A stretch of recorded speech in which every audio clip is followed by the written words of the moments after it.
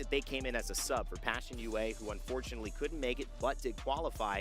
They took second place. Oh, rickety ride. Looks like we are live. Tenure, especially alongside both Swinney and Slayers, now joined by Fuda to represent here. They had a phenomenal day. One that they actually told me this morning they expected to have, even though they were the replacement, didn't make it through the EMEA qualifiers to get here. They found their way, and now even in the finals, think they could come out on top. Alliance having a great time as well. Huge to see reactions from some of our South American squads too. Last chance qualifier, man. To see it. I mean, for me, one of the best elements. Two of teams advance, South 18 teams go home today. It's because they already qualified, Jayhawk. Absolutely. The Game 10 specialist. I said that last night. South America, once again, this is huge for the region because they lost their Pro League, unfortunately. They have fewer spots. They can still go to LAN, but this could maybe be a motivating factor for all the teams back home who are still competing for those spots, saying, if these guys can start to see this level of improvement, maybe we can take that next step as well. I agree with you. Facts. Turn our attention to the participating teams in today's last chance qualifier. We told you it was brutal. Well, these are the teams who are going to have to go through the gauntlet from Crazy Raccoon to DSG all the way to TSM. Jayhawk, your thoughts? Yeah, Crazy Raccoon are reigning LAN champions. It's crazy to see them here, no pun intended. They narrowly missed out, and so we're going to see how they do today. Like you said, TSM, one of the top storylines, Space Station Gaming, Virtus Pro, even our two EMEA teams, the only two EMEA teams that weren't able to make it, Na'Vi and NIP. It's going to be interesting because with two spots on the line, if EMEA sends all 8 teams through, I don't think I can hear it. I don't think I'll be able to stomach hearing it from EMEA. I know big names in there and big fan dreams from those watching at home. Unfortunately, most of you will be disappointed. There's just not enough room. Only 2 teams are going. And they know that, especially with the players arriving to the venue as well. The energy, I believe, a little different than normal. Sometimes we see the excitement there.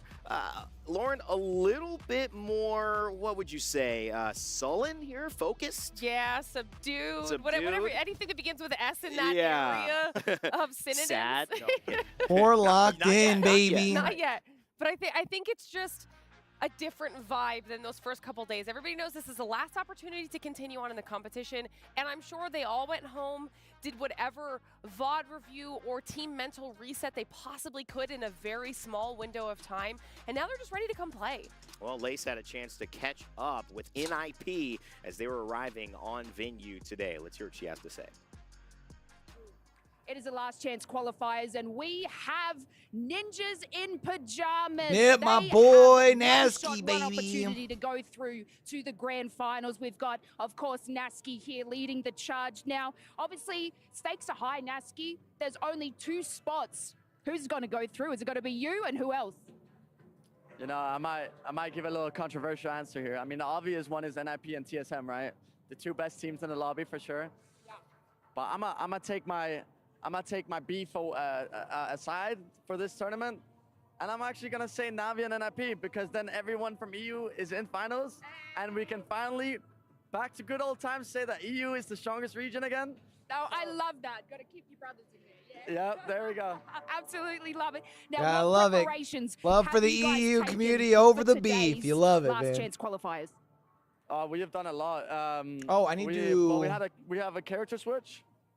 And then we also talked about a mental thing because obviously it's not the result that you can do anything about, but it's the effort that you put in that you can do something about. Yeah. So the way you kind of like make sure that you can always put out a good result is by making sure or figuring out what it is that like makes you play good. Whether it's a ritual you have in the morning, whether it's a mental thing you have during the games, whether it's being happy, whether it's being angry, whatever it is. And I think we were able to pinpoint it. We had a really good team talk after we unfortunately didn't go through 2 days ago. And I think we came to a good conclusion, and I think it's gonna show off in the games today. I hope, at least. I hope so too. Like, I love your positivity going throughout this, and that's exactly what you need today. Now, Zane, I heard you took about a year hiatus, and now you're back. What are you feeling? A little bit more motivated and passionate coming back, you know, into these sorts of tournaments? Yeah. Well, I took a break because I was kind of burnt out. And then I took like a 9-month break, and it made me realize like how much I really wanted to compete. And like now I'm back and better than ever. So I just wanna win. Yeah, of course. We love winning. Now, one last question for all the viewers. Obviously, people at home get to pick maps for you. What do you want your viewers to pick? We've got Olympus. You've got Kings Canyon. We're prepared for anything. We literally don't have... Put us in anything and we're fine. Put them in anything. You heard it. This is Ninjas in Pajamas. It is the last chance qualifiers, so make sure you wish them the best of luck. Guys, thank you so much for sticking around with us and get some wins. Thank you, guys. And that was Ninjas in Pajamas. Like I said, it is make or break for them today. There is only 2 spots, and they're hoping to be one of them. All right, chat, let's get it. Cautiously optimistic, Nasky, Zane, and Amphi from right to left on your screen there. NIP, obviously a part of EWC, won't be a part of Mannheim coming up later on at the end of August into September. So this is the $2 million prize pool that they can see in the foreseeable future. Obviously, guys, a lot of big hopes for NIP fans. Great org, and obviously great to have them here. But it does beg the question of how right Lace was. Get some wins, not a win. One win is not going to get you top 2. You need multiple. So let's start talking about the teams we think can get wins, or at least the teams that we want to focus on as we head into this bloody lobby. Lauren, I'll start with you. Yeah, I just want to say I got both early two top teams that he think could make it through, both beginning with N for me. Yeah. It's another team that begins with N. Okay. We're looking at NRG, okay? Now, biggest stat for me is the fact that there are only 3 teams that have placed top 5 3 or more times at LAN.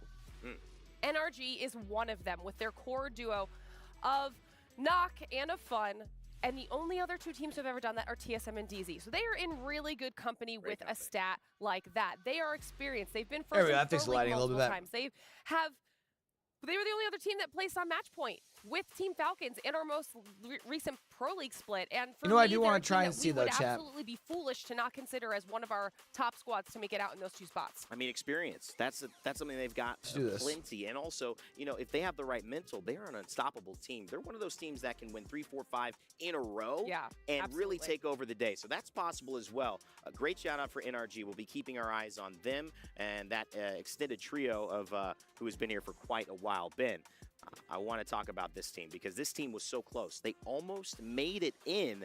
They missed it just narrowly, and they are 2 of our defending LAN champions. That's right, Crazy Raccoon. The story of just maybe has been something that they've had to deal with, not just here at EWC, but also in this last split, not quite getting to regionals as well. Man. The big topic to discuss, though, today is the fact that Crazy Raccoon has set themselves up for success. When we talk about POIs, the drop spots, anywhere on the map, Crazy Raccoon are almost identically mirroring what we see from the Falcons on all maps, except for Storm Point, where we will see them on Echo HQ. If there was any chance for this roster to at least find that difference between the closes, the maybes, or those inches that they need to reach into the top 2, that would be it. Well, interesting to note these teams are just 2 of the many that we'll be focusing on. But as we begin these games, the lobbies are getting ready. Let's take a look at where they'll be landing this evening. I can't do this during this one anyways, can I? Somehow separate themselves from these 18 other teams that will be going home. As you can see here, we will start on World's Edge. We'll switch it up from Storm Point, which has been our starting map before, and we'll have a map vote yet again. If you've just joined us here, this is the first time you've been watching this tournament, you get to vote on which map will be available, whether it's Kings Canyon, Broken Moon, or Olympus. The first vote will always take place under EWC_. So I got to be able to make sure we can show the X, as it is called, and you can vote. We got to be able to make sure we can show the whatchamacallit. Then on Twitch for match 6, you will be able to vote for that map specifically. We'll go back to Storm Point for 7 and 8, and then round it out World's Edge for 9 and 10. That is how that map rotation goes. I know I mentioned it earlier to get the drop spots up on the screen behind us, so hopefully we can grab those. But, you know, as we do... riggedy right, chat. Let's get down to it. Y'all ready? Let's get it. Let's give ourselves a big picture. Starting off on World's Edge. Yeah, the big one is going to be right Weibo here Gaming and DSG. DSG versus Weibo Gaming. And the story that happened here is DSG claimed all their normal POIs. And apparently Weibo saw this and said, you know what? We want to fight them for it. And I think that this is interesting because obviously Weibo, we've seen them contest throughout the tournament. We saw them contest TSM at Lava Siphon at our last LAN. And DSG, one of those teams that when they contest, if they can get a couple victories, we saw it against Alliance at Champs last year. If they get those victories consecutively, Design is the kind of player that builds off that momentum and is absolutely going to thrive in this lobby if they can win off drop. It's a great representation of how China has been approaching some of their games here in Apex Legends. 2 of our representatives here in this tournament. We've got 2 at coming to Mannheim as well. So get used to this. But I wonder if DSG is maybe just the team they feel Weibo's they not can win against. That's another a Chinese element of team it as well. We'll keep track. I mean, of they that. are, but keep track they're of it from as well. Apex How will South. Weibo do? Will TSM make it? Will SSG do their thing? Well, you can go ahead and vote at stcplay.gg. Cast your prediction as an audience and join us on the desk to figure out who's going to win. I want to get some laser ones. All right, who do you think's taking it today? TSM. TSM. Who do you got? Crazy Raccoon. Crazy Raccoon. Stick with NRG. Sticking with NRG. I'm going to go with TSM. Oh. And, ooh. Of course you are. I'm also going to, wow, there we go. Maybe we just end that. I voted for Falcons to win this thing, but I got to go for the TSM vote on this one. And I don't know. I'm going to leave it open. I think we are going to get surprised here. Give me KCP, baby. A brutal day of Apex Legends, but as a fan, sit back and relax because it is going to be so much fun. We have got the STC Arena packed and ready to go. That means it's time to kick off day 3 of EWC for Apex Legends. Let's get it started. Let's go.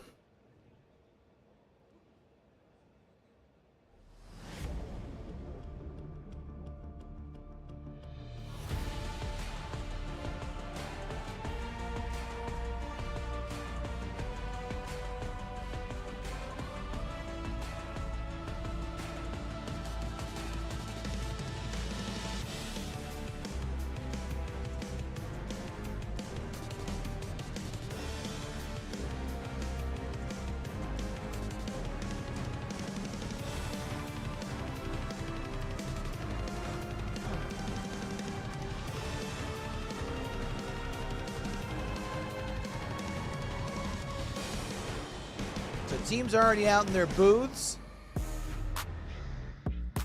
Hello everyone and welcome to the 3rd day of Apex Legends at the Esports World Cup. Kiali here alongside the incredible We The People presenting to you The Last Chance, where our falling teams from Group A and B get to compete one last time to prove their worth. Remember chat, 2 teams advance here.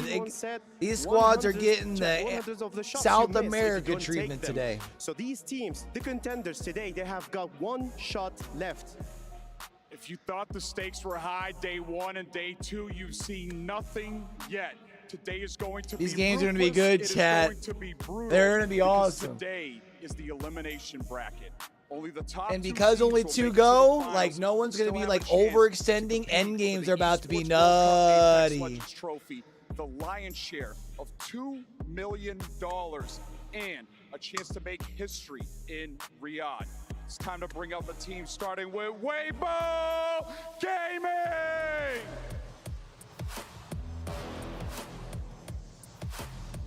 Fennel!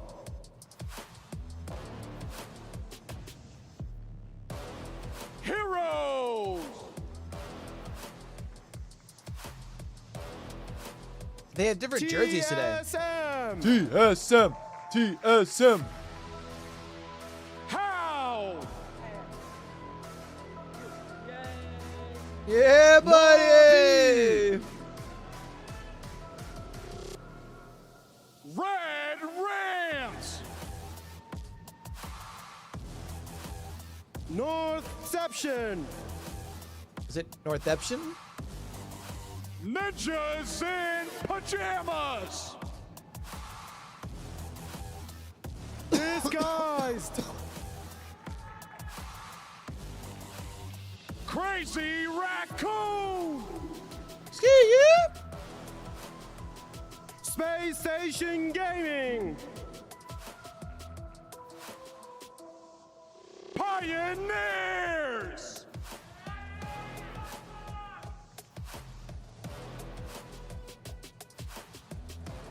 My bad, chat. I was trying to bring that out. I wanted to check some on my tier list here. TIE!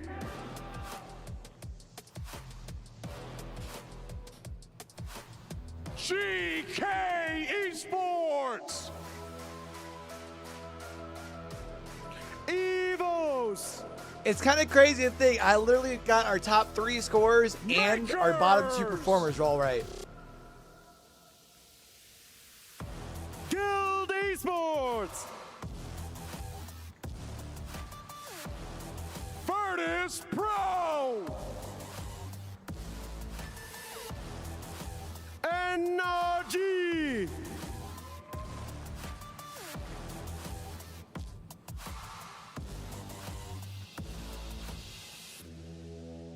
Nothing is ever promised, so today is one of the most important days of these players' careers. Money, fame, and glory are all on the line. These players have to give everything they have to continue competing in Riyadh. 20 teams have fallen short, some by a couple of points, others by a wider margin. But take a look at these 60 players. Only 6 will be good enough to go head-to-head with the likes of Falcons and Alliance.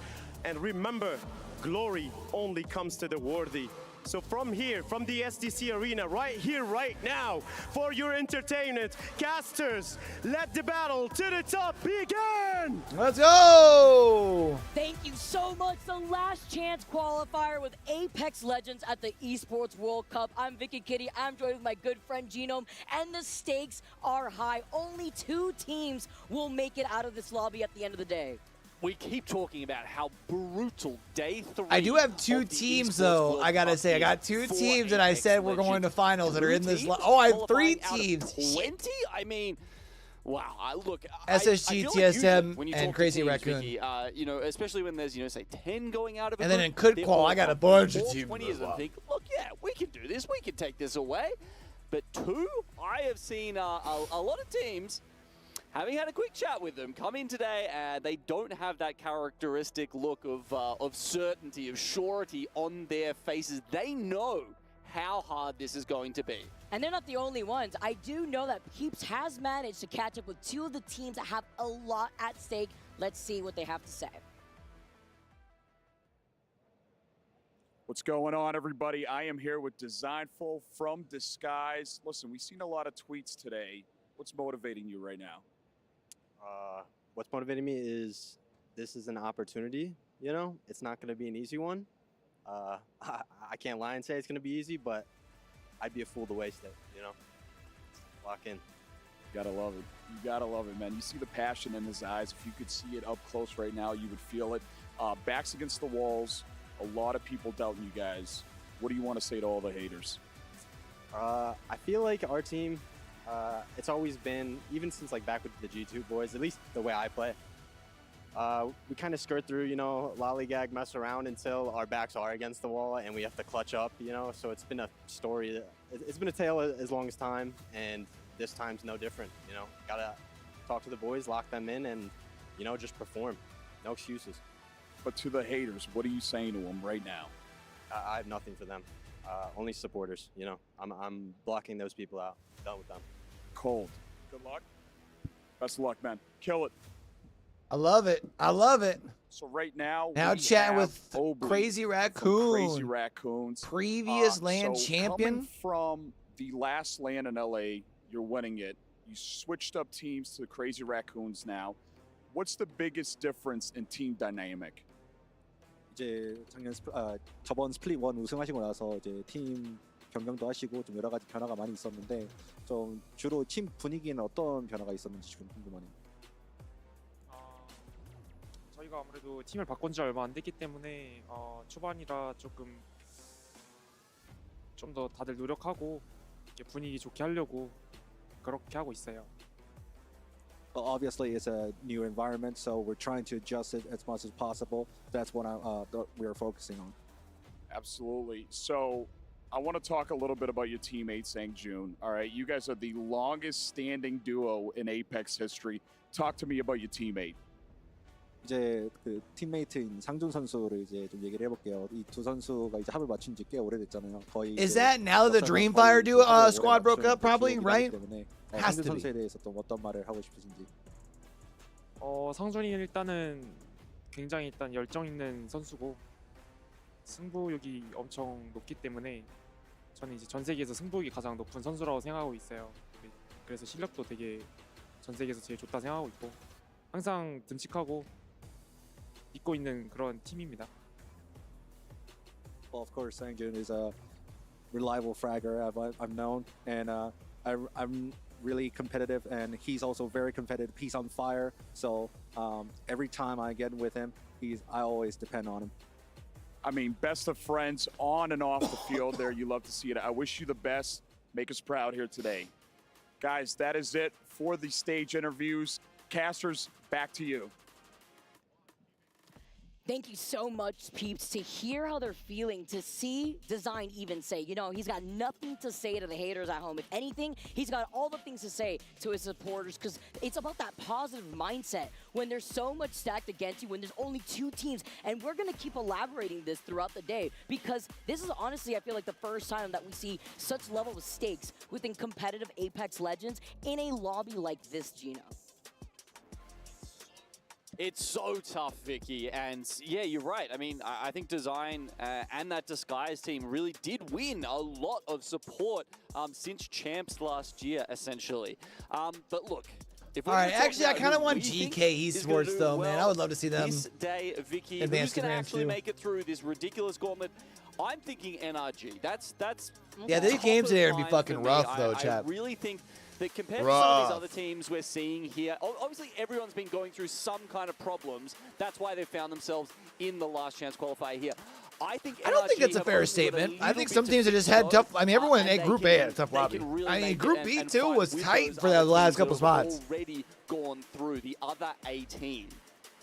And on the other side, you mentioned NRG. You talk about, you know, Nox, Fun, able to have that synergy. I'm looking on the other side. I'm talking about TSM, a team that everyone was expecting to find that stride going into yesterday's Group B matches. Fell short in 11th place at 49 points. It was as if they fell asleep at the wheel. They won game number 2, and then after that, Kings Canyon currently leading the vote over on Twitter for map number 5. 15 and so on and so forth. It was just, at one point, when they had a double bagel match, it was all the momentum just destroyed. And I feel like TSM being one of those squads that they could really wake things up if they kind of clear their cluttered comms. Yeah, and you know, you're talking about momentum there, and that is something that keeps coming up whenever I run into players in the lobby, in the hotel, and ask them, you know, how's it been? What are these 10-match series doing to you and your team morale? They've all kind of come back with something similar, which is that it's more important than it has ever been. If you have a slow start, if you get to a point where the team is not feeling like they're on the same page, it can have ramifications all the way through the series. You know, we actually just got a flyby of Space Station. Just talking about ramifications. I mean, a team that a lot of people were looking at going into yesterday, and they fell in 18th place. And this is the lobby where only 2 teams will make it out alive into the finals tomorrow. Only 2 slots. We have to emphasize over and over again. If they didn't iron out those problems yesterday and the few hours that they had to rest, and then waking up today going fresh with a clean slate into today, well, this is the day to do it. Game number 1 on World's Edge. Let's see the action. Let's see what these teams have been able to fix going into today's last chance qualifying. All right, map number 1, chat. Now remember, Vicky, let's lock the fuck in. Let's get it. Contests here. NRG, they've picked up the conduit. It's the first thing I always look for if we are thinking about teams going at it right from the get-go. We had them slated to go up against North Eption over at Monument. You're wondering, maybe it could be a split. Maybe one team goes over towards Fragment and just takes the L there. But no, they will be going head-to-head right now. NRG, a team that you highlighted, Genome, and landing on this side of Monument too, could actually give them the advantage that they need. They also have the beacons behind them there too, but they're trying to get aggressive. You see the pings from Nocturnal, who absolutely had a stand-up performance yesterday. Nocturnal being one of the first Apex Legends pros that I've had the luxury of speaking to, really gather his thoughts in the way that he approaches competitive Apex, and I know how much this means to him. Do we need to put this up now we're in the game? Nah, I think we're fine. We're fine, right? Chat, if I need to boost that volume a little bit on that they had last year, and they are back to the that broadcast, let me know. it But it looks like it's probably in a good spot. Themselves. And certainly this contest that they're having here, Look at that. They're talking all. They're giving all that credit to NRG, and they're going to go down here first. Tough. Hey, yo, fun. I'm chilling. Yo, fun. I was. Okay, I was saying. But it's still not enough for NRG. No way. The way that they turned around, even I thought Paul was about to turn that shit around, bro. Way more health. Swooped in. The Mozambiques is not going to help them there in that fight. Northampton are going to be able to come out on top first for game number 1 on the 50-50. Hard choice between those two teams there. See one dropping over at the bins. I'd say you probably get more loot on that side. I think if you're going to, post up immediately in the way that they did. But NRG. All right, so Makers need a good first. Maybe not so much Makers. Nip, though. My boy Nip. But they going to fight take, right? And then it's just an immediate full send there. By North Eption, and that works out very well. Why is Nip counter-rotating? I just kind of feel like we almost cursed it, right? We're talking about Nocturnal. Nip's going to tree for seconds. He's the first Beacon, one to aren't get they? taken out by that triple take. An early game, a triple take, you get one headshot, you're one shot after that, right? And of course, since you do obviously start on white Evos, there's no Evo Harvester around in that exact moment. We know that Evo Harvesters come online within 30 seconds before Circle 1 starts closing. Bro, Nip's going to be so mad when they get that scan, they realize that they left like prime position. But we must move on now as we take a look at Virtus Pro, a team that you very much highlighted yesterday, Gino. Virtus Pro, yeah, look, I had a chat to them as well, Vicky, and, it's interesting to hear, actually, that Sharky had taken over some of the IGL duties. So Pricey, when this team came together, had originally been doing that. Sharky, it's cool to hear. He's just been feeling more and more confident in the way he wants to play, and the team kind of following behind him. Obviously, they haven't worked that out perfectly yet. That's why they're here, but they were very close. I mean, we were on that game casting it, and it was only in the dying moments the team started overtaking them and removing them from that top 9. I need to run my to look at the way that they're massage on my neck again. I was feeling good. Still feeling loose, but I could probably run on it longer. I only ran on there like 5 minutes. They do not like this position, and honestly, I don't blame them. Coming out from the low ground, they were trying to see if they have an opportunity to maybe third-party this, but the way that this fight is happening, dude, I'm so torn on this lobby because there's so many teams I would love to see advance tomorrow. Pioneers on the top of like the teams I would love to see like from my heart. Get that information off the survey beacon, while Anu right now is going to be able to suppress. I don't know if I can put my money on them. And on the other side here, too, with the circle, and what we have already previewed, Genome, seeing that the circle is going to be shifting over to the east side of Lava Siphon. Other squads are going to be hearing this. Yeah, I don't think KCP have realized this necessarily, though, because, they were taking all these shots. They didn't have that next circle information. Yeah, I don't think they realized that teams are already rotated down there. Taking an inference from the teams that were coming in at them, that it was perhaps a launch circle ending, right? Because if you look at zone 1, that is a possibility, but having the extra zone information, it is a lot more likely to go up somewhere like the top of Lava Siphon. So, Crypto Watson Bang, huh? Sort of, taken the wrong, gotten the wrong idea. I'm not sure how I feel about that, champ. The other teams like Weibo Gaming that were pulling in towards them there. It's not like they could get the scan unless they have that blue perk. I'm gonna be honest. Could scan for them if they want to approach from dome side. They were able to at least see where everybody else have already situated themselves with the survey beacon, so that's enough information that they could try to take advantage of. Evos. Just being honest, champ. As they approach from Epi side. You know what I'm saying? Right in front of them will be red round. We already saw the teams like TSM already rotating through Monument. I mean, if it works for them, though. Now, I mean, we really should talk about here. You can't be mad about it. With the top 2 coming out, is that you have to pop off, right? There's no consistent you know what I'm saying? Play. Like, you really can't. Just chipping away. I mean, I guess you could, but ain't no reason for it. Series from yesterday, you could need upwards of 100 points just to qualify into the finals tomorrow. Okay, that's 10+ points a game. It's hard to tell exactly where it'll be because 87 would have qualified you for one of the series, 104 wouldn't have qualified you for the other. So Yeah, like, but just thinking about that, how does that affect the way that these teams want to play? I mean, you know, do they want to play edge therefore and try and rack up KP because that's going to Heroes you know, are make another sure team they're though. not Like I falling could too see far behind, or do they really try and play for those wins somehow. and grab Do I the, see them you know, coming the out on placement top points in 2 order though? to grab that 10+ points per game that they might Before I need. finish that statement, I was gonna say they could turn some heads today, just because I don't think anyone's gonna be really paying attention to them. But I don't know about top 2. They wanted to try something different, opting for the Watson. I saw the kill feed. Nasky in some trouble from NIP, looking like they were able to restabilize. Nobody finished off like we saw earlier from NRG. All 19 squads still in this lobby here, and I do like this position from Guild for now. They had that next ring console information. They won't have it now going forward here because they've abandoned that from Geyser, where TSM and Northeption are going to be fighting for that info. As we can see right here, TSM trying to see if they can try to push through the choking Geyser, but they're actually opting to just back away. And I do like what I'm seeing here from TSM. You can see the double purple, red That's Evo, like a patient play, but I don't hate it. Evo Harvester pathing.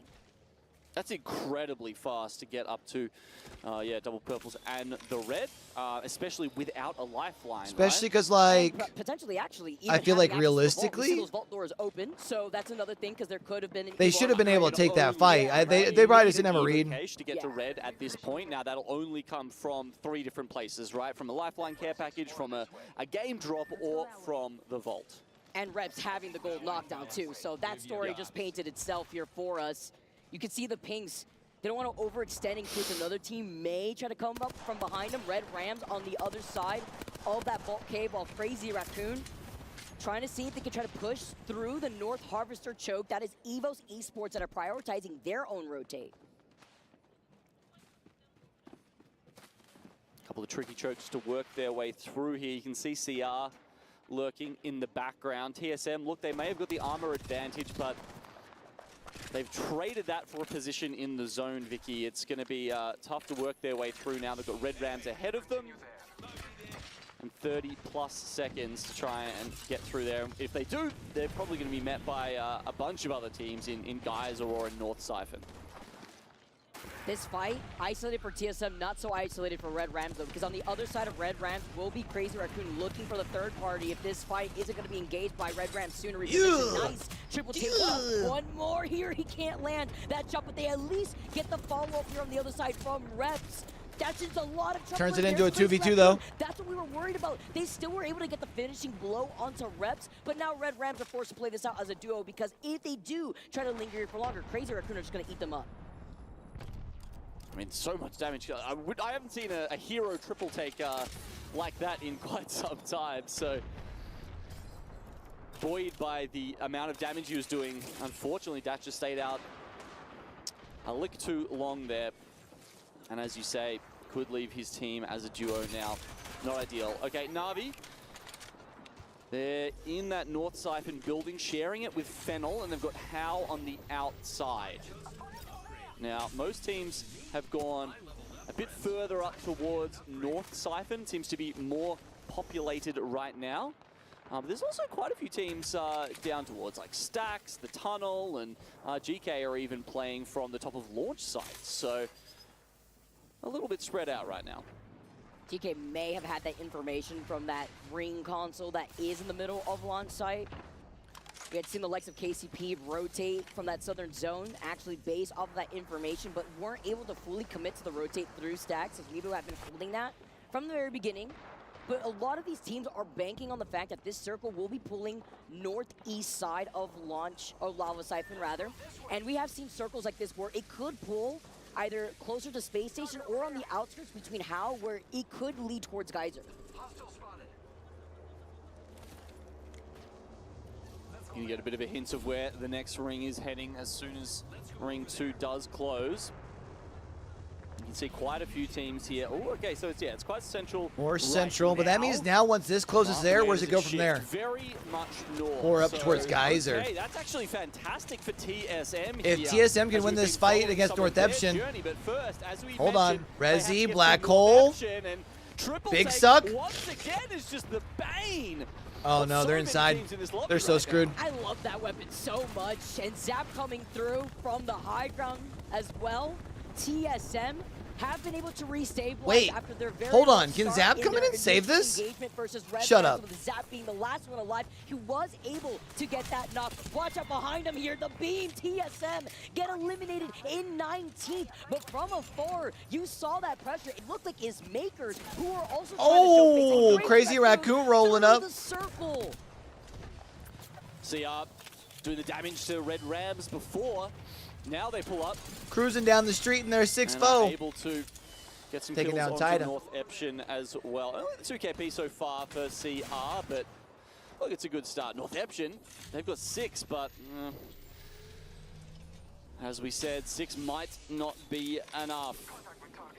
Crazy on the horizon, a legend that we've seen precious little of this entire week so far. We haven't seen much Horizon really at all in Split 2, even in VLGS either.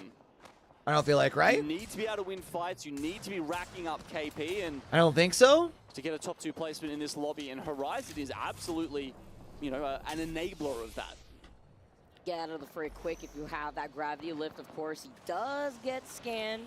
They do note that is a solo in the corner while Weebu and Crazy Raccoon. I have to pinpoint, and Zephyr highlighted it perfectly. Crazy Raccoon taking Team Falcon's POIs, giving them that advantage, and coming in from SkyWest and Trials. I mean, look at the way that they're playing. They're not only beaming right now, but they've been holding up so many different teams. They'll try to play aggressively. The Prowler hit-fire shots coming through too. Crazy Raccoon, the ring around the Rosie while still maintaining their positioning from inside this building. Take out Red Rams. There's almost a little bit of a bait smoke there. He popped the smoke out, and it kind Now of everyone's gonna start. Everyone's gonna start falling this next ring though. Oh, KCP's in trouble. And does grab Okay, KCP, on move, following up, make There we go. eliminated. So I'm talking about Pioneers. Final approach here from KCP, and I say that because remember we saw him trying to rotate from the southern side of Stacks for a very long time. Have finally been able to push through and now claim that southeast side of the zone, but they still have to move forward. Do they commit through Geyser Choke, or do they want to wrap around where Ty has been on the bridge from the very beginning? Definitely a couple of options there. Makers, their woes continue despite getting both of Stacks and Maud. Like a couple of edge teams we've seen already, you know, struggling to make their way into zone. Let's see if Design and Disguise here can get perfect spray there on the Havoc. We'll say Hey, by the way, worth noting, station. Design off of the Wraith. Currently rocking the Pathfinder. Hole there. Very nice when you're able to change up the comp a little bit, Genome. Saw that? Your eyes are not blinding you, all right? That was the Pathfinder that Design has stuck on, something that he was practicing before he actually ended up starting EWC with the Wraith. He tweeted it this morning right now. He's feeling bigger, stronger, and harder when it comes to competition. And we get to see them really put things out with 13 squads left. Ninja Pajamas, though, down to a duo. Okay, yeah, going up against Virtus Pro down the bottom of the map. They've already managed to pick up a few kills of their own. In fact, it's Sharky leading from the front. Kill leader right now. Don't have the purples just yet, but that hasn't stopped them. The Seer ultimate is giving them so much information, they can't get behind it, that would put them in too much damage. Very good utility usage there. Virtus Pro, they will take down Ninjas in the fucking shit on. Too, on the other side of the ring, they know that NIP was feeling the pressure too. Great spot before they're now forced to rotate with the circle closing in right behind you. Ty was looking at them before. Disguise. Design is locked in. Nice crack from the Sentinel. Bang ult has rolled in on top of them. Ty in the feed get eliminated. And sharing this building, who have also, they have not moved from here, is Hal. That's why they have full blue Evos as a crypto. Oh, bro, that crypto ult fucked them. Because I don't even think that's from here, but Design always trying Hal here. I think that was from Evos below them, right? Highlights to work with. I'm pretty sure. Gold knockdown shield here, but oh, and he's just gonna get naded the fuck out. Shield him from all of the nades raining in from Hal. He's got the grapple over the fence to try and get out. It's been bro, ain't no way. Staying alive. Alexa, play Staying Alive. Not replaying the meta, just refusing Easy cleanup for Fennel, though. Nice third party. What everyone else is. It's hard out here, too. Right? Especially when the Easy. fighting Yeah, I has was just going to say. been non-stop. How get eliminated? Fennel come in. And what great timing. Almost like the insurance policy that Design needed there. And, of course, if the last teammate in your team is alive, KCP still alive. Let's get it. Reposition and get out of trouble. Currently sitting in immediately to 4th. reset. Yeah, it's interesting. We've seen. I think still sitting as a trio as well. A resurgence in ratting. A lot of the back of Pathfinder's return to the meta. Because VP's right a now. solo. So, obviously, yeah, it's the character that can get away. And who's a duo? And you know, not so many bloodhounds around. There are. There's Virtus Pro leaving. Seers coming back here, but Horizon's a duo. slightly less able to scan. Happy Feet aren't going to save you from the longbow. Luckily for Crazy Raccoon, they have the gold knockdown. Beast of the Hunt activated, so that way the pressure from Oogly is felt on the other side. 5 squads left. Nice nade to build up some space. The Bang ult too, just so that way they can reset. I kind of and like have where that extra KCP's space. at right now, though, because they've got cover from Crazy Raccoon on their rotation, and then they also are going to be able to use this rock over where like Fennel, Horizon, Guild are at too. They've got some pretty good cover. They've got like the one little bit of coverage. They have to just make sure they're played together. Out there. It's a very open end circle. Not many good spots for these Watson players to be able to set up those defenses. You can see Kurihara Heroes out in 5th. going for the ult excel just to KCP had to finish up this fight with Crazy Raccoon quick. I don't think they will. He can't find the time. Yeah, KCP's about to go out. Sent in are these two teams that have been fighting forever. KCP, Crazy Raccoon, and Crazy Raccoon have the advantage, while on the other side, Guild have completely cleared out the northwest side of this zone.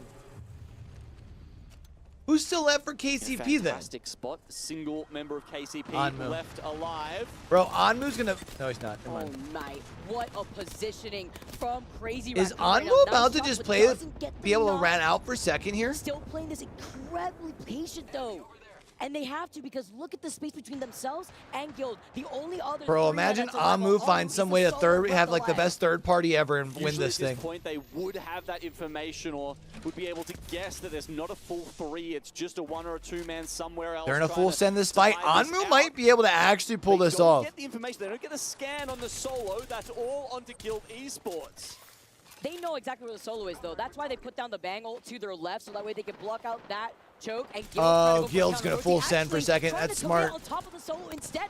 That just leaves them wide open. Anmu got 2 knocks. Well, Crazy Raccoon. Oh, bro, I Armu's gonna thought take game Anmu was number about to 1. get second They are there. your winners to start off this last chance qualifier lobby.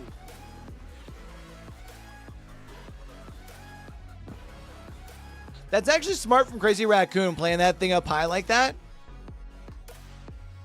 Because it essentially forces Guild to do exactly what they did. Who had faith in Crazy Raccoon. So you just get to play cleanup. Reaston You probably don't Reaston know wants that the Guild, changes, or you probably don't know that Anmu is going to fucking slay out and almost win a 1v3. as well as some struggles, honestly. I mean, But- the fact that both them and Reject Winity didn't make the Split 2 playoffs, considering, you know, the position they were in and coming out of the APAC North region was a shock to so Remember, many. top but 2 CR advance. That's game one of trying to 1 of right 10 that wrong. today, They've chat. started it off with 22 points. Guild following with 17. My second pick certainly heating up a little bit there. I'm hopeful for that one, of course, as the Loving to see the APAC 13 South, points from you know, KCP. aficionado in me. But it's still a TSM long and road ahead. NRG sitting with a especially big old when whopping Crazy goose Raccoon, egg. How strong their POI and their rotates have been, the confidence, 10 KP, 3.5k damage. You mentioned Guild. Still, with the uptime on damage here too, 3.88 kills themselves. We saw them clear up that entire north side of the zone. We saw so many teams by Lava Siphon. Yeah, I mean, completely different compositions and approaches to the game there with the Pathfinder Bloodhound versus the Seer and the Watson. All right, that was game number 1. We got so much action for you guys on the other side of this break. Don't go anywhere because we got game number 2 on World's Edge.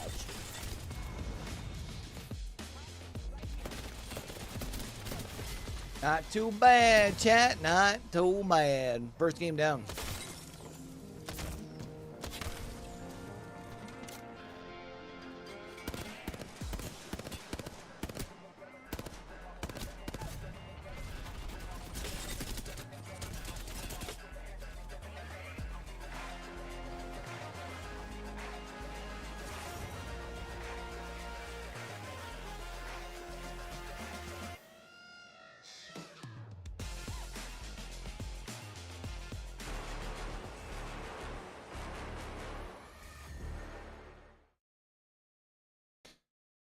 quick little 3-minute break, and then we will be right back, chat. Oh my goodness.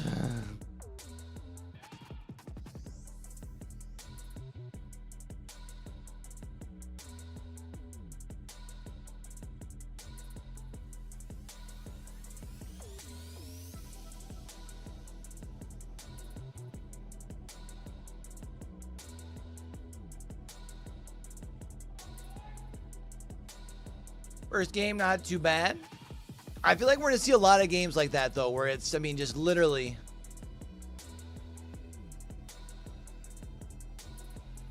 crazy at the end. Because no one's going to want to extend and try and play for kills because you only have one person playing for second, you know?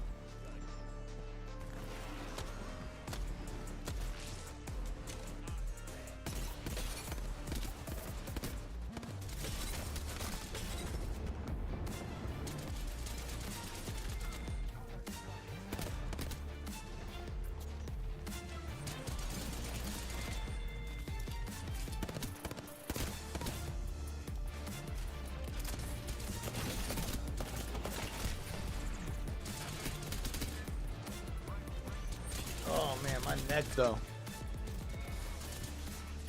I might have to put on that throw that massager on sooner than later, chat.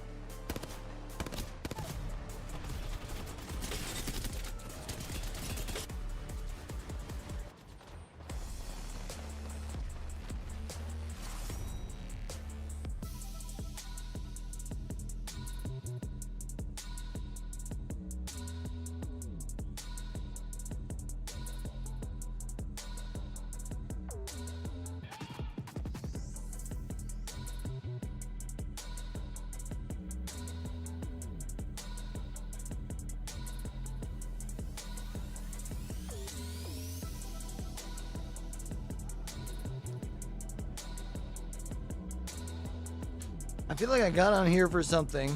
Oh, right. Oh, wait, I could pull this up.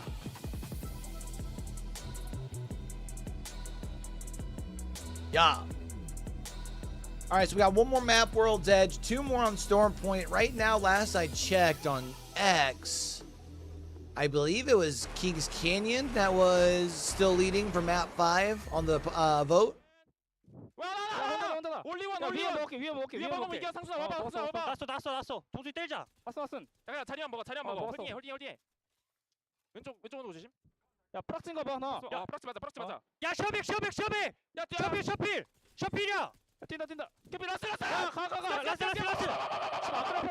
아크레퍼라도 이겨 편하게 밀어. 좋아 첫판 좋아요. They had it pretty easy, didn't they, And chat? with the pop-off, Crazy Raccoon to lock it in for game number 1 with 10 KP. And we highlighted them at the very beginning for a reason, Gino.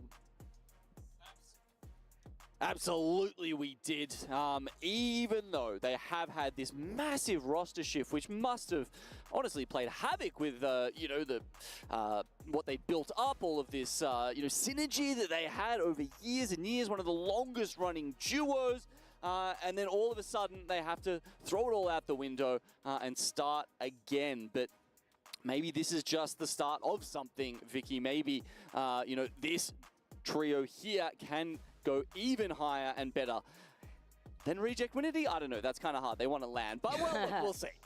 I mean, also one of the 4 teams, I believe, in that previous lobby that was rocking the Bloodhound, which is very big here to know as we take a look at the match results, top performance. The Grim Reaper of the lobby being Legacy out here. 5 kills, 11 headshots, though, coming in from Sangjun.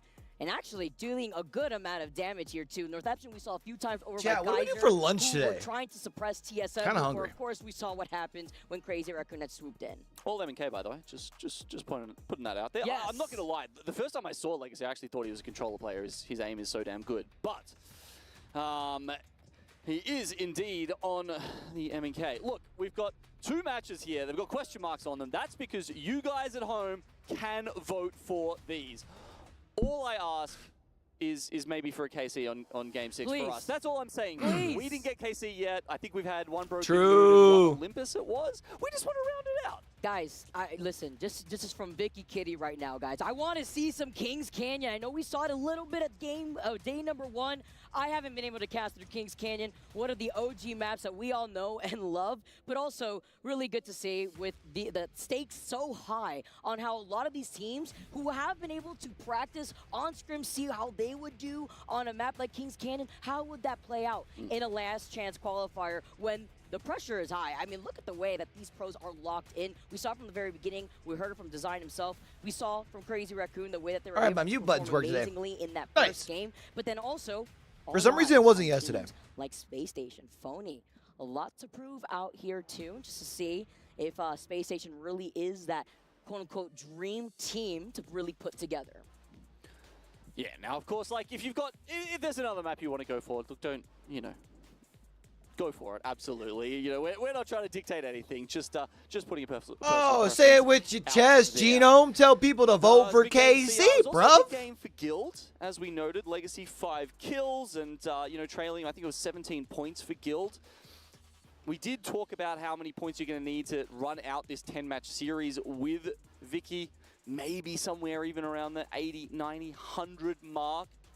And 20 points in one game is a good way to get that started. But you have to keep that pace up, right? Like, you genuinely need to set a blistering pace in order to get the number 1 or the number 2 spot. A podium finish isn't even enough. When does that happen in Apex? That is such a tough ask. It's very difficult. And even for teams that have to forcibly be put in those 50-50 situations, I know we tuned in to Northampton and NRG at the very beginning. It also comes to play, like, since we are going on to World's Edge, right, for game number 2, what are some changes, some different positions that we may witness from the likes of Chat, how NRG, we feeling, man? a team that couldn't How's everyone's accumulate Saturday those going? points to really kickstart their day? Because when I talk about teams with momentum, It's I've hot out highlighted this for way teams today, like man. Such as Team Liquid. We got out York early City today. We currently did in our the like bottom shopping and of stuff, teams, and on the way like home, we could NRG already start to feel want it. to rely on early game momentum, so that way they could carry that throughout the rest of their match series. All right, believe we are getting underway very, very soon. We had teased a bit of a contest between Disguised and Weibo Gaming. I don't think we got it over at Thermal, though, did we? Obviously, we were focused on Northampton and NRG over at Monument, but I hadn't checked out the map right at the start of the last one to see what happened to. All right, away we go, chat. Game number 2. This time. Hold on to your Update hats. you guys with that. Okay, so Weibo have definitely left the dropship a lot earlier than Disguised has, which says to me, Disguised is definitely going to be the ones taking over Thermal. So where is Weibo going would be the question. NRG lost their contest in map number 1. Contest round number 2 between Northampton and NRG. And Northampton went on to have a pretty decent Get a game. little aggressive, test out to see what weapon. Of course, it always helps when you get a good start, right? Get that first point on the board. Get the monkey off your back, fighting-wise. He's got the triple take and my favorite site, the 3 times. What do we think? Does this end more? Okay, yeah, fragment. Gotcha.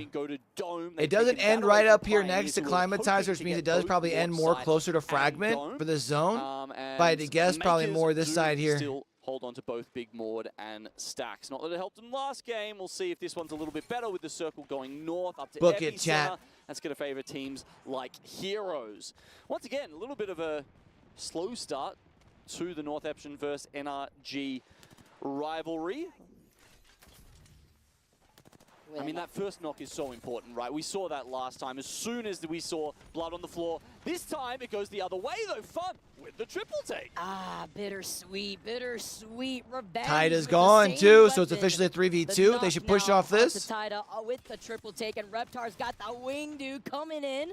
See if he can get the follow-up. Northeption. Northeption out. Needed here. It's the trade back from NRG. Remember that boost that they need. Not so lucky, though, for Northeption. We're going to have to see the next time that we jump back into World's Edge how they will handle that 50-50. But, Gino, we also saw on that map the preview. So Weibo went dome, huh? It took a little bit, right? We know that there was a ring console on the other side of Monument, but you can expect so many other spots to already probably be by Fragment.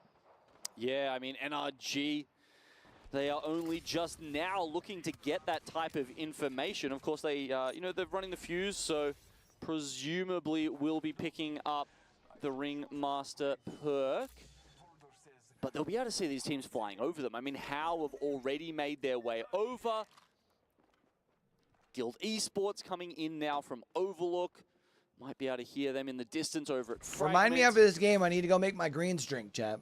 NRG should be in a great I need to spot. throw my I mean, that's creatine why back. you pick Monument. One of the big reasons. It's a very my simple dumb ass PLI, forgot to throw my great for creatine in those my rotations. protein And shake luckily this for morning them, with the since circle I took pulling off on from the top gym. of them, it's almost like what we always say when we take a look at like circles that pull towards Sky West, right, or Skyhook in general. There's a lot of buildings to coexist. You could expect something similar when it comes to Monument, except for the teams that do want to coexist on the I'll need to make sure I hit that massager on my neck like again Space Station that tonight may before wanna play by bed. the Make sure I'm edge good for the in gym in that the morning, next though. circle. I hate It's skipping. very risky to go for an early rotate because there's a lot of open angles out there as Evos try to contest. Especially with leg day, Grandma's house, man. Force off the zip line for right now, grappling away. And playing It's all right, by though. I'm this going back to choke doing 2 leg with days next week. actually So one other member of Evo's trying to wrap around the other side of the choke that would lead through Skyhook Vault Tunnel. It's Navi in front of them. TSM. realistically, I could probably get inside away this with doing building. some Look quad at the work way that tomorrow. Navi I is might do actually it. playing. Yeah, that's crazy. 5-5 so far away here. So do like And yes, regular as push you day. point out on the Gibraltar Zap, though, he finds gop gaps, and that's, I think, probably Just it throw for in some Evo. like leg Despite press getting that extensions first and like knock, maybe they some were so lunges or split, something. I mean, was that split because they were trying to take angles, or was it split because TSM sort of cut them in half?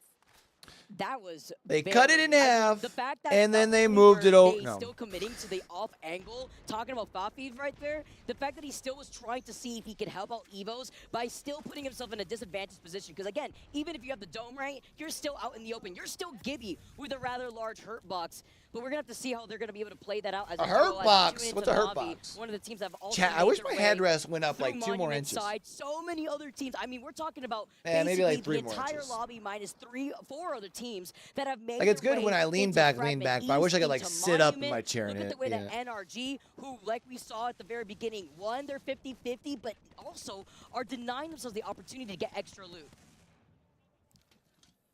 Tyre suffering here. Makers have gone out again? Look, they've got a strong POI in Stacks and Maud down on the south side of the map, but they take a very long time to loot. Yep. And when they're coming out of these rotations, I don't know if it's because the other teams are sort of, you know, struggling to predict them because they take so long, but they're always seeming to run into other teams early. And usually, I would say, that's not necessarily a bad thing because Makers love to take those fights and get into I would say, I with other think people, Makers but are the ones hasn't engaging. worked If out I had to today guess, at Makers are the all. ones engaging the Ninjas fights. in pajamas here Or initiating the fights. into a fight with Fennel. And with the change-up, too, with the Watson, you can see the priority from Nasky, but he's one shot, sets up the fences on one side by the zipline. Couldn't set up that final Virtus pylon Pro just yet. stepping up. They are feeling the pressure. On the other side, Ninjas in pajamas get eliminated. You could see Nasky with a slight facepalm, but right into Pricey the just got Watson fenced. fence. Oh, no. He Bro got survives. away with 1 1 HP in a He's able dream. to pop the shield back, but playing Jeez. a little split up. That's crazy. I mean, yeah, you saw, it's so sad when you hit the Watson fence and you can't track the player fast enough because you've got that aim stun on you. It's so frustrating. I think we all felt that with Pricey there, but as you mentioned, just barely sneaks away. It felt like that was a great third party actually from Virtus Pro, but unfortunately, they aren't able to find the extra kills. Well, it's really nice when you are able to station up with the Watson Evos with, looks like, the res on the other side here. Bro literally pops back in to be able to help. Havoc right off of the res. Gopgap is going to be able to now get away for now. It's Crazy Raccoon who wanted to try to overextend. They weren't able to recover the banner just yet. They still have some time. But They Crazy still have Raccoon Juice wanted then to Sang Jun, capitalize. though. They do have the health advantage with the purple Evo shields, though.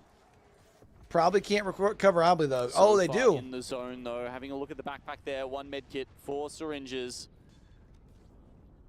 Well, never They are mind. the important resources when you're trying to take on a team outside the ring. Game gently suggesting that they get back in it.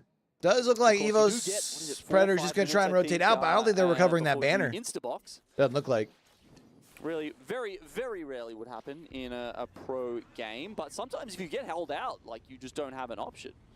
When you're feeling the pressure like that, at least they have the Gibby. I would like to highlight, you know, they could possibly get a replicator, but it's going to take that extra time, like you mentioned, Genome. And I'm not expecting TSM to have moved anywhere. They're still, by the way, in Grandma's house. There's a beacon there, so they're trying to deny other teams from trying to rotate and get that same set of information. And after we saw Crazy Raccoon in the zone, we could expect them to eventually rotate from that north side. KCP.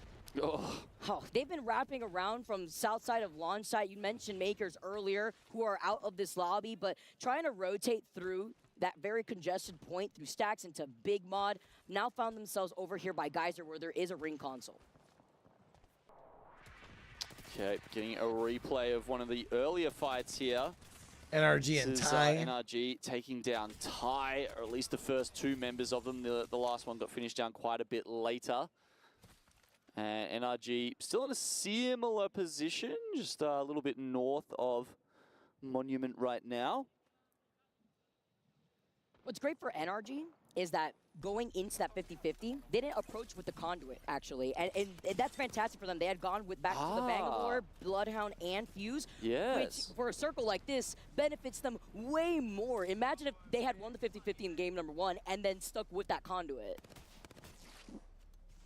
Yeah, Conduit is that sort of, we just want to win the contest and then, you know, whatever happens, happens kind of legend. Get yourself at least your first 3 points. And then having a you just play for placement. that favors you much more into the later game.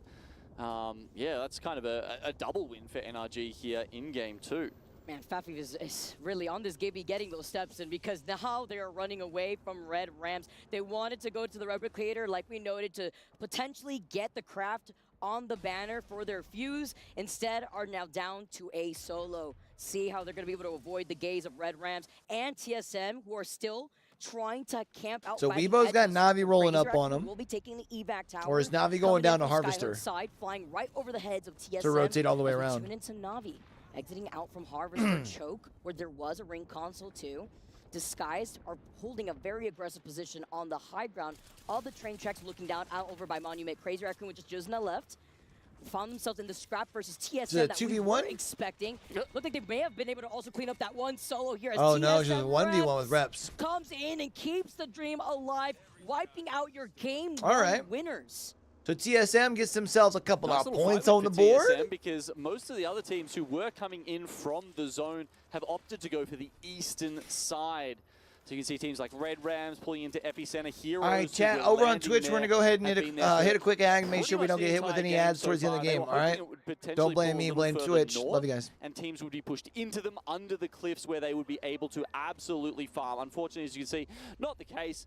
They will have to make their way down, but it's not all so bad for them. Space. All right, so I was wrong on which side of Frag it was going to. One hell of a ring down there near the respawn. It is on the south side of the circle, though. And even Disguised, actually, playing near the RV. Actually looking to hold out Na'Vi right now. They are about to be on the wrong end of Designful Sentinel. They're being charged up, ready to go the 2 times as well after Enemy was able to find Henchman. The circle just dealing just enough damage and kinda is gonna meet his demise. Back to the lobby you go, Na'Vi. Salivisa with 13 squads left. Disguise have successfully held off that entire west side of the zone team. Happy Saturday, fam. How you doing? And have also claimed this south side going into where that circle's pulling towards Monument. The only other team they really have to worry about is going to be Weibo Gaming when they eventually move in from the west, or rather from the east. And Weibo Gaming just say, yeah, cheers, mate. Thanks, Alan. I know you stopped them in the ring, but hey, we did the last bit of damage to them, or perhaps it's the last knock, and therefore they get those kills. 5 so far for Weibo in this game. It's the majority of their points right now, but perhaps it's a game 2 for them. where they'll start to make their move. I mean, certainly in a slightly weaker lobby, you would expect Weibo to perform a little bit better here. You know, a team who is maybe hard zone, will play good in anything and perhaps even better in harder lobbies. And a team like Weibo, who typically has relied on a lot of kills, will do a little bit better in a last chance qualifier. It's got about getting that confidence, you know, trying to find that positioning that you need so that way you could kickstart getting the KP as well. But Weibo playing off that south side, we're gonna have to tune into them later. They may get pinched eventually with the teams that are still playing on the edge of the zone. Red Rams not gonna really be in that position just yet. Instead, just trying to hold off KCP, who are trying to get into the train station. Virtus Pro, by the way, have not moved from streamer building. So they're looking I wonder at if Red Virtus Rams will versus probably move in KCP after they see a without knock. trying to overextend. Maybe even be a nuisance, trying to Or grief maybe them on not the even distance. worry Now about it since they're still going to have to rotate to their KCP west. trying to find an opportunity, sending I don't know. out They're the all nades looking thus that way. far, still trying to hold I hate them when up the bigger over view by here, though, is train the map. station, but Like, I'd now rather have, like, an noted enlarged who view of is the in map, front like, of on them one with side, Virtus Pro you know? looking at this fight. They come out, gonna be able to get 2 knocks onto Red Rams, but that is not it for Red Rams. The solo is still alive, trying to hide somewhere. Surely they get hunted down sooner rather than later. Just popping the seer ult, and that will actually give the information about where Inky was. Where are you? You got out of the seer ult, though. Surely VP through one of those windows or just peek their head over the They top left. of the building there. They Oh, left. they did. They're They rotated. left. Great timing. Fennel is still around though. They are, but Red Rams, I mean, Told you they might be imagine worried that. about just KCP rotating towards zone. literally used the seer ult just to find that solo, and then Oh, he's gone. Weibo's in trouble. But WBG, Weibo have moved from that south side and now find themselves with the clutch of Jackie, but can he do it? No! Bro, The still clutch put of out Jackie fucking fails, shit ton of and it is damage. Space Station cleaning up the KP that is delivered to them in their open arms.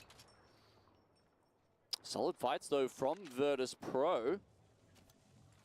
They're thinking about going back towards the bridge and maybe having a look at some of the other teams coming in from the east here. Red Rams, Pioneers, plenty of KP on offer actually from VP if they can get a good setup down here. It was VP who had actually cleaned them up, but Space Station looking at them from afar are trying to take some shots at them, as you've seen.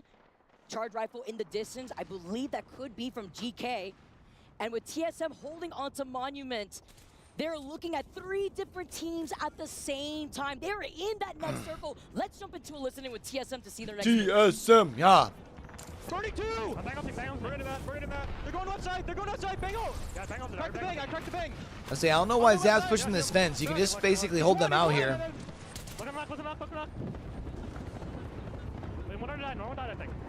I take 2, one more somewhere. Far right, I think one more far right. Look. Sure. NRG is going to have another early exit here, eh? In the box here, in the left box. I'm hitting it. On the wall here. Honestly, he's still going to have to move in from that fence line. Yep. Just healing. We just gotta get this kill. Someone watch your back. Yeah. I'm just watching this bench guy. He watch him back. Is Fun just going to die to zone? What the fuck? Guys, zone end all mess. Look at zone. Gotta hold everyone out. Oh, bro, TSM's got a beautiful position. Cracked. Got him. Cracked, he's cracked. You can kill that, Evan. Nice. Good shot. We have zone, guys. We need to hold watch our big blue. TSM needs to capitalize on this. They're literally chilling in the house at this end zone. NRG and Bro, what is going on with really fucking just getting Vertals? solidified in the building that this will be ending around. As you can see up there on the little mini-map, TSM in an absolutely killer spot. GK as well, not doing a bad job. VP, I thought they were going to farm for that from that position, but it looks like too many teams, too many options come at them at once, and they do fall. At least they got a couple of kills out of it, though. They did, and that's what I mentioned. They were in the line of sight of so many different teams. I mean, Space Station were also poking at them. Now, Disguise, looking at DSG kind of just needs to fucking big dick this and just shove it in that building. Getting taken out by Koi. Enemy. Because they're about to be pushed back in by the zone here. Look at Design's positioning and look at the rest of the Skies. They're playing much more passively by the crates and are now forced to back away. And it's something Design talks about a lot is that little hesitation once they went up that stairs. Like once you're that invested, you just gotta go. Or are they committing with him? It's hard to say whether that was a good push or not, but obviously the result is not a good one for Disguised. Because now they're going to have to play this thing as a duo. Too, when you see that Q and enemy, And there's just no room for them here. They're also the only team that had that south western side already cleared, and with the circle now closing in, Space Station are going to have to eventually move in. Big EMP? No, EMP didn't Fennel go off. on the other side. We've got How up here trying to deal with Guild. TSM actually might be looking out, thinking there's KP potential here. I wouldn't blame it if they tried to stay in the building, but as we've noted, big points are the only way. TSM, here's DSG in their building. Q's here. Lobby.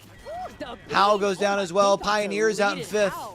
Gone. Guild cleaning up. Oh, Guild looking good right now. Actually inch forward. They are safe in the circle for now in this spot. But TSM, I've been looking at them the whole time. Look at Burles. Look at the way that he's trying to I think this is just TSM's game chat. Alongside Zap, because Zap has been hungry. But if Guild really As long as they don't overextend and they continue to get, like, hold down this little I don't think there's anything area up TSM top, can because do. everyone They below have to them, I make a believe, right? mistake. Everyone left? I mean, they're set up playing like it's a control map down there. TSM don't want to push in. Why push? Why give up this building for free? They're the only team inside of these two monument sides of the building in this zone. Guild is on the outskirts, like we noted. All right, on the GK, we know that GK Guild, and TSM. the remnants of what we saw from Space. Our last 3 squads now left, and it is all a 3-man team from each angle of the zone. Okay, so Guild from the lower ground. Yeah, you can see they have to constantly watch above them. Is Verhulst about to drop on their head?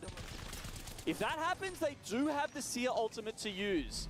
The exhibit can be very useful in buying them precious seconds here if TSM decide that they are the team they need to send first. GK, with their position inside the building, have a little bit more cover and a little bit more of a natural deterrent against TSM and Guild. What's even bigger is that TSM and Guild are probably going to have to fight for second, aren't they? To negate the Bangalore from TSM. Yeah. Good Here it is. Here, but they still have the high ground. Zap is able to pop the shield There's back. the And Seer there ult is comes the out. Seer exhibit from the other side. Yeah, as we said, Verhulst getting those peaks in extremely damaging, but once Did he get rid of the exhibit that quick? It is advantage Guild. Luckily, they hadn't taken too much damage at that point, so they are able to reset, and TSM swap over. They go, oh, okay, sure, leave the exhibit there. Let's go and see what's happening on GK. We don't want them sneaking up on our backside. But GK, like, don't really have to move much. Nice shots over at Guild for them, too.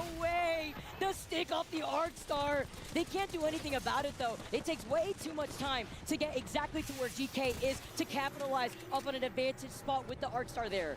Oh my god, these teams just trading places back and forth. For real, though. They're just playing the ring around the rosy, bro. GK, interestingly, are going to be the first ones to take a hit. And actually, I just saw that GK has used a Bangalore ult, but they are playing right next to Watson Pylon. The Gen right here, too, over to the other side. Damn, Oh, GK out in is 3rd. That means Guild gets the free dub. Temporarily to pop the shield back. Surely Guild get this now. They've seen the knocks in the kill feed. They need to push the advantage while they've got it, and they do. Big game for Guild. Great first game, and That boy MT just different, dog. Always puts his teams in great positions at the end Let game. it soak in here for Guild. The patience pays off to the very end. Even with TSM having the height, all 3 teams at the end there played amazingly. The patience, the way that they rolled in with those ultimates, the timing. But did TSM use their ults a little too early is the question there. And I asked that because we saw the mother load from Reps at one point into the building that we knew that GK was approaching from. We knew that they were also playing off of the opposition Guild Esports, specifically the Watson Gen. And then we also saw that TSM took way too much pressure while they were in the line of sight of 2 teams at the same time. I think TSM were just in a bad spot in general. When we talk about at the end, hey, hola, señor, ¿cómo está? Now, you got to remember, this is a team that made a very late addition to the roster, swapping Beauty. How was your rest of your vacation, homie? Very late in Split 2. Talking to MT this morning, he said there was still a little bit to work out in terms of communication between the 3 of them. All right, so that means we're going off the Storm Point next, chat. It's safe to see that they were able to get top 3 within game 1. Game number 2, they were able to get 5K key, becoming the winners on that last game on World's Edge. We are transitioning now onto Storm Point. Can they keep that momentum? You find out next on the other side of this break for game 3.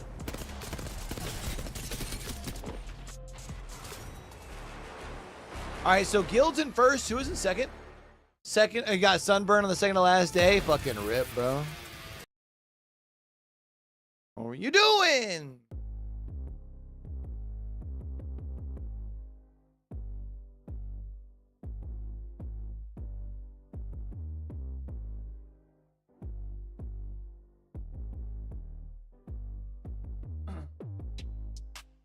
You gonna be running some Rocket League after work tomorrow?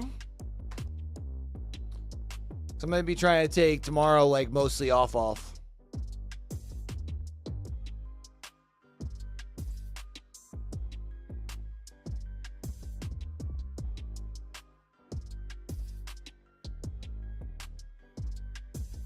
Or not tomorrow, Monday.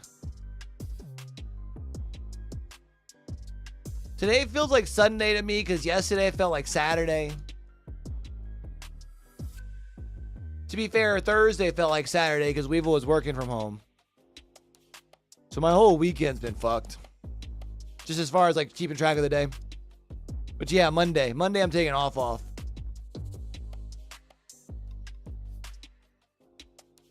Ah, gotcha.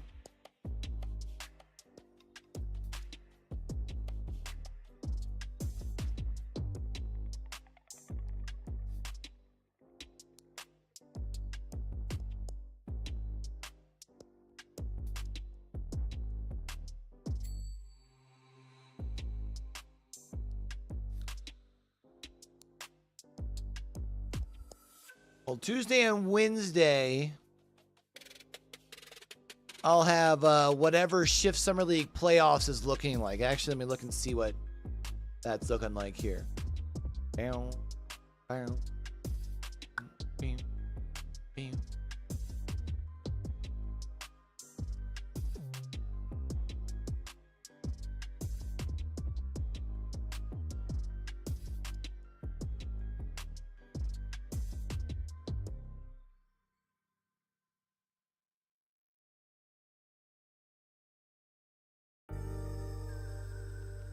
So it looks like they're still doing about the same amount of time, it looks like, for playoffs. 3 rounds of games. Upper bracket playoffs are at 1. Lower bracket quarters are at 2. And then lower bracket semis are at 3.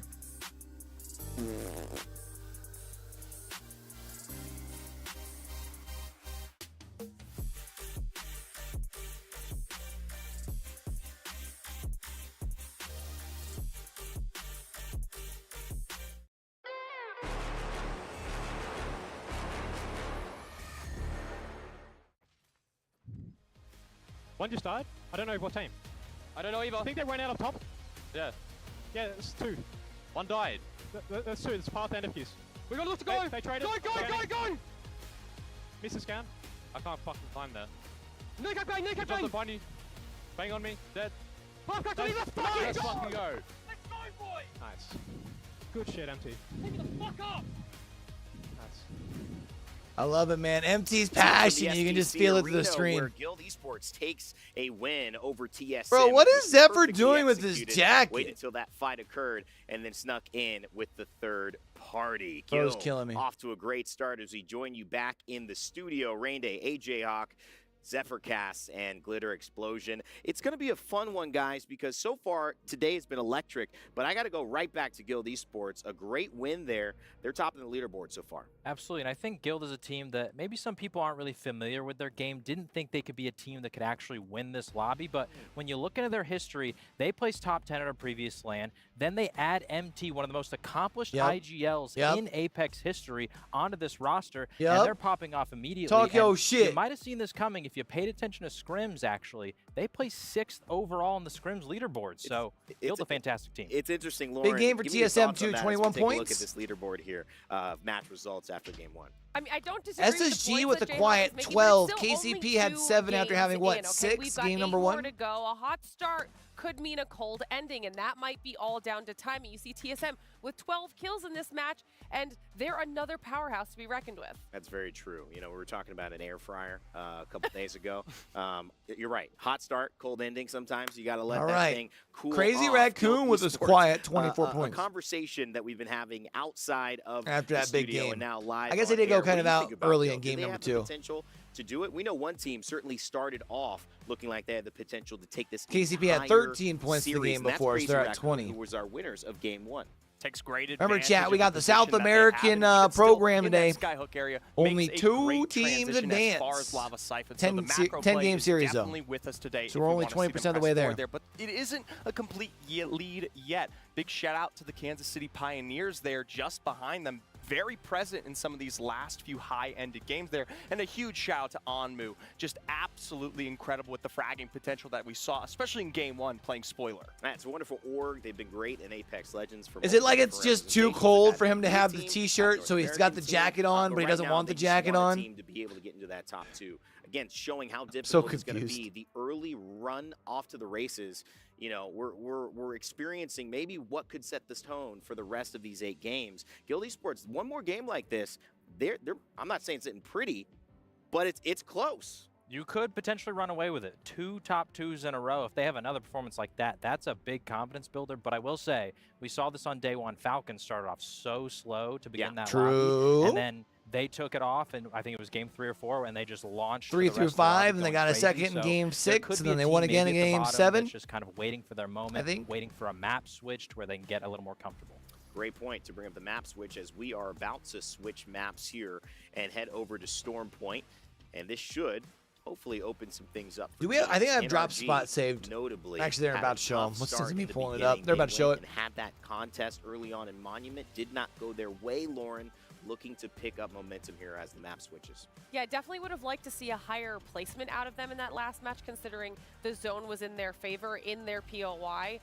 Especially when we were talking to Privacy yesterday. Weibo and Pioneers contesting at Mill, if the zone's in your favor, I'd like to see more than 6 points average per match. They just got 7 here in this one, so looking for energy to pick it up moving on to Storm Point. I mean, that's a fantastic discussion, because he talked about a line. Oh, I said I needed to make my green shake. Yeah, we're back here from break. I'm going to go ahead and go get my putting shake. Together. Yeah. 1,100 damage each game averaged by Unlucky. We're looking at a performance like that that's going to have to come from one of these teams as we take a look at our drop spots here. Ben, turn your attention to this. What stands out to you? We thought the Weibo gaming contest was going to happen. It didn't end up happening with DSG at Thermal, but do you think it's going to happen here at Down Beast? Well, that's the question with Weibo, especially now after we just referenced Pioneers in such a standout lead. They have no fear going to that Down Beast, whereas Weibo haven't had the greatest starts. Lots of KP, but their transitions out of the south into these more present zones haven't really raped for them, at least in terms of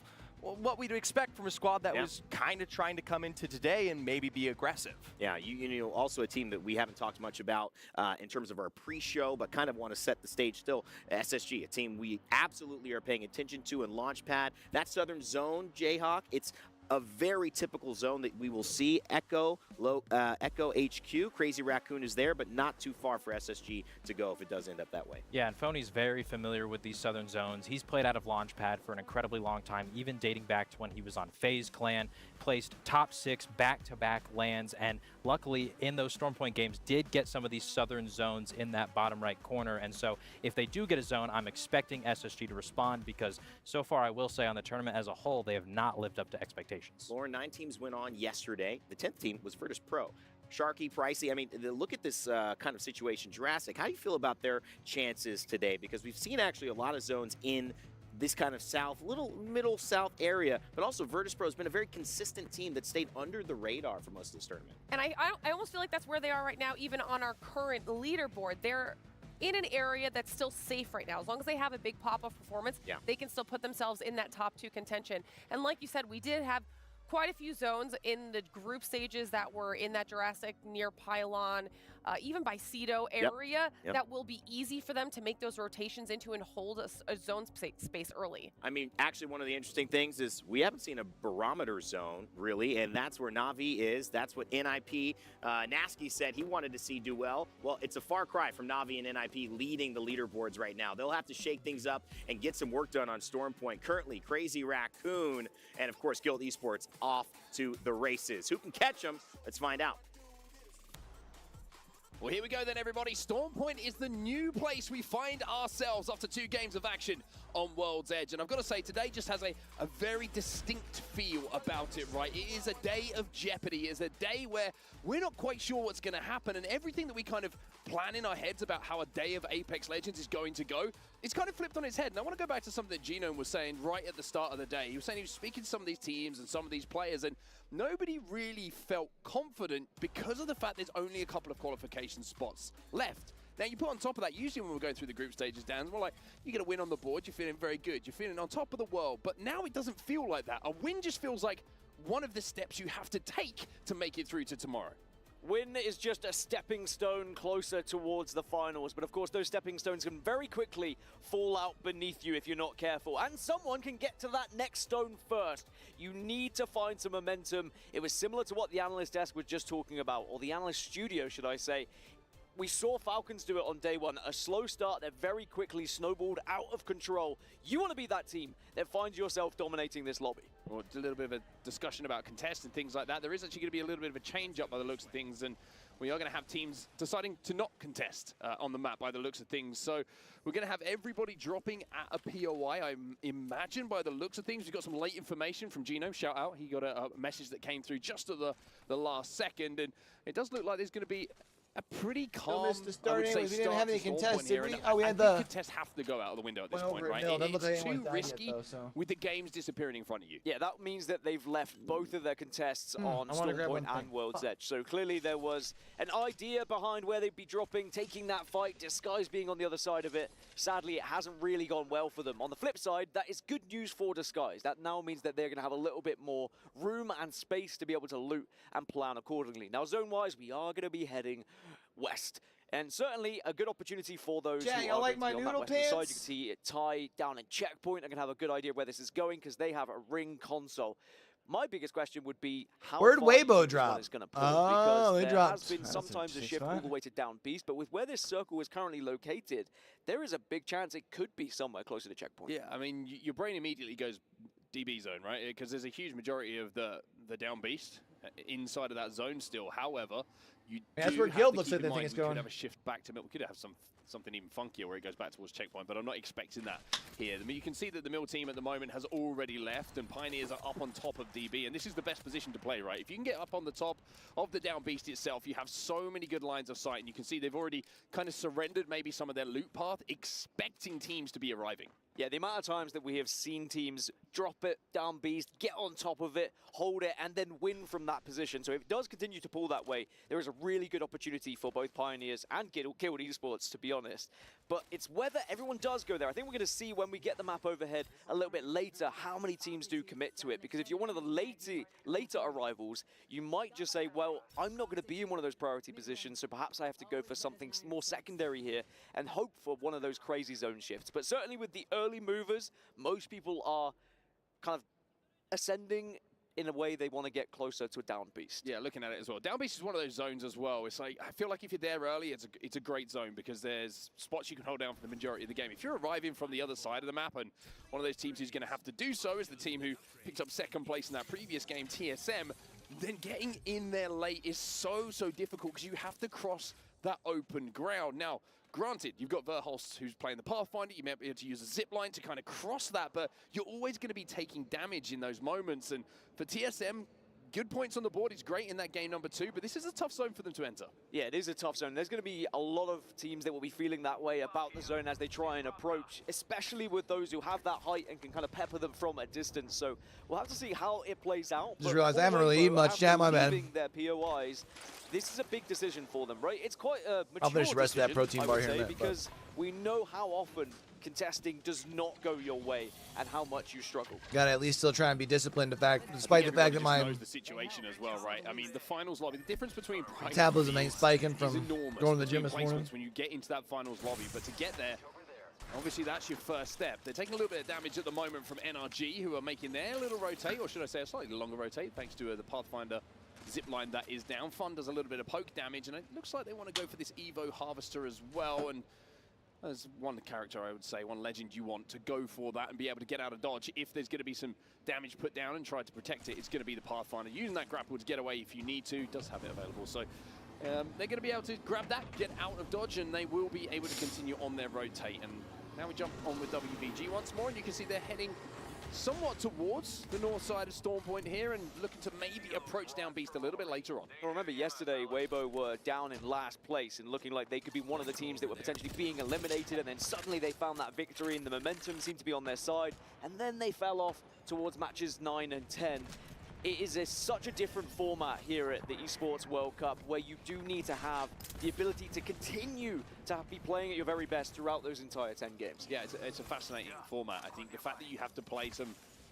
It's like usually we say if you're consistent across a day, you'll qualify when we're talking about global competition for Apex Legends, but it felt like you had to be really good on the first day to get to the finals, and then now it's like, it's called the last chance qualifier because it's the last chance, of course, to get to the final, but it feels like you have to be almost perfect to take that chance to get into the finals. It's also a very different score total to be consistent across 6 games than what we're used to seeing, to then be consistent across 10. Throw in the 2 maps as well that you're not sure what you're going to play. It makes it so difficult to be consistent, right? It opens up the chance for pop-off games as well, for people to find those 25-pointers. Anyway, Fenno are trying to push here, and it does look like there is a team on the receiving end of this one. Yeah, it's Na'Vi who are on the other side of this. They were trying to shoot some dogs on their way past, and it looks like in the kill feed, Naski on Matafe action, everybody. It's what we all wanted to see, even though Naski was being nice and giving some props to his fellow Europeans in the morning, hoping they would get through to the final alongside themselves.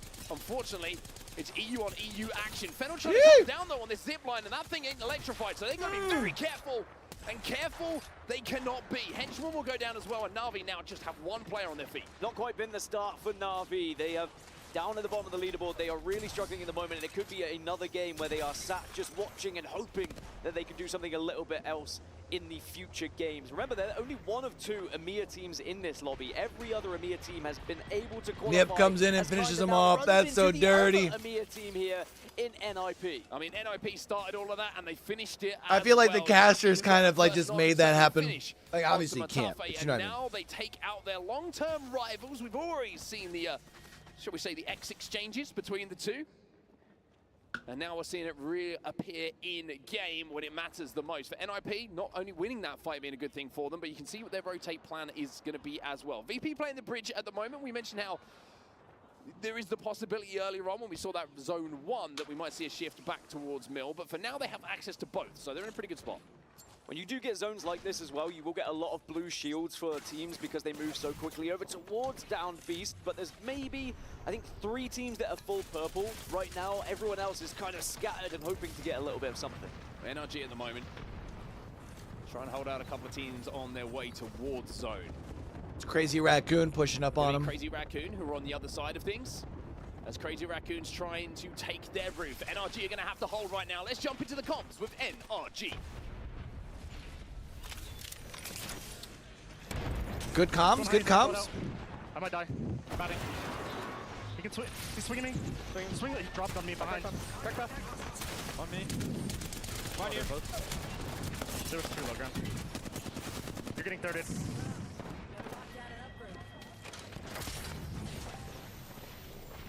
Who's moving in for the third party? Who is by? 2 teams here. Nocturnal left on his own then for NRG. A little bit of a shaky start for them in this game. Weren't able to really output a huge amount of damage, and now you can see the scans coming in. You've got an exhibit going down as well.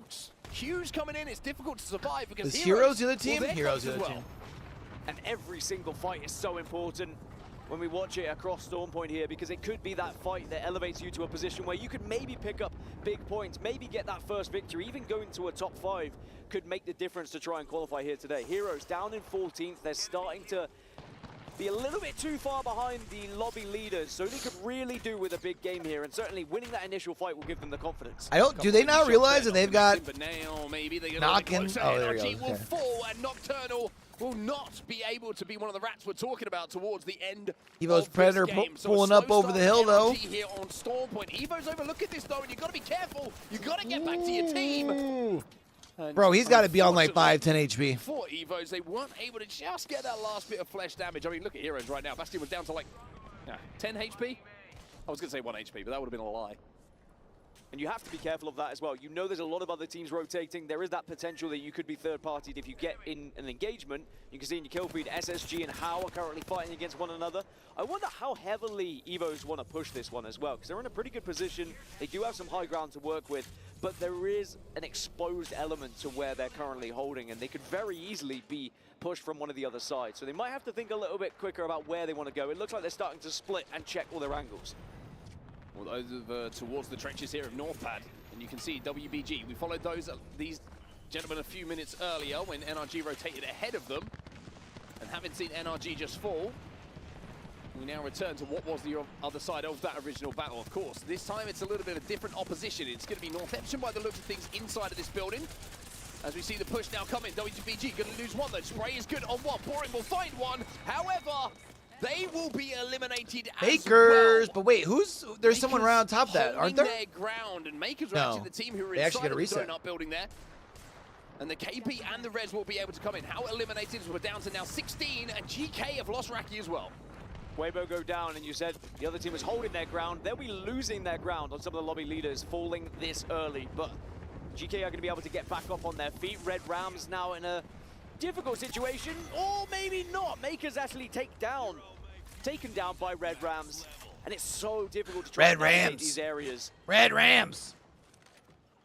There's a zone on the map overhead for you. It is going to be a DB zone, but one that pulls out slightly away from the majority of the high ground, which makes it a little bit more difficult for the likes of Pioneers, who of course were dropping over here, who got that high ground first. Yes, they'll be able to hold out a lot of teams, especially coming in from that west side, from the mill side. They'll be able to probably put a lot of shots down and potentially pick up some KP, but it's what they do after that, how they try and navigate their way from the height to drop down and survive towards the end game. Evo's on our screen right now, though. Still trying to fight their way forward at the moment. They've got Heroes at their back and Crazy Raccoon in front of them, so it's looking like they're going to have to fight. This was my worry with how the zone looked initially, but this is great news for the late movers, those who couldn't get into the initial spots at Down Beast. Like TSM in Checkpoint, Northeption, who are in that choke next to Checkpoint, they can have the opportunity now to get into some of the better spots and maybe even find a little hole to play in where they won't be noticed by other squads. And you mentioned TSM in Checkpoint at the moment. They're going to be able to the beacon, but we'll go back to that in a second because Evos have lost one. Heroes get that first knock now and the finish as well. So 2 players remaining here for the team who currently sit in 16th position after a couple of games here in our last chance qualifier, but those scout shots are pretty good. Unfortunately, the smoke just goes down to deny the final bit of flash damage to come in to get that knock. Ty have lost one as well. Northeption in the kill feed taking down one of those members. 15 squads now remain, a placement point for everyone so far. But the zone is going to be closing soon. It's going to force a lot of these teams that are still on the southern side into each other. So Evos, Virtus Pro, Fennel, Crazy Raccoon, and Heroes all very close to one another. Evos at the moment trying to find some kills. Elsewhere in the kill feed, SSG finding yet another kill, and it's about time that we saw something positive from SSG. Yes, still a long way to go, but I don't remember them really winning a 3v3 the first time we saw them in the group stages. At least they're picking up a kill or two on their way forward in these games as well. Over to the mill then. All these teams will have to leave in the next 30 seconds or so as that zone starts to close. GK Esports will be eliminated as our 15th squad. Crazy Raccoon looking to engage now. They're going to have to get through this Bangalore roll. Crazy Raccoon in one of the qualification spots as it stands, but of course it's only match 3, a long way to go, and it's a long zip line to take as well, but at least you've got that extra protection, and they will be able to get to their target destination, but now you've got to try and fight your way out of this one. NIP with the team on the other side. Great shots coming in. Heroes will be eliminated in the meantime thanks to VP vs Pro picking up some more KP. Come on, after a pretty Nasky. good game we saw earlier on. Come on, Nasky. All of Crazy Raccoon at the moment, who are kind of depending upon this smoke to survive. They know they're going to have to fight at some point, but they don't have the best of angles. Obley now, he's going to be taken down to no HP. He's also going to be falling, but look at those shots coming in from Hilsner. Sentinel in his hands as well, but he's not going to be able to connect. NIP will lose the fight, though. Wow. And Sang-Yoon will stand tall. But Guild's going to roll in on this. Fennel's also going to... There was more teams in the area to make it even Does more Fennel not know where Sang-Yoon is? No, they do. Down to just one, but Fennel joining the fight. You can also see that Guild Esports were having a little look towards it as well. Someone find my boy Llama. Let him know that they've got the Gibby out. One member left. The bubble, baby. Fennel will get that final kill, and it will be Crazy Raccoon who fall. And this was the traffic we were talking about that all had to leave from the mill side of Storm Point here. It's only one team who usually can survive that, and it's looking like Fennel are the team who are going to come out with a KP. Speaking of which, we saw in the kill feed, SSG picking up a few KP. 7th place overall at the moment after 2 games. 10 squads remaining, but they have KP already in this game. If they can convert some decent placement points, this could be an opportunity, but they have to go through TSM. Yeah, TSM, I love the position they're holding, because not only will TSM gatekeep Space Station here, but then they can move through the choke themselves, and they will have the entirety of the eastern side. Northeption just got eliminated in 10th position, as TSM still are trying to force Space Station away from them here. And sure, they'll miss the kills, but they'll be happy to own the position as Disguised also fall. We're now down to just 8. And those kills were picked up by the team who dropped over at Down Beast from that height. We mentioned how if you're up there early, you can look at those teams rotating in and you can find yourself some kills. But look at the kill feed now. VP eliminated by SSG, and SSG not looking too bad today. Not set for SSG so far in this tournament. Like, they haven't really talked about them much. The fact that SSG get pushed and but they've had like solid performances now in all 3 games. On that west side, they'll be delighted, but now the zone is shrinking. They have to continue to move, as do Fennel, and Fennel now approaching. Say, why aren't you shooting him? The fuck? This is going to be a horrible rotation. Pinotaur's going to be knocked. Kurahara's going to follow as well. Now it's down to Momon. Can you clutch for your team? Can you survive long enough to maybe pick up a couple more placement points? Pioneers on top, they will find the finish. Thanks to the 30-30 here of Deeds. We also see a Motherload going down, ultimates being expended by multiple teams now to try and survive, to try and thrive in these final moments. What did I say? Hey, KCP? Come on, KCP, big game for your boys. Y'all were here early. Blues, but then you've got Red Rams, by the way, who are a full red Evo team right now. Tai also go down. 5 squads left, and this Anmu just got fucking shredded. And this is the problem for Pioneers. Oh my god. Oh my goodness. They cannot get it done, and Pioneers will be eliminated. SSG, after this game and during this game, in this moment, have moved up to 2nd place. The KP are flowing for SSG. But can they find a victory here? Remember, TSM still a big factor. They're approaching from the north, and it's Red Rams they'll be fighting against. Remember I said, Red Rams are on red right now. They have a lot of armor to work with here. Got to avoid missiles, knuckle clusters, grenades, all of that good stuff as SSG are hungry for more kills, and Guild they out. will find them. What a game this is from Coinful, by the way. 6 kills, 7 assists for that young man. He seems to be finding form. And Guild's just going to get a third party, or not Guild, SSG's just going to get a third party this fight between Red Rams and TSM and win. For more. 3 squads remain.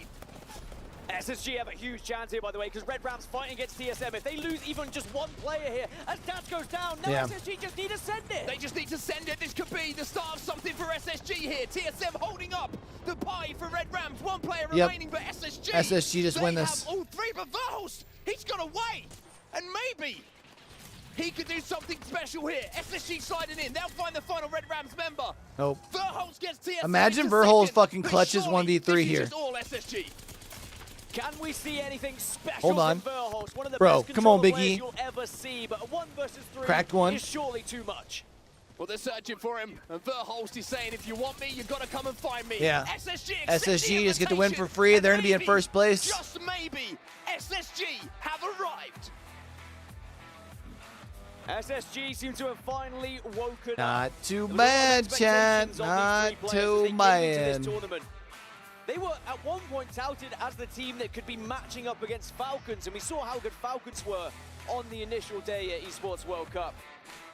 But it seems like SSG, that one win, right, could be the one they needed to give their confidence back, that belief back, get the vibes back on the squad. And you can see what the vibes are like, right, after a win like that. Everyone's smiling, everyone's slapping hands and saying, good job, trust is there, and wow, why wouldn't it be 16 kills? 28-point game for SSG. for the first time here in Riyadh. 28-point total for them. TSM, though, extremely consistent. Not a huge amount of KP, but into second place for the second game in a row. And we talk about consistency, you talk about getting up there, but you also need to be continuing the pace or trying to match the pace of the lobby leaders. And big games like that from SSG will have them up there. First place now on 42 points. And they've created a 10-point gap between themselves and third place. Now for SSG, it's about maintaining, building on that gap. But it's crazy, right? We're going like amazing. They've created a 10-point gap, but knowing how many games we still have to For real though, today, there's 7 more games. It doesn't feel like any of the work has been done yet. Yes, it's great to have Like, those we points legit on the still board. have a Yes, whole it's great to series get that win left. on the board. And yes, for SSG, Like a whole fans, ALGS series. It's great to finally have something to cheer about, but there's a lot more work to do. Not just for SSG in this lobby, but for everyone else. The work will continue after this break. We'll be back on Stormpoint.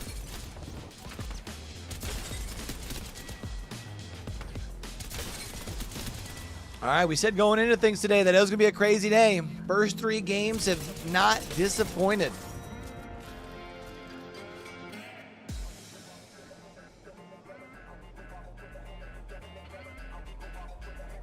SSG showing up when it matters.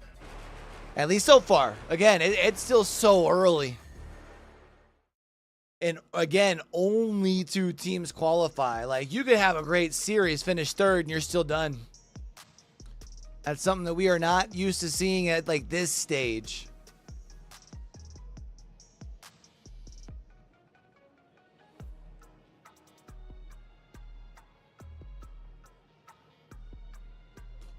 All right, Jay, I'm gonna go pee. I'm gonna go rinse my shaker out too.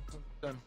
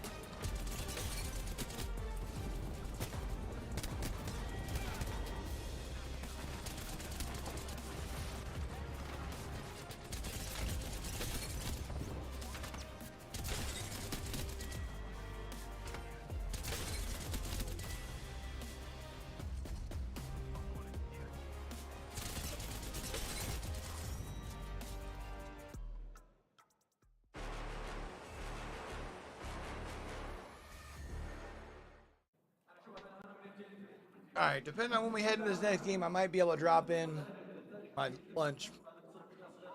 Hello. Don't mind me, I was just playing some Apex Legends here at the Esports World Cup. There is so much to do and uncover at the Esports World Cup. You too can play Apex Legends. I've been watching quite a bit of it on the main screen, but I just needed to take a moment to play for myself. And speaking of playing, I should have a teammate somewhere. Where is Seven? I don't... Seven! Oh man, I found you guys. I was rigging a Jenga game with some kids. By the way, nice wig. Good job rigging those maps yesterday. That was awesome. Hopefully you guys do it again. Lace, I see you started playing without me. I did. I had to get into the action straight away. I was missing a teammate. So if you want to sit down, buckle up, let's play some Apex Legends together. Let's get into it.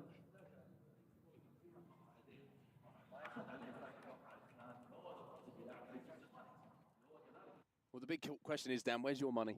1v1 in the range, Seven or Lace? Who are you going with? I'm honestly going with Lace. She looked laser Bro, true though. there, and Seven just didn't seem like he had his head in the game. It's true. I mean, he was too busy playing some Jenga. Understandable. I mean, it's a game for everyone. But so is Apex Legends. Let's talk about Apex Legends a little bit more. My boy Salvatore is back there behind on the preparation the Heroes squad here, and you can see that Nasky kind of trying to call the shots a little bit, trying to get his team in the game, because they're one of those teams that's been very quiet so far this tournament. But I think a good example of how that can change so quickly is what we see on our screens right now. Space Station Gaming have been anonymous up until that last game.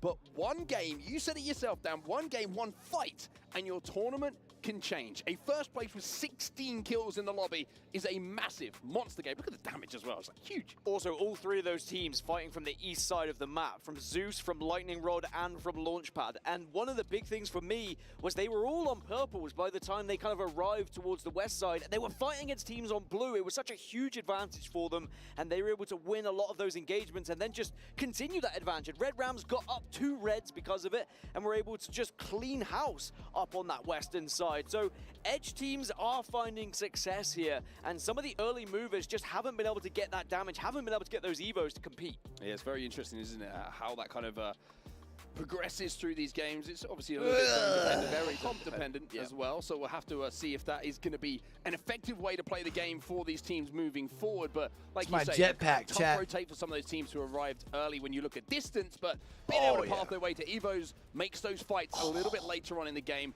just a little bit easier. Here we go then, into match number 4 of the series. We're on Storm Point once again. That finds the spot though where I'm sore at. After 4 games, you start to get an idea of who's going to be fighting for those final spots. Well, you certainly start to look at the leaders, the ones who are at the top, the ones who everyone's going to be chasing at this point. The likes of Crazy Raccoon, the likes of SSG, who now are going to be up the top, the likes of Guild, who are in 2nd place right now. And you've got TSM, who are going to be chasing those 2 teams as well. All you need is that win. I think if you can put yourself into the top 2, you can then start to believe, right, we really do have what it takes to qualify for the finals tomorrow. I mean, KCP still in striking distance. They're at 28 points. Maybe viewers of that last game an indication of I mean, I guess it's still probably too early to be talking about striking distance, right? We still got 7 games. Sometimes Lady Luck smiles at you, and the Apex gods, well, they give you a little pat on the back and say, we love that for you. The zone is going right SSG getting hooked up. As you can see on your screen right now. Because this is probably going to be a different game. A launch pad SSG ending. Have a ring console though, because it will be pretty detrimental if they don't, because they may walk away from one of the better positions and like work towards another POI just to try and hit one of those ring consoles. Certainly a team that does have it though is Northeption at Pylon, so they'll definitely be able to get into one of the better spots. Now, Disguised, 10th position right now. It has been a change of comp, by the way. I'll give credit where it's due. I've been questioning the Wraith for quite some time at Designful. Now is playing on the Pathfinder. I respect that. I respect that he is playing for the team here by choosing a legend that is going to be more impactful, in my opinion, in a comp as a whole. Well, ring console that you mentioned over at Pylon is going to be hit by Northeption here, and they're dropping the evac tower down. Weevil hooked it up with reminding me we had this thing. Towards the launch pad side, I would imagine, and that's exactly where they will be going. So there is your indication of where they believe the zone is going to be going. Maybe just playing up on this wall. I would say if you're on the top of this wall, it's a great position to hold early in the game and towards the mid game, because it's gonna come in clutch before going bowling tonight You can put for Z-Man's birthday. cut teams off on their rotation, you can play for those KP. But it's what happens after that, how you try and get out. I just feel how freaking tight I am, though, man. Holy. I don't think they have a ring console, but they will see teams arriving through the sky down towards the southeast here, and that will give them a big indication of where this zone is going to be going. They need to be grouping up to make sure they don't get caught out, as Virtus Pro have also moved very fast here, and they are shadowing North Epsion. BP just going to hold down this building. They do have Watson in their composition as well, which makes it just a little bit simpler. One thing you don't have to certainly worry about with that intercept. Windows is not going to be able to capitalize on any damage that they do get by following up and jumping. Quick recovery, through. So quick BP recovery. In a good spot early on here. TSM, 2 second places in a row, means that they are in 3rd place overall. And at the moment, it's TSM versus Red Rams. And if you've been a fan of Apex Legends for quite some time, we've seen this before over towards Elrond. Well, both of them were in the top 3 in the previous game, and it looks like only one of them is going to be able to get any further in this one. It's a big push from Reps, and it does work out. They get the first knock. I've got to say, Verholz turning and burning there. I thought for a second he was dead to rights. Had no idea that Datch was behind him, and Datch was shooting some straight shots in that last game as well. Looking at the kill feed as TSM continue this. Koi Forward picked up another kill, or certainly a knock, onto Nasky of NIP. They're trying to let they are not letting Red Rams escape with this one, by the way. It is a very quick evac tower to try and dive on that final remaining player. They saw him retreating, and the ping is coming through. They want to just make sure they wrap this thing up nice with a pretty bow. Love how they've left one player behind as well to hit the beacon. Just like, you do that, we'll go and get ourselves another point, and Red Rams will be eliminated. So TSM pick up 3 KP to start that game. And I have to say, at the start of that fight, I thought Red Rams, for a second, were going to get that first knock. Yeah, I thought it was going to be Verholz falling and then TSM maybe struggling in a 2 versus 3. Alas, did not happen, and TSM show how resilient they can be sometimes in those 3v3 engagements. That does mean now TSM have a little bit of time to kind of relax, loot up, and start to think about their rotation, as elsewhere, there is no relaxation at all here on the south side, because Crazy Raccoon, they are kind of joined here on the southern side. There is going to be several teams around them, and they need to make sure they keep on top of it. Guild Esports on that low ground. You can see shots raining down from above on them from CR. They do not want to make them comfortable. They do not want to give them an easy way up. They want to force them down to that even low just ground, a couple minutes, chat. A little bit later on. Woo-wee, your boy feeling good. You can see Na'Vi taking to the skies there, and they're going to land inside of Echo by the looks of things, or maybe just outside of it, but certainly within the spitting distance of it. And CR inside at the moment, just holding this down as NIP will be eliminated. And bro, Ninja's in pajamas. Say, there's not a lot to celebrate. Continuing so to struggle. They have looked a little bit of a shambles in these games. I think we're starting to see consistency now with 4 or 5 teams at the top that I think our conversation will continue to drift towards as the tournament goes on, as today goes on. And it's going to be a real struggle for those who are at the bottom of the leaderboard to catch the lobby leaders unless they have one of those big games. Very interesting to see how the zone. Yeah, I feel like right now, from KCP up, and I know Fennel's only right behind them. I guess maybe you can include Fennel in that conversation because they've had some pretty consistent games as well. Yuzna from CR on that high ground with that Havoc in his hand, who manages to get that knock, and it's kind of the continuation of what we saw a few moments ago. Gil just trying to kind of skirt around the But edge. I feel like that's it right now. Comfortable. But speaking about the zone taking form, it looks like most teams are banking on this being an Echo finish by the looks of things. And then you go back to the conversation we were having at the start of the game. SSG, who had good prior to this zone, no ring console means now they are one of the last teams to arrive. Yeah, SSG had to go elsewhere just to try and get some form of information, maybe even if it was just a survey beacon to see where people were going to move. But the prediction of Echo is an interesting one, that's for sure, especially from the predicted zone we saw earlier. It looked like it was going to be a little bit further north, but we'll have to see a little bit later as Weibo are taking the fight. We'll get the initial knock, and it's TSM. Wow. They're ratting on TSM. They have ratted on TSM. They just absolutely shit on him. Has to get out of there. Zap and Reps have been taken down, and now Verholz gonna have to play as a solo. TSM would not get shit on. Get shit on. Now, I know yesterday we joked about the game of sardines, right? You didn't really understand what it was, and I said it's how you follow someone else to a position. That's exactly what happened to Echo, by the way. And we're not going to Echo. This zone is not going to end up there. There are about 8 teams currently in and around Echo who are going to get stuck there, have to force themselves out, and probably going to be massacred on their way over towards the likes of Launchpad. Yeah, it looks like it is going to be a zone that pulls towards the fingers, maybe even a little bit more southern, but it is certainly going to be Launchpad heavy. And a bad read, you would say, for a fair few of these teams. I mean, when it popped up, it just didn't look Echo. I think that maybe a couple of teams were there on their rotation. Someone else hit a survey beacon, joined them there, and then other people hit survey beacons and said, oh, I guess maybe it's Echo, because the ring consoles weren't available for a lot of these teams that were moving, and sadly, you are going to be punished for it, and that's how important it can be to try and map your route across this map by having a ring console in your way. Well, you say sardines, I say lemmings. That's what that reminds me of. One person makes the decision, everybody else follows off the back of it, and TIE at the moment, well, they're outside of Pylon right now, and a few shots being exchanged between a couple of respective players as Axis now tries to find an angle with the Sky Nades, but his teammates could be falling. So 16th place overall at the moment. It's Come not on, looking good GK. for them, and it's going to be GK. Come on, GK. Yeah, GK should be able to finish this one off. You'd imagine there's going to be 2 knocks, and it should be There we go, boys. As Ty will get eliminated, but Fennel are in the area. Now elsewhere, TSM Baker's chasing down Verholz. Verholz trying to survive still, but is being chased. But he is a Pathfinder. That's the difference, right? And you can hear maybe he is being chased by not just some players, but maybe a Trident in the vicinity as well. Makers were trying to move down, but actually looks like that might have been a little bit of a sound from somewhere else. GK Esports will be eliminated in the meantime, so we're down to 16 squads overall, and Verholz will survive for TSM. This is where GK died, and Fennel took them down, but now Howard joining in on the 3rd party. It's the 4th party, and the Gibby, the bubble disappears at just the wrong time. Yeah, unfortunately the bubble doesn't last forever. Otherwise, everyone would be paying Gibby, and now Gibby, not the easiest player to hide away, not the easiest character model to make look elusive. That's 5CG now for Hal. Alongside Wadagashi trying to find a way to get this final kill, and maybe first, look to secure that res. Well, Moment does have purple, that's the good sign here, but it looks like it's going to be a matter of retreating. Again, another benefit of playing Pathfinder as Hal get back up to a full 3. So Hal will retreat, TSM also still retreating, so we've got 2 rats and 2 Pathfinder rats now in the lobby as we check back in with Disguise, who are moving in from the north here. 16 squads remaining now, and around a minute or so till round 2 starts to close. DSG trying to make their move. As you can see, they're just outside of zone for now. Let's see what the plan is and jump in to a Jump into a listening with DSG, baby. Let's get it. Hello gun. 32 big gun. I want to hear all about it, Pappy. Open. They're gonna get pressured by another team. Crossing the open. 50 push, 50 push. Safe on here, Q. I'm good, you're good. I'm gonna angle him. Alright. Saw you. Another team you said?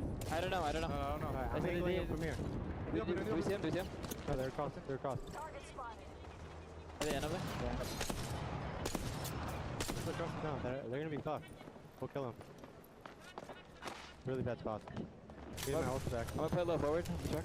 Good. Playing on far left. What's close? Opposite. No, yeah. He's sitting here. Sitting AFK. I don't think they know about me. Maybe they do. Good. You wanna kill this? They not hear the crypto drone? Yeah, we're gonna have to. We can walk up right now. Don't walk left. You walk up, I'll watch you right now. Well, we gotta bait out the crypto. Fuck. Okay, you should have a really good angle on. Oh, you're fine. You're good. I'm looking. At least bait up angle. Give me comp. One's right here. On your right, yeah. Close to here. On the tree. Yeah, I'm trying to watch tree. I'm at it. Can we? 90. They're trying to run. They're fast. I can't see crypto. 90 on the crypto. So what, they've got damage on 2 of the 3? Can we walk up and kill them instantly? We come big. Yeah, I'm burnating. Baker's going to try and dip back around. They aren't going to have too much time, but they do have, I mean, enough that if they really want to, it's a long rotate. But they can get around and go this way. No close. They all got it. They're back there. I don't think we push this. Alright, yeah. Now chill. We have 3 bags. And I don't think DSG needs to push that fight. People on building? Yeah. Yeah, see, Maker's just going to rotate that way. No nades, by the way. Well, DSC still trying to force their way into zone at the moment. 20 seconds until that zone starts to force this move for them. And even though they're getting some good damage, and were getting some good damage, during that listening, it isn't being converted into kills. A little look at the replays here between GK and tire a little bit earlier, the fight that we saw happening just outside of Pylon. It's a fairly simple one to clean up. There's only 5 teams out of 15 that are on purple shields right now. Everyone else kind of hovering around blues. And again, it's going to be a similar situation to earlier. Field's going to have Na'Vi behind them. Haven't been able to level up, and they need to try and find ways to just get a little bit of damage as, oh well, Na'Vi find just a struggling player, but it's going to be Guild on the other side of it and gets the initial knock. MT gets that knock. How does Guild not lose the first player in that exchange? Other players from Na'Vi falling around him, and Na'Vi will be eliminated. 14 squads now remaining, and look at the zone and look at how people are having to make decisions. And Guild are going to have to make a decision now as to, do we turn back and get Legacy back up, or are we going to try and force our way into zone? Speaking of which, by the way, the zone has pulled to the south of that wall and of Launchpad, so it's stuck between Echo and Launchpad as Pioneers will be eliminated in the meantime. DSG trying to force their way forward. Yeah, DSG having to move from the north, but there's about 5 teams here. I'd be surprised if Disguise can survive. It'll just be important to try and survive longer than the other teams to maybe get an extra placement point, maybe get an extra kill here. You can see Weibo also what, try and get up in a ninth? Down. Yeah, How right. just lost one. Enemy is taking so much damage here, but does get the med kit off. There's still hope for DSG to just I move guess their way 10th. into zone here. Weibo's out in So many 13th. deaths around them. Well, Weibo have just been eliminated thanks to How, and that was the team that was in front of them. The question is, do How know that DSG is still alive? And also, How, I'm not mistaken, just managed to get back up to a 3. I was going to say, I thought they were a duo, as one player may have gone down in that fight. But elsewhere, we're going to take our attention away to Fennel now. 6th place overall, as Pinnacle will be down.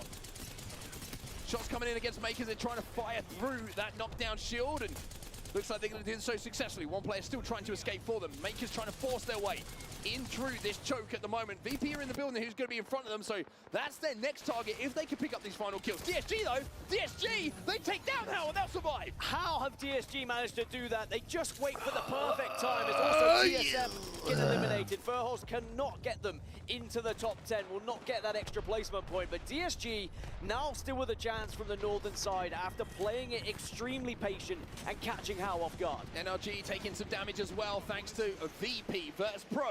NRG's gonna have to start to pick their shit up, man. I know this is a long series, or a long series, but there's 4 games in. They're still sitting at 15, what, 15 points? Previous game is SSG. 1 player alive right now? No, they're at 9 points. Of NRG, which is going to be Reptar. SSG in a pretty good spot for now. However, they're going to have to force their way through this tunnel, as that zone will be pulling towards where Guild find themselves at the moment. The only real building to play at the moment is owned by Evo's Esports, and is up on that high ground. The building which is through the tunnel that SSG are trying to force their way through at the moment is so broken that essentially if you're in there, you're just a sitting duck for teams that are around you. Yeah, Evos have the advantage at the moment on the right-hand side.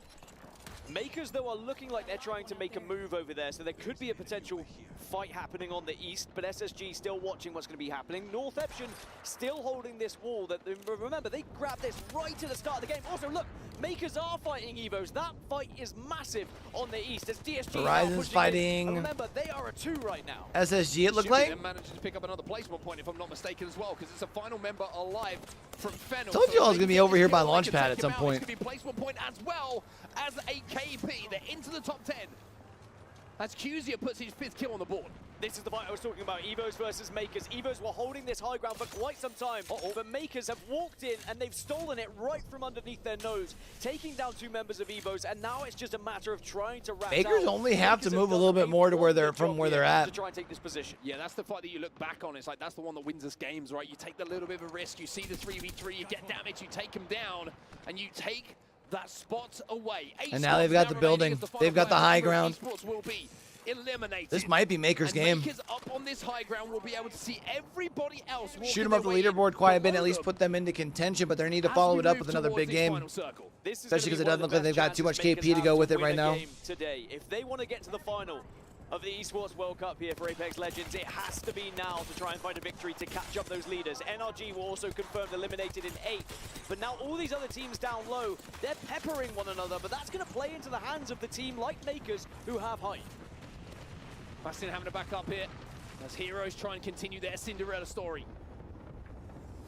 Dexter a little bit split from his teammates here in Disguise, down to just 1 now as Dexter will swing out with that Arc Star to take down enemy. Qzia, huge amount of kills to his name in this game. Can he force a few more placements though? That's the question here as SSG go for the smoke bomb. on the top of the evac to So give much them the cheese. information they need on where these players are. They're going to swing this. This is a lot of information. It's a So lot of much damage as well. cheese. It will be guaranteed kills. Disguise get eliminated, but a fantastic effort as a duo to get to the top 7. And with a great amount of kills, those points could be massive for their chances. But SSG continue to be in first place here. But now they have to try and work out how on earth they get to this high ground that Makers currently hold. MT still alive here for Guild. I'm sure he won't appreciate me telling everybody that. He will say, just leave me alone. Looking elsewhere, though, look at the kill feed. Phony has gone down. Tied up on this bridge, has managed to get the knock onto the IGL from SSG. That makes their decision a little bit more difficult. Oh, they're in trouble here. Yeah, Quiffle's fucked. With Northampton up top and SSG. Let's go, Makers. Once you take down SSG, they should be good here. Because VP's all the way down at the bottom. They're going to start walking their way up. They're going to run into a fight with Northampton. Guild's right behind them. Yeah, this should be Makers' game. He shouldn't have a chance, really, in this end game. So for Northampton, it's about just not exposing yourself too much to Makers yet. Getting into that last 2, staying healthy as a full 3, and then you take the fight. Well, lots of utility ultimates and Qs being used right now by all of the teams. You saw Bangalore rolls going down. You saw exhibits being burned as well. And now you're seeing VP be burned as well, thanks to those shots coming in from Tyler. Way just got obliterated. This is dangerous, though, from Northampton. They don't know about the rats. And actually, I think MT is just behind them. If they step just one step too far, never mind. MT's being eliminated by the other squad. Makers are able to catch him off guard. But now Northampton, Yeah, but still now Northampton's stuck on the low ground. I don't understand that in my push. opinion, to Makers, who are on full reds. And Horizon's a solo as well, yeah. Makers just need to make sure not to overextend. Down on the low ground to think, hey, wait, Northampton's your last full squad. For a little bit longer, potentially. We can force the drop that comes down. Also, below that bridge, we are defended from shots being run down below the staircase, excuse me. And we can try and clean up the rest of zone. Maybe they realize they have to play for KP here. Maybe they're just trying to play to kill everybody who's down on this low ground. Verspro will be one of those teams that's go down as Makers continue just to pepper shots down but can't get any knocks. I think Makers just had too much space in Northampton. They were too exposed in the position they found themselves on bridge, so they almost had to drop because of how Makers were taking that space, taking that room from them. Heroes are still alive down Bastions could still really fuck this game for Makers, depending on when he zips up. Oh, never mind. Dexter saw him. A rat here, and that single rat on Heroes could really make the difference and maybe help Northampton here if he's able to survive. What's gonna happen? Wow, those shots! The damage coming in is massive from Asian. Dexter will get one. It will be, actually. Yeah, because now they're running into Bastions. Now Makers pushes down to the low ground, cleans this up, and that's their dub. This is their moment to pick up a win, and pick up the win they will. Yeah. Makers will be your champions here on Storm Point, and they played that game, that end game, absolutely to perfection. But where that game was won was winning that fight. Another APAC South Evo's triple just MNK slightly team, off chat. screen, around that kind of Imagine. 12 to 10 team mark. They pushed, they got aggressive, they full sent it onto Evos. They noticed they were the only team on the real height with a real building to work with. And they said, look, this is our moment, this is our chance to try and take a game, and boy, did they capture it. One of those classic situations is like, if you have Godspot, someone has to take the responsibility to watch your back. You should be able, if you're on the high ground, to get first damage on a team that's moving up on you. But Makers, Yeah, once they finished that fight with SSG, that was GG's for them. To get into the situation and the position which won them that game. An impressive performance from them. Chat, if you guys are over watching on YouTube, if y'all could do me a favor, man.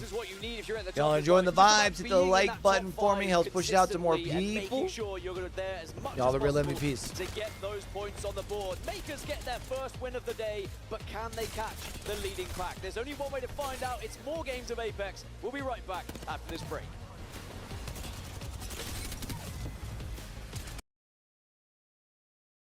All right, so we've got 4 games. Next one we got is figuring out where we're going for map 5. Last I saw, Kings Canyon was leading the vote over on Twitter. Let's check in on Twitter and see if it'll tell us what they're sitting at. Yeah.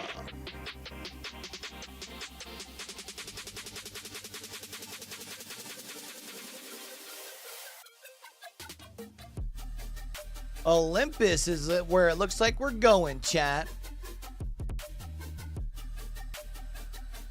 We got the Gardens finished for Olympus yesterday, so I doubt we get it twice. It looks like it's going to be Olympus for map 5, and I think Twitch is the one who figures out match 6.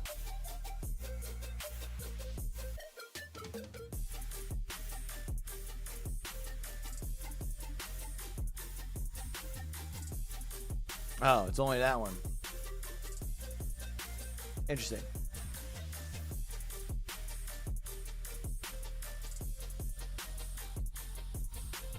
Maybe they'll put up another vote afterwards, maybe?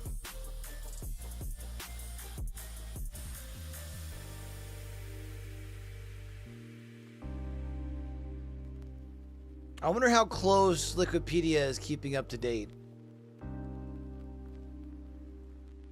I feel like sometimes on the weekends, they usually have more people that are able to help out.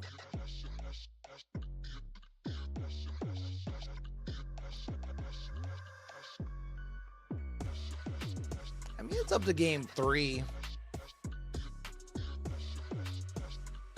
Makers went into that game with 4 points, though, chat. Keep that in mind for when they come back and show total scores.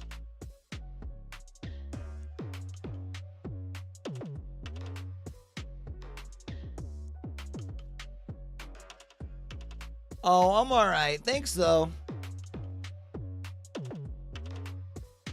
True MVP.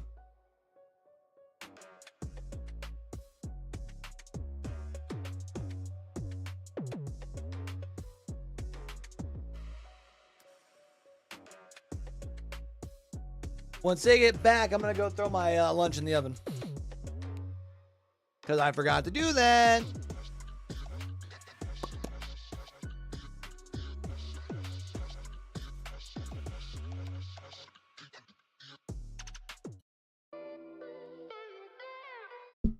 Oop, my bad, chat. I'll be right back. โฟกัสตีเต็มเดี๋ยวคิวไปกดแล้วออกมาขึ้นมาแล้วนี่มาเดี๋ยวผมมี EP นะเดี๋ยวชิวได้นะควันคิวหลังสวยตาดีมันเคลียร์เองมั้ยนี่นะนี่ไปข้างยังคิวไปเอาคิวหน้าล้มหนึ่ง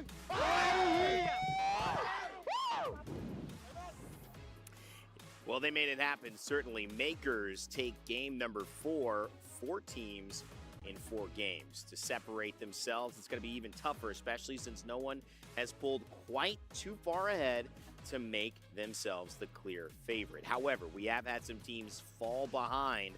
Speaking of NRG, 9 points after 4. They're going to have to go big or go home very, very soon as we take a look at these match results, guys. Makers 23 points. That is massive for a team we haven't been highlighting as well, Ben. This is a good sign for now, you know, the right time to make a move. There's limited time, though, too, right? This is a roster that comes from the height of APAC South and is finally in what we could have assumed to be in their best strides coming into EWC. Now is catching up, but needs to be more. Yeah, Northampton actually has been playing pretty consistently as well. They haven't won any games yet. Those honors have gone to separate squads here. Of course, SSG, Gil, we see Makers take a win as well, but Heroes also in that top 3. Overall, you'll see it here. SSG, Guild, if it ended now, would be qualified. TSM only 9 points behind. Second place, Virtus Pro, we mentioned the consistency, Jayhawk. Wow, I mean, only 3 points behind TSM and only about 14 points behind qualifying going through. Yeah, Virtus Pro getting it done with the KP. And I do want to say, Space Station Gaming, welcome to EWC, because I don't know if they were here yesterday. I didn't really notice them That's at a all. great point. But finally, they're here. Finally, they've made it. It's a little bit of shade, but it's true. I mean, at the end of the day, I mean, we said the same thing about Virtus Pro. They've been under the radar. SSG even more so because they came in as a favorite. Virtus Pro did not come in as a favorite. Switching over, though, we've got our new map, and that means you voted for a certain one. I don't know what's happening behind the scenes. Is a streamer telling you guys to do something? What's going on here? Yes. Because Kings Canyon was in the lead by a lot, and all of a sudden Olympus is the map that we're playing. Okay, I'm not saying anything on broadcast. I'm staying non-biased, but Lauren, I know as we have Olympus behind us, you've right, got a food lot in the oven. to I'll be ready in 47 dissect minutes. here. Well, 45 different minutes drop now. spots. We've got a contest. Going to We've Olympus. also got some special elements around this. So any big points on here? Anyone you'd like to highlight, especially? DSG as we Weibo see where they're contesting still. Location-wise, I think that right now Pioneers are in a fantastic position, as are Red Rams up at Rift. I like the Two Elysium of the spot best for POIs, in my opinion, Pioneers. that you Should could have on some this good map. loot. Especially the fact that Pioneers are getting Elysium and Hydra together alone and not worrying about a contest, which we saw Alliance having to deal with last time around. And this map pretty much boils down to, POI-wise, what are you getting where you land? You need to be able to get some form of mobility, whether that's a trident or a balloon. You need to get some information, whether that's a console, a beacon, or both. You also have the portal as an option, and then you have to take in secondary concerns like rotational paths. Who are you potentially in the way of or rotating into based off of where you drop and the timing of everything? Interestingly enough, you know, SSG, they've been doing well. Solar Icarus, Bonsai for TSM. Let's take a look, though, at where these might fit in terms of priority. You had a little bit of time to help put together a list of value positions. And of course, this is just our opinion, but what we've seen, some thoughts around it. Talk to me about what you put together here.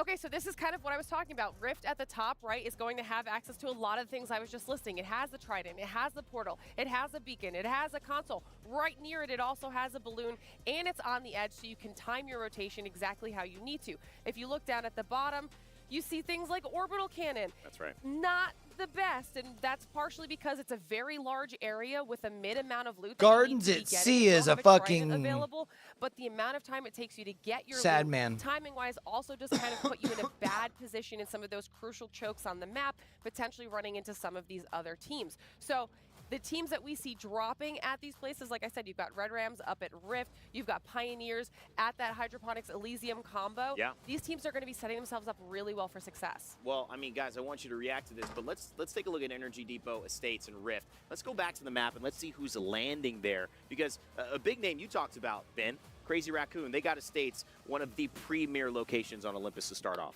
This is another extent of that kind of Falcon spread that we see from them in their POI pickups to today. And obviously, Echo HQ, we got really lucky with the poll, even though maybe it wasn't the full delivery there. Now they are in prime real estate. And especially if we go back to our tier list, this is an excellent place because of the fact that we have the access to that rotational point with the portal, and you can extend into the lower southern area just on the outside of Hydro there. Of course, Energy I see Depot now in Zev's form got the of jacket full ninjas on. in pajamas, and also other excellent asset to potentially work with. I mean, this is great. You know, Jay, I'll just take it away from this because we've done a lot on this map. Olympus, always fun to see. We'll see one of it. What are your expectations here? Game 5. Obviously, it's almost the halfway point. What needs to happen for these teams on the backside of this? And how do you adjust if it hasn't gone your way so far? I think this is where the chaos of the lobby might start to unfold. I've already heard that, you know, Weibo Gaming might be changing some of their drop spots. I don't know if they actually will be contesting DSG at Face Driver. We'll see, but that could mean a surprise contest against somebody else. They changed POIs on Stormpoint last game, so I was gonna say they didn't that could contest happen. Mill. We could see some teams in the bottom of the leaderboard, like you said, ninjas in pajamas. Although they're in the center of the map, they might be a little more aggressive because they need to overcome that gap that they have all the way with SSG and Guild at the top. And then if you're Space Station, you're Guild, you just need to keep going, be consistent. Well, I think if I'm Weibo, I might drop on Nip, for real. MVP very closely behind them. Just because Nip really hasn't been able to get anything going. They're in the middle of the map. Our 5th game on Olympus. Well, it's time for us I don't to throw another spanner in the works of this lobby. In our last chance qualifier is we change maps, not just changing maps like we say to the usual old favorites. It's a time for a little bit of an Olympus run.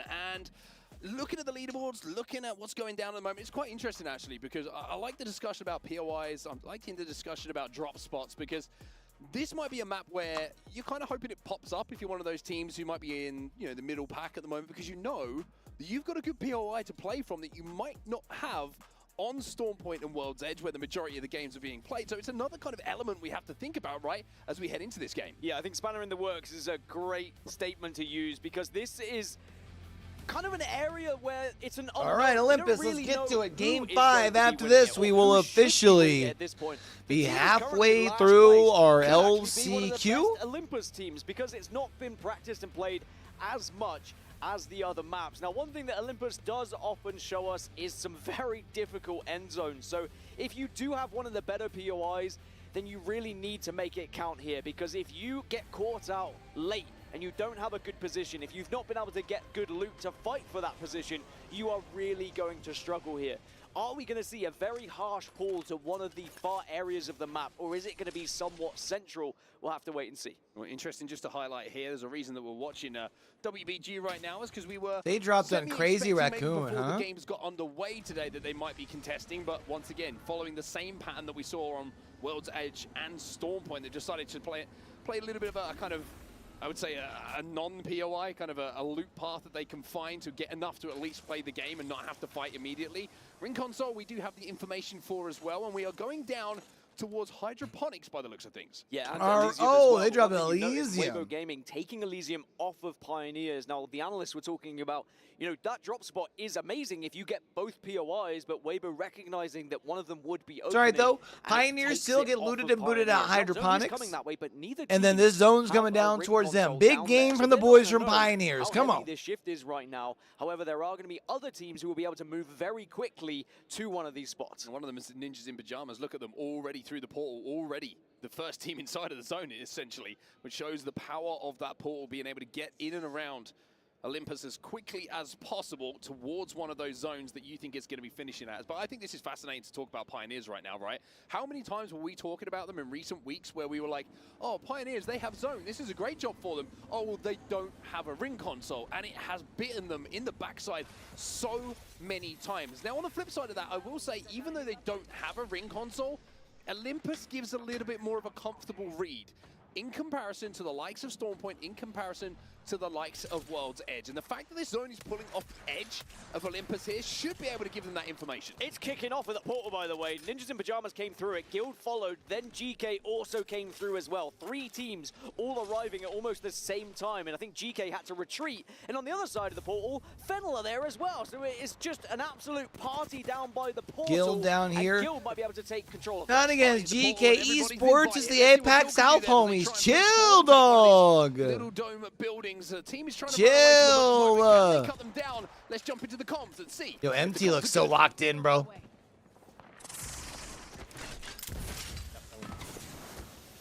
Can we just like play like maybe this donut here? I got no clue where the zone's going. I'm down. There's people like really above. Elysium. You think it's Elysium? There's a Hemlock in here if somebody needs. I'm good. Hemlock here. One burst to break the shield, another to break the man. Can't hear you. We can play this shit over here. I just don't know where the zone's going or where anybody is. What do you guys think? I don't know where to go 100%. Someone just drove a car. Someone's driving like this as well. I think we play this. I think we play this. Let's go this way.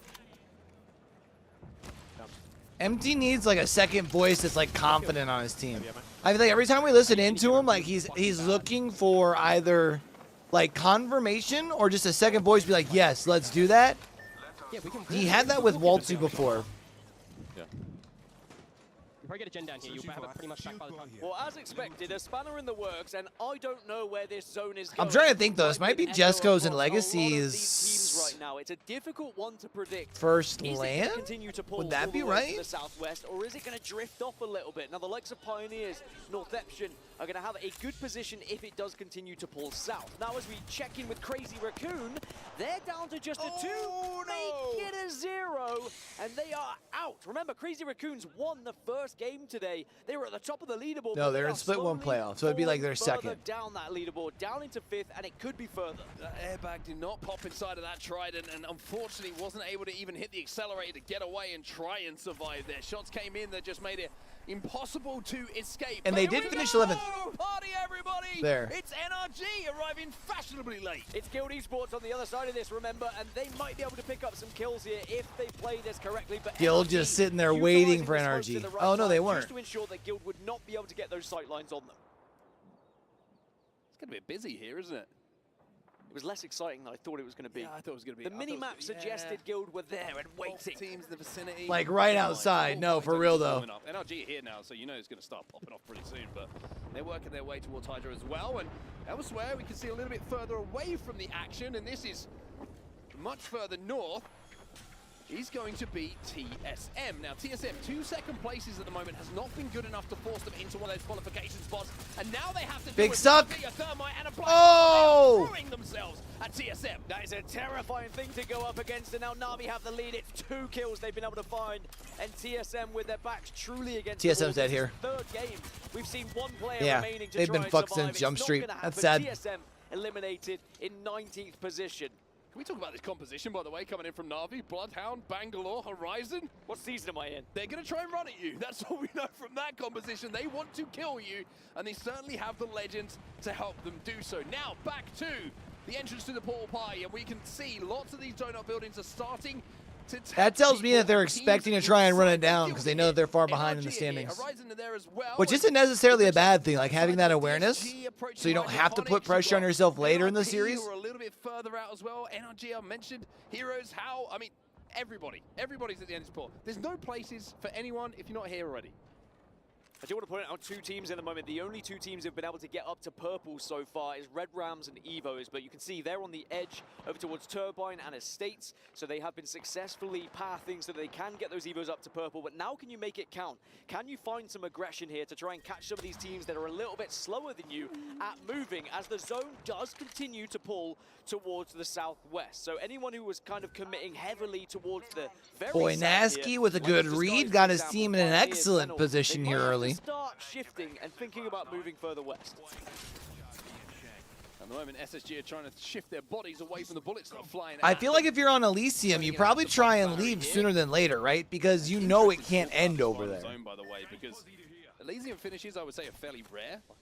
But if you're in it right now and it keeps pulling the way it is, you can hit that balloon a little bit later and you can really approach it from an interesting spot. A little look at a replay from earlier, which featured Evos and some shots onto the Trident, and this is how CR did go down. You can see it was just a simple job in the end to finish that final kill onto Yuznaba. SSG jumping back on them as they're trying now to cut through Terminal. Nobody really near them at the moment. It looks like they are playing for some info on the console. This would really be a kind of Phoenix from the Ashes type scenario for SSG, wouldn't it? After their performance yesterday, they looked very disappointing. They looked dejected. Maybe the vibes weren't there. And I was slightly concerned that they would never recover from that. But I think having that big game earlier on today has just given them that belief once more. A big game early, I think, is the most important thing, right? Just showing, hey, we're not the team that we showed yesterday. We are the team that we have shown. Who's shooting at GK here? As now we see Na'Vi, who took down TSM a few moments ago, having to play off the back foot, kinda has gone down. And it looks like Matafe and Henchman have decided that they're going to have to leave him for now. Raki gets that finish. I do think the dream of all the EMEA teams being in the final is starting to dissipate here as Na'Vi struggling a little bit. And I mean, Nip also is struggling. Their stride. And as we get to the halfway mark, it is going to be difficult if you are not within touching distance of those lobby leaders. Well done with that, by the way. Na'Vi, at the moment, trying to maybe just search for a few extra kills on the edge of zone, but down to 2, it's going to be difficult. That zone is going to start to close in behind them very soon, and you've got the likes of DSG, Disguised, and Design looking over them with this longbow. Only a 1-2 for him to work with at the moment, but we know accuracy is something that usually favors Design for, but no, maybe not currently. on this occasion. Not quite the distance on the scope. We'll give them the benefit of the doubt. And if you are one of these teams that's hovering around the top 10 area, like Disguised, you're about 20+ points away from first place. You're starting to think we are going to need a win if we are going to qualify today. But the scary thing is, you mentioned it earlier, one win is not going to guarantee you qualification. And I think you are going to need GK out in wins here today, 18th. if not first and several top 3s. Tough, bro. If you're going to get into that grand final. GK Esports eliminated in the meantime. SSG now using the evac tower to get a little bit of height and a zoom over the top of Estates. Interested to see if they're going to try and land inside of Estates here. They are. Third something. And that looks like what the plan is going to be. They will be safe inside of this. Red Rams are here as well as makers. So, as you can see from the point of view of Phony now, Who's in middle building? Seer information just That's popped Red up. Rams There's there. a lot of arrows in a lot of different directions. Oh, and it is going to be an Elysium finish as well. It is going to Elysium. Weibo Gaming getting hooked up. Every now and then, but it was pretty rare. I used to drop Elysium, so I used to love it when we got an Elysium finish. But Weibo Gaming gonna be in one of the ideal spots after changing their drop position, by the way, to now find themselves in one of the best. Now, SSG are gonna be pushing into Estates, and maybe they can find some kills here. Joyful, who's had a really good start to the day. 108 damage to him at the moment. Going to add a little bit more. Head on a swivel at the moment, and certainly Reticle on a swivel as well. Zainu gonna swing? Like it's gonna be trades coming in. Zainu's on the Zainu's too slow. Maybe a little bit too much time here. Yeah. Way too slow on that swing. Now getting shot from behind as well. Shots in the back, and SSG are surely going to fall here. SSG look a little bit uncoordinated in that fight. Also, who's pulling up? Makers? Yeah, there was a lot Makers. of panic, a lot of confusion there, but Red Rams also get eliminated as Makers will be the team that waltzes on in to take their spot. Remember, Makers, after a victory, they find themselves up into 6th position. They are still within that touching distance that I speak of. For SSG, Red Rams was probably one of the worst teams they could have come across because Red Rams were already prepared with high evos, with those purples, and they were ready to fight. Only one team inside of the zone, by the way, and that's going to be Weibo Gaming. Elsewhere, we'll go back to this fight in front of us. Is right, you think damage going to be cleaned up immediately by a teammate. 5CG is going to get that kill. A second one will come in as well, and this could be a clean wipe. The outside does the damage. It's not going to be completely clean, but Makers will be eliminated. No back-to-back for them, and it's going to be Hao who get those kills. Yeah, there's just so many teams in that area. It was just a case of who arrived last, it felt like, as we go back to some of the KCP still over here. Nib's in trouble in a fight with DSG. Disguised also have found a spot here, and there could be a big fight between KCP, NIP, and DSG here. And you've got to be careful that you don't be the team to first engage. Now that's a lot of acronyms, a lot of three-letter team names being dispersed beautifully, I will say, by the beautiful vocals of Dan Gaskin. DSG now making their move forward, and they have to. NIP are the team who have to hold it. They get the knock onto Matafe. So Na'Vi are still in this game as the zone continues to move towards them. Disguise now looking for the move, and look at this. Arkstar gets the stick! Damn, nice stick. The play gets the stick! Does get the knock as well. Pushing here for DSG. DSG swinging, but only 2 of them left. Pioneers are eliminated. Tough for Pioneers, man. It's a good stick, though. Thinking about the other squad. NIP are still here. Northeption are also here as well. This is not job done yet for Disguise. 3 alive. Is DSG still? I was going to say they have at least one knock. Has fallen, so DSG now down to just 1. Qzia does get away though, but top 12 isn't going to be great, but it becomes top 11 just by making that escape. Na'Vi will fall. Can he hit the reds here? As NIP are still underneath, a little bit trapped, but they kept themselves away from the majority of that commotion and have survived. By the way, I'm keeping my eye on the mini-map, or the big map, should I say, because a lot is happening over towards Elysium, and we'll get to that later after this fight comes to its conclusion. Never mind, we'll get there right now. NRG pushing to Elysium, trying to take it off Weibo, but it also opened things up maybe for Northeption to step in too. It was a very brave push from NRG, all of them across the zip line to say, we want this position, and we want it now. Access to this POI is so difficult for a lot of teams who are arriving late. WBG going to lose 1, but a trade is going to be coming in. This is where can they get him back inside for? Oh, nice. Elysium and a route over that wall. It's the floating POI, which is so difficult to get into, like I mentioned, if you're late. But NRG have made the move early and will be able to get the res. They also have Nocturnal, this time with a devotion. I was gonna say NRG. This is kind of like in the game, like realm of like for them in Game 5, sitting down in 17th is like now or never. They need a big game here, and will still need to be consistent in the final 5 games. Oh my God! Oh my goodness, Reptar now, can you clutch for NRG? There it is. And will be able to get that final kill. Are they gonna be able to reset though? A lot of words, a lot of discussion about his influence on this team, but that is an influential moment. Yeah, I don't. Him. Can they recover in time? Was from NRG as well to recognize that Weibo was somewhat exposed up at Elysium, and they've taken them to the shop. Now, Guild are going to be on this eastern side, and they still have to make their way up as everyone is scattering at the moment to try and survive. Well, Guild are doing a lot of work at the moment with just grenades. No bullets fired, just the big bombs out of the hands. As now they move their way forward. Hao have been eliminated. 7 squads now remaining, as somehow or other they find a corner, which is not just safe in the zone, but keeps them away from that bang-ol as well. Evo's now taking damage. Gas going to go down, and the rest of his team are now being pushed as well. Fennel on the other side of this. Fennel on the other side. Evo's down to just 1 now. It's just going to be Jack with a chance to try and maybe clutch up for the rest of the team. They do have 4 kills already, so Evo's putting good points on the board, but it's Guild who really should be able to step up here. They have all 3 players. They can surround whoever they want to push. Their only issues are sitting on blues, but they can get a couple of good fights here, upgrade that before having to push across to Elysium. Holding down But they're literally the team with the lowest shield count across all 3 players, I think, of the 7 teams left. Back to a listening from Guild where they said, I don't know where this is going, and someone said, I think it's going over towards Elysium, and they were like, do you think so? And he's like, I'm not sure. Should have trusted your gut, and you would have been there, and you would have been in one of the best positions, but you are still in the top 7, and for Guild, they're still in first place, 52 points right now.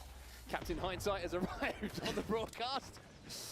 I think this one's going to Elysium. You should have gone to Elysium. It happens. We've all been there. Guild's still trying to work their way forward, though. One thing they don't have, though, Dan, is the Pathfinder. I think they're going to hope that they can find a leftover zipline that they can use to maybe access, or they're going to have to go. Man, NRG's got a pretty good spot, like inside that big donut there at Elysium. As a full squad, but NIP have a player there. Disguised have a couple of players there as well. So it is not going to be an easy hold for NRG. Not donut, but the big building. Players joining them shortly, and Disguise do have this height to work with, but you are somewhat exposed here, and they've let themselves be known, but they do have the head glitches. As NIP, they will be eliminated. Nasky was found. MT's just been ripped off of this evac tower, by the way, on his way up by a charged up Sentinel, and it might have actually been a combination. And what a combination of weapons it is for Nocturnal right now. He's got a Devo, he's got a Kraber. NRG have a huge opportunity, but one's gone down. Guild Esports starting to get involved. It's going to be a 1-1 trade, but there is a devotion here for Nocturnal to work with. They need to use this shield, though, just to allow them to reposition. But now is there a dance? No. Guild eliminated. NRG hold off the first team that tries to. Come on, give me a good Kraber shot here, Nock. Not finished as well, so they can get the Pathfinder back on his Let me feet. see it. NRG will continue in this endgame as a 3. Northeption, speaking of 3s, are up on the ledge, overlooking all of this action, and they've just got a knock onto Designful as well. DSG down to 1. So Fennel, Northeption, DSG, and NRG, huh? The likes of Fennel to find a position here in Elysium to work with, and it's not as now easy for NRG to hold this. They weren't able to get into a kind of commanding space, but Northeption, they say, we want to finish off these kills that we found. Crazy knows there's one player alive here, doesn't want to over-challenge, but he gets shot in the back now. He gets Oh, shot who's in the that back. shot him? Come back to have something to say about this endgame. Yuka will going to get 1, though, as Northeption still are as a 3. Disguise an enemy down to just 1, but look at the kill feed. Nocturnal starting to go to work with that Kraven now. Enemy has no meds either, by the way. Doesn't have a bat to work with, no med kit, not even anything to try and get him back up. He would love to get this finished so he can maybe get any sort of shield swap. Gonna go for that shield swap and should be able to get Should be able to get some meds off that too, right? With an opportunity to not only win this game, but do it with huge KP on the board as well. Nocturnal has to be the player to watch here with that Kraber-Devo combination. Devo combination. A lot of bullets to work with still for him. Disguise is gone. Chance for NRG to get back into the conversation. 13th place at the moment, 22 points, but a win here and they would be back up into that top 10, further maybe even into the top 5. But they still have to worry about Fennel, about Northeption. Nah, it feels like NRG. This is NRG's game, right? Like it has to be. You've got the position, you got the weapons. Nice 140. They're not going to be able to do it when Nocturnal's having shots like that. Ripping heads is Nocturnal. Still lots of ammo to play with here. What have you got, Nock? Can you set us up for a grandstand finish with a big shot? It's 140 more. It's another kill. Fennel eliminated. And now it's time Oh for the my god. Bro. I'll hit him with a no scope. No scope. Ah, he tried it. Into the equation. They've held this spot for so long. No, stop it. No problem. He can't quite hit it himself, but NRG. Imagine he turns and hits that there. And Nocturnal just went a little bit crazy in that. All right, we talked about how that was kind of now or never for NRG. Doesn't necessarily put them in the race per se, but it does make sure that they've got a chance if they can continue to do well during the back half of the series. We've still got 5 games. It was a very tough zone to call initially. No one really knew where to go. I thought Weibo were going to have it because they stumbled upon Elysium right at the start of the game. But NRG, what happened on the minimap? I was watching it. Weibo actually committed to a fight outside of Elysium, and as soon as one player was exposed, NRG utilized the grapple. They got themselves up on that zip line and took Elysium off of Weibo Gaming, and from that point onwards, it was the NRG show. Also helps when you have the combo of the Devo and the Kraber in the hands of a player who knows how to use it. But I also want to give a shout out to Reptar. That clutch that he made in the 1v1 when they entered Elysium and they were fighting on one of those sides, if he doesn't win that, then this is a very different looking game for NRG. There's always a lot of trust I have in a player when they're playing Fusion. I would normally want to do my other energy drink now, but I got bowling tonight for G-Man's birthday after the series. Well, as we take So a I look probably here, need to drink it like on the way to that for like on the way to that for a real. lot of it is going to belong to Nocturnal. NRG get the win on Olympus. When we get back, we've got more Apex Legends for you.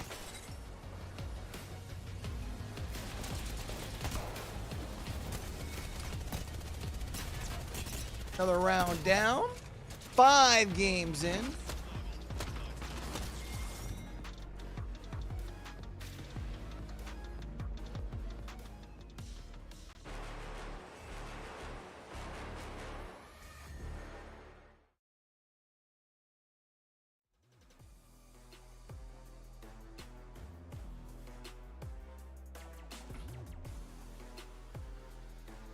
What do we think, Chad? Has today been delivering on what we were expecting? I think it has.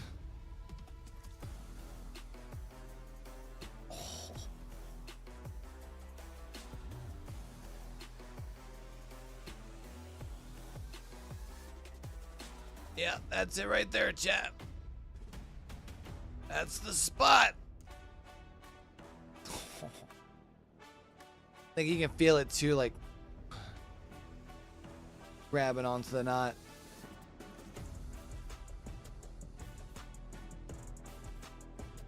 Oh, yeah.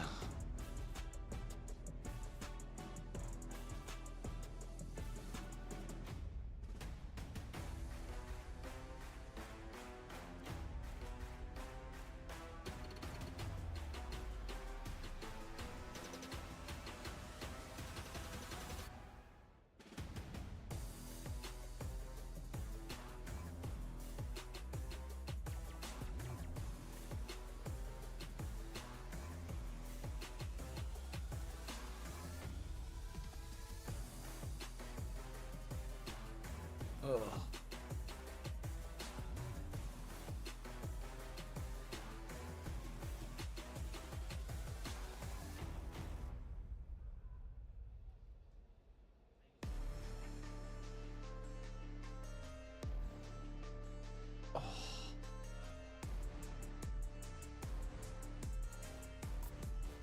Oh, there we go. Take it to the base of the neck too. Oh, God.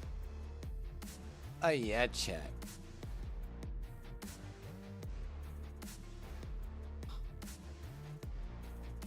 I forgot how good this thing works. Oh, man. And this is where I like normally carry all my tension too.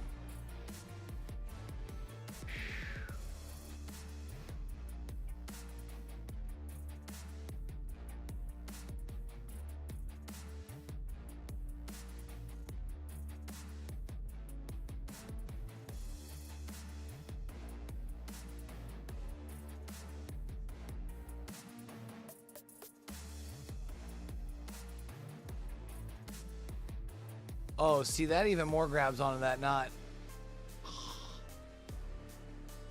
At that spot. All right, where do we think we're going for our 5th map, chat? We got Olympus. We get Kings Canyon or Broken Moon? Or do we actually get like Olympus back to back?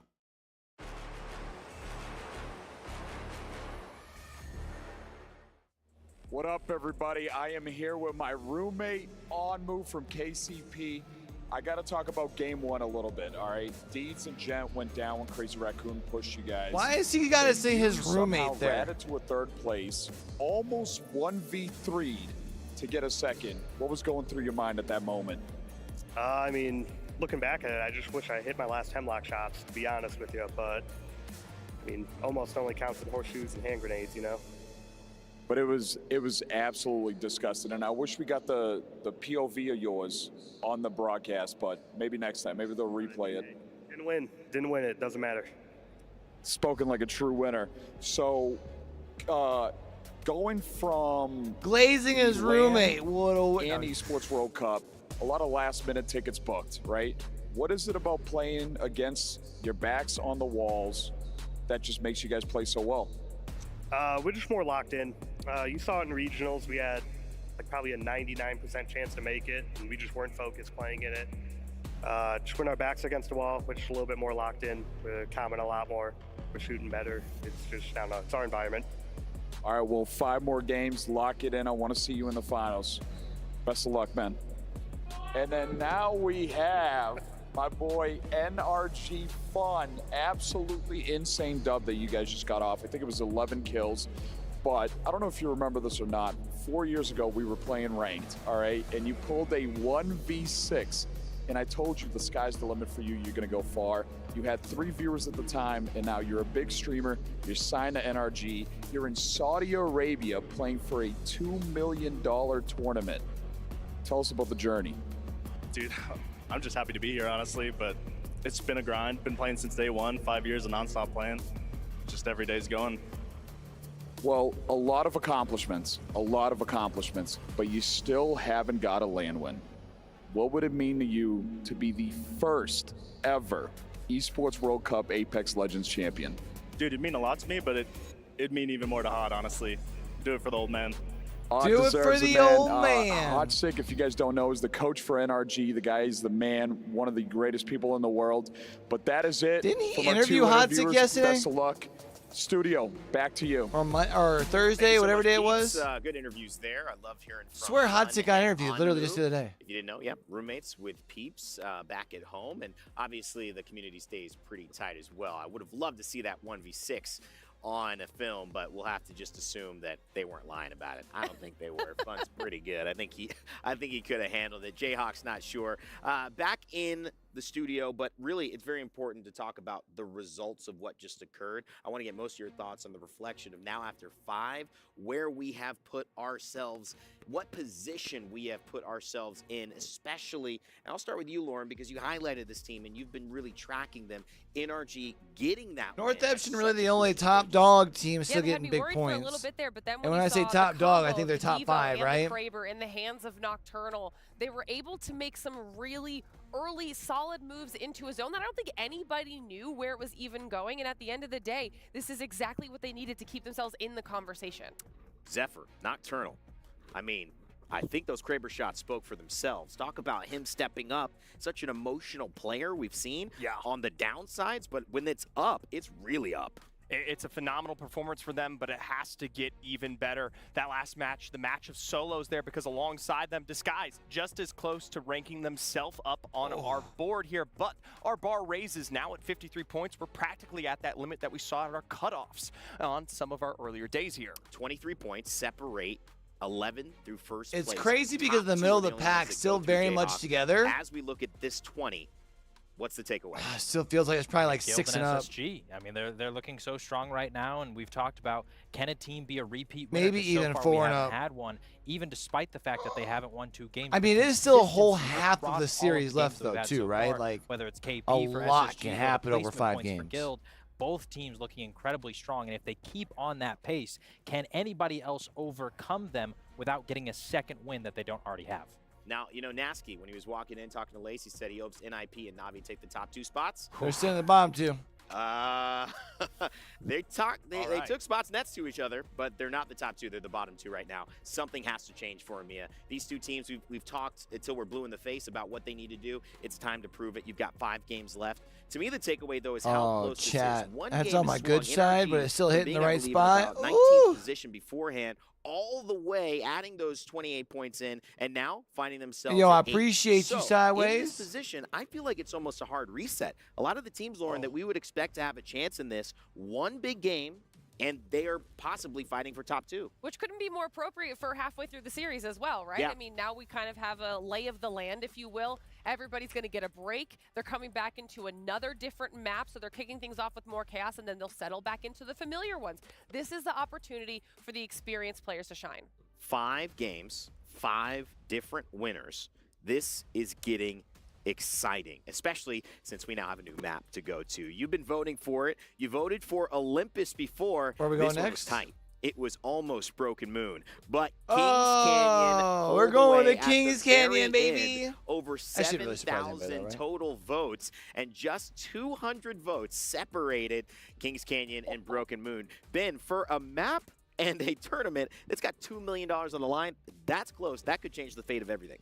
Well, it's the last time we'll see a map change True. potentially the fate of anything like this. It's right. final fan vote here, and a nice one at that. We get 2-2-2. But I want to talk a little bit more about Kings Canyon, especially as we start. We did get 2 of every one, huh? That kind of chaos that Rigged? might evolve for so many of these Thoughts? teams. Here you And go. these teams need to figure it out now. So let's get a little bit of a Weibo rundown. contesting Talk about what again. needs to happen and where is good here. I want to point out something most important on this map. As I've reiterated, this river, all the way through that backwards S, all the way down here, everything to the right, absolutely phenomenal just in terms of early macro position and decision making. Getting through the chokes is hard, but it's even harder when you're getting through the low ground. At the end of the day, though, top positions, of course, either literally at the top here with Crash Site and Artillery, or down below, Relic and Caustic are favorites to work with. And of course, that's why we see, of course, Crazy Raccoon, some of, once again, our Falcon POI lovers. That's right. Or surprisingly, Ninjas in pajamas. There again with an absolutely phenomenal POI, something similar that we did see on Olympus that they weren't able to take advantage of. Hopefully this is a turnaround for them alongside the likes of Red Rams with SSG, of course. That Relic, another fantastic. Ben, I believe you worked a little bit on a kind of a ranking here on this map. Let's take a look at it. For those who love tier lists, I like making tier lists every season, whether it comes to characters or weapons. I haven't made a map one. We have, though, here for Kings Canyon. Crash Site, Artillery, Relic, you talked a lot about those. Gauntlet, Runoff, and Forest on the bottom tier as well. And Ben, walk me through kind of some of the interesting points about this tier list before we jump into So I'm guessing probably right around ring 2. I'm going to have to jump down and grab my food. It's a little bit kind of what Lauren was talking about back on Olympus, the fact that we have a lot of those resources, most notably some of those charge towers that also come into play here with the lack of rotations. No more tridents, no more zip rails.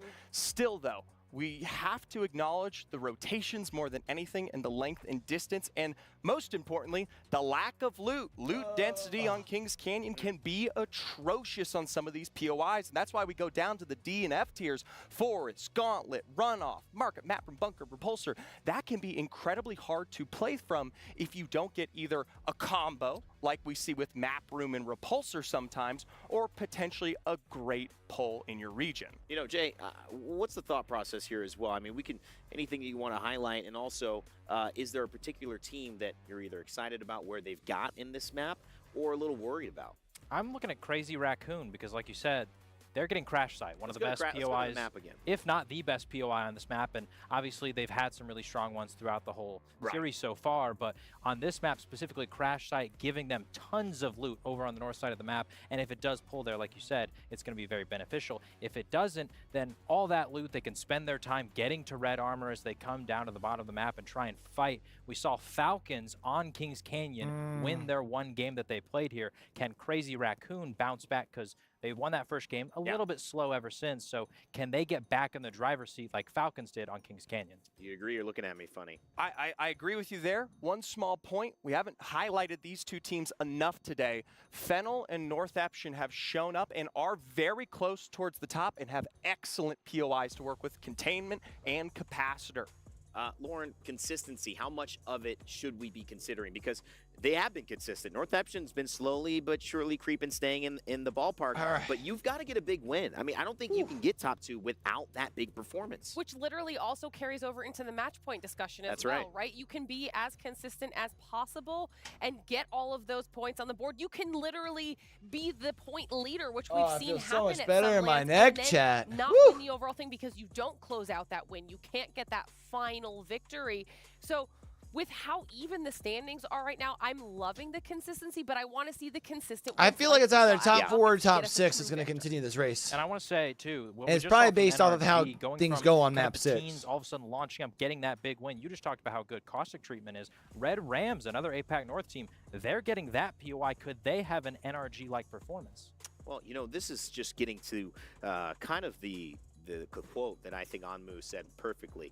Almost only counts in horseshoes and hand grenades. And in Apex Legends, almost does not get you anywhere, especially when we are on our last chance. Day 3 of EWC. $2 million really at stake tomorrow. The lion's share of that prize. But only the top 2 teams will get there. Currently, it is Guild Esports and SSG, both finding wins.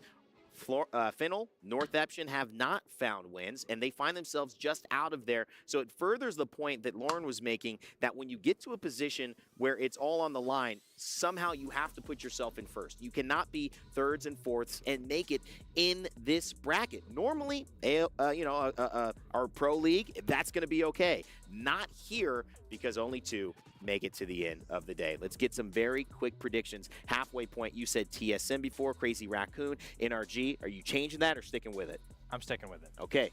I still have faith. Okay, still have faith. Crazy Raccoon. I'm hoping this was a snowball. I'm sticking with NRG. Man, if I had asked you a game earlier, would you have said that? Maybe not. No, I'm not gonna lie. Well, you know what? I'm gonna add that second team that I think could make a move here.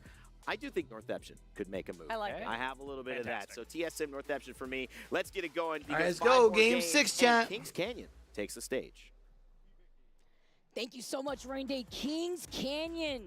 You guys have voted, and Kings Canyon is going to be our next map. I cannot wait.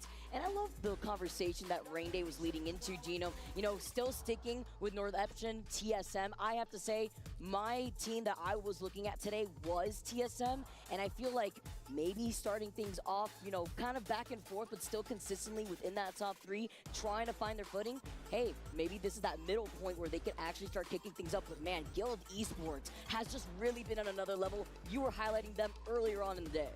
Yeah, I was. It's been a change-up, of course. We talked about that. MT coming in, new IGL, but the same frag is behind him. Jesco and Legacy have been some of the best up-and-comers from APAC. Their third South. before that was They got Bugi, 12 right? in Split 1 playoffs as Serenity, and all of a sudden, they are a team who is challenging the best in the world. So some might have been surprised that they didn't make it through into those top 9s who were going through from the group stage here at EWC.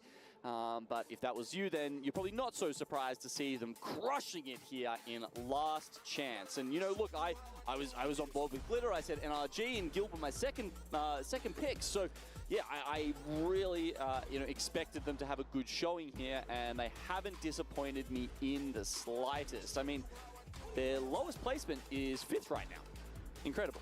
Yeah, 5th back-to-back too, right? They were able to get 5th with 2 kills in that last game, 3 kills in game number 4, and now going forward, you also talked about NRG, a team that I talked about earlier on, where this is a squad very similarly to me, at least, like Team Liquid, where once they find their stride, that momentum just rides in their favor. Now, coming off of that dub in an insane final zone on Elysium, I mean, they were able to take the dub with 11 kills. We are transitioning, though, into Kings Canyon, something that a lot of veterans have recognized, the OG map, to really start off. So many different players experience it within Apex Legends, myself included. I wanted this map. I cannot wait to see what goes down here, where we only have 2 spots available for these squads to actually find themselves in that finals lobby, Genome. They're halfway through this series, Vicky. We're getting a sense of who's towards the top and how many points it's going to take to get you over the top. And, you know, the top 2 teams currently sitting at around 50 points, yeah? So that means we're looking for something around 100 if they're going to keep up that pace. And that's hard, man. It is hard to pick up 50 points in 5 games. But even the teams who've been playing the best so far have to do that again.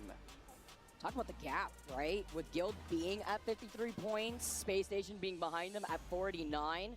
There's that slight gap between Space Station and in 3rd place Fennel, with Northeption right behind him, 41. And then further going down there's that gap between Northeption and TSM, where they found themselves getting back-to-back 2nd place finishes, missing out on a dub that was so crucial. But as we do transition onto Kings Canyon, we heard the desk talking about the different POIs. I love, by the way, having the tier list set up on the different POIs. It's actually been my favorite thing. A nice breakdown to highlight what kind of difficult rotations we may see from some of these squads.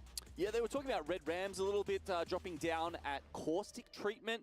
I think that's a POI that will suit them, right? And one of the reasons is because it doesn't have a ring console. And obviously that, does limit the compositions or the play styles that you want to come at that POI with. But Red Rams have been playing Bang, Bloodhound, Pathfinder, right? And obviously, in this particular meta, and with the upgrades available to Pathfinder right now, he's very flexible. Very flexible legend. You can go for either the Ringmaster perk, or you can grab the Survey Beacons as well. So the fact that, you know, they don't have necessarily that Ring Console character means, bam, they'll just go Survey Beacons and move on with their game. So I want to ask you, Genome, you know, looking at the fact that we are moving on to Kings Canyon, you highlight what we've seen with the Pathy, even with the Fuse being able to do something similar. What do you expect? Do you expect some of these teams to change things up, noting that we are moving on to Kings Canyon, and we kind of got a sneak peek at maybe what other teams wanted to do day one of EWC, where we got to see the Kings Canyon? Yeah, I definitely am expecting some change-ups. The fan-voted maps have seen probably the most of those. I think between Storm Point and World's Edge, it's a lot more similar. I think, interestingly, as we've gone further on in, you know, let me see how much time I got left on my Apex Legends, the more those paths actually, it's coming out now. Sorry, converge. So at the start, you know, there was timing, a lot more difference. People were saying, no, you know, you need Ashe in Storm Point, you need Valkyrie in Storm Point. But as time's gone on, maybe it's just the meta we've seen lately. I feel like those picks have become a lot more homogenous.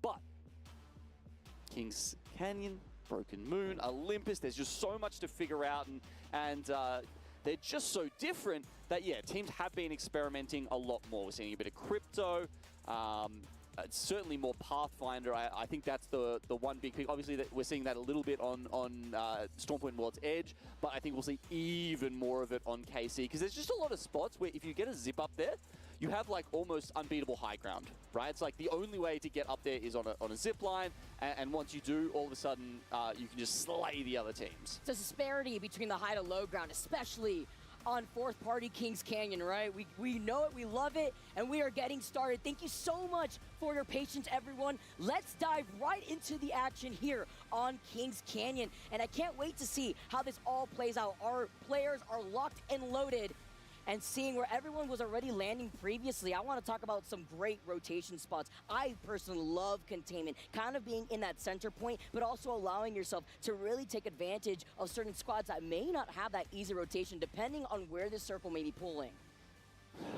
Oh, okay.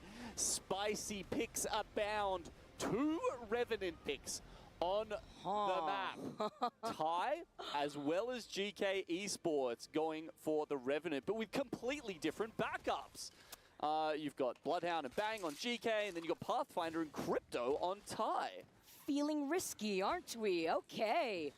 We know that a lot of our teams here have been able to scrim, practice what they feel comfortable when it comes to the possibility of maybe playing on Kings Canyon. Thanks to you guys at home for voting on this map. But it is also nice to note that we have basically a 99% Bangalore pick rate. There's only one team that isn't running the Bangalore, and it's Ty with the Crypto, Pathfinder, and Revenant. One of the first times in this entire tournament we've seen any team not run Bangalore. Yeah, it's a good one to point out, and very interesting to see how they will go. Considering they're down in 18th at the moment, Vicky, you've got to remember, Is anybody at chat? they have to try something, right? I think that's why we're seeing teams like Na'Vi pick up Horizon, because they realize that down in Look at that, spot, NRG getting hooked up with a map. it's Oh, like good. every game or go home, basically. So you may as well Zone. try something. They're leaning into the fragging side. You can't get there with just placement or playing safely now. You have to get in the other team's faces. You have to frag out, because let's be honest, right? Not even trying to be nice here. You're in game 6. You got 4 more games after this one to really kick things off, and you're finding yourself with only 8 points. I mean, at that point, it's either you just frag out the whole map, or you just grief other teams that you don't want to see find that success, who may be playing on that cusp. Well, we see DSG utilizing the scan from the map room here. Now, of course, DSG, they're running recon characters anyway. I mean, they've got the Seer. That means Pathfinder is most likely going to be picking up the Ringmaster perk. Obviously, no reason to double up on the, the Survey Beacons. But they don't need it at the start, because they have the map room that just allows them that information regardless. I mean, they could pop up and grab another one at Repulsor and start working their way up with the Evo. Meanwhile, Weibo Gaming choose not to contest Disguised as they were threatening to on every single map basically coming into today. Where's that energy? What's going on here? Although, you know, when you're sitting in 17 with 15 points, I don't blame them. You know, time is of the essence, like we already highlighted before. So just playing it safe, getting out of Disguised rotation too. They're actually going to be playing on the hilltop, exiting out of that POI that has a survey beacon. But this circle, I have to highlight, is pulling in between labs and maybe even that northern side closer to Capacitor that leads into that right choke of Swamps. A lot of teams have already gone ahead with this rotate after being able to scan a ring console like in Capacitor or even leaving artillery very quickly, and IP already starting off very strong here. Asia's a demon, an That's not absolute bad. fragger in Apex I can't remember what it's called. Looks more like a kitten than a tiger when it comes to But it's land. the banquet around. like mega meals or whatever. In ninth right now, The penne off the one. back of a few strong That sauce is performances, yummy. But it's been mixed up with a couple of very early exits.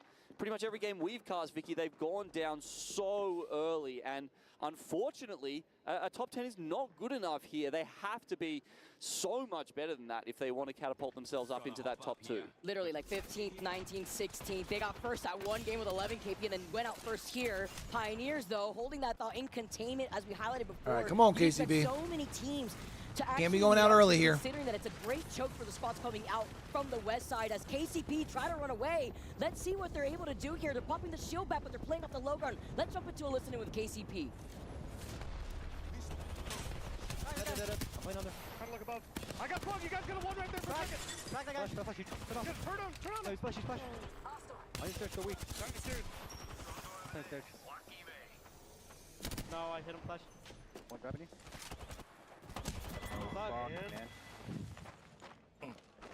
Taking a trip into Shambolic Town. Are you kidding me, Na'Vi?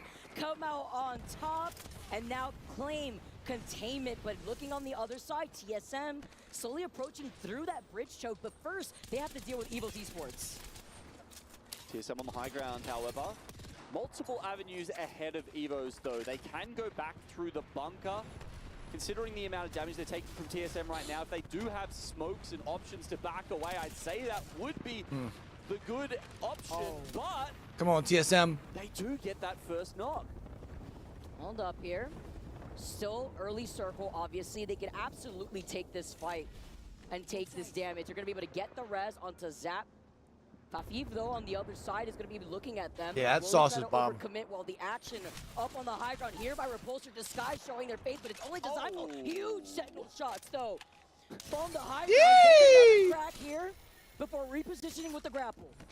You can see him bouncing in his chair. He was very happy with that Sentinel headshot. Might even buy him the opportunity to revive his teammate here. Can you imagine if the Seer pre-patch would have actually canceled that revive? It would have actually delayed them. So I always see that opportunity, and we see another opportunity with the Sentinel shot. One more! Wow. And Design with the Sentinel pops off. He doesn't miss. Disguise. Design and Sentinel just eliminating is a deadly Weibo combo. Gaming That's down disgusting. near Repulsor, and that's actually bought a lot of space for them, Vicky. They've now got a very easy walk in through hydro dams and potentially through swamps as well before they start seeing some other teams posted up at labs. Literally the only team that's going to be rotating from that south side through Hydro, unless Red Rams wants to take a much more roundabout rotation to avoid Space Station, who will be gatekeeping them by tower, and that's by cage rather, and that's where the ring console's at. So Crazy Raccoons are on the north here, but we've got 3 teams still trying to make their way out of the zone. That's Na'Vi, Evos, and TSM. I think it's just Fafa Fifth left alive from Evos, potentially going back for some banners. Meanwhile, Na'Vi were looking like they might have wanted to third-party that, but no, they take the safer route and keep going. Oof, SSG into it in the middle of the forest here.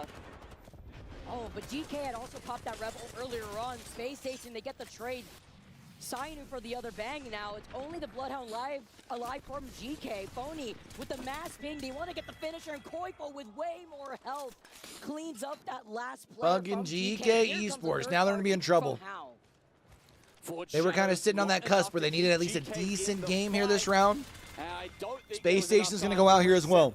No, not at all. Qualifier, a solid performance, getting his team to win that fight, but you know, at what cost? Yeah, that right there is why you're seeing a lot of like not much early fighting. Our second place team with 49 points, while Fennel are right behind. You got a lot of teams just playing passive. Have an opportunity here to really make some magic happen, put themselves up in front because they're also in the next circle from the north side that exits out of capacitor. Quite a few teams posted up, especially the Watson ones down here in Swamps. If it does end up pulling that way, Watson team's going to be in a great spot. But hard to know, Vicky. I mean, it's Kings Canyon. We haven't seen these competitive rings quite as much. Let's relocate here. Have the teams? Do they have that sort of information? Can they accurately predict it? It's going to be hard to know. NRG in the northern part, most part of this circle right now, where the two circles are touching as well. So, you know, definitely a higher chance that it does pull towards them. And if it does, then that's a very nice high ground to be holding. They've identified a threat behind them in Crazy Raccoon, and there's only a couple of zip lines to get them across this chasm. That's a hard rotate to make. At least with Crazy Raccoon taking this high ground, I mean, Energy must have known this. You can see the zip line set up from the other side, the mother load, allowing Energy perhaps from the other side to actually get that information because you saw that evac tower with the smoke so that way it could extend the fuse, but also Fennel trying to slowly creep up from behind them. This is an OG spot here. Obviously trying to creep up from behind him without trying to overextend this position. Skyname not going to boot them off just yet. Arcstar making NRG is going to come in trying to third party this.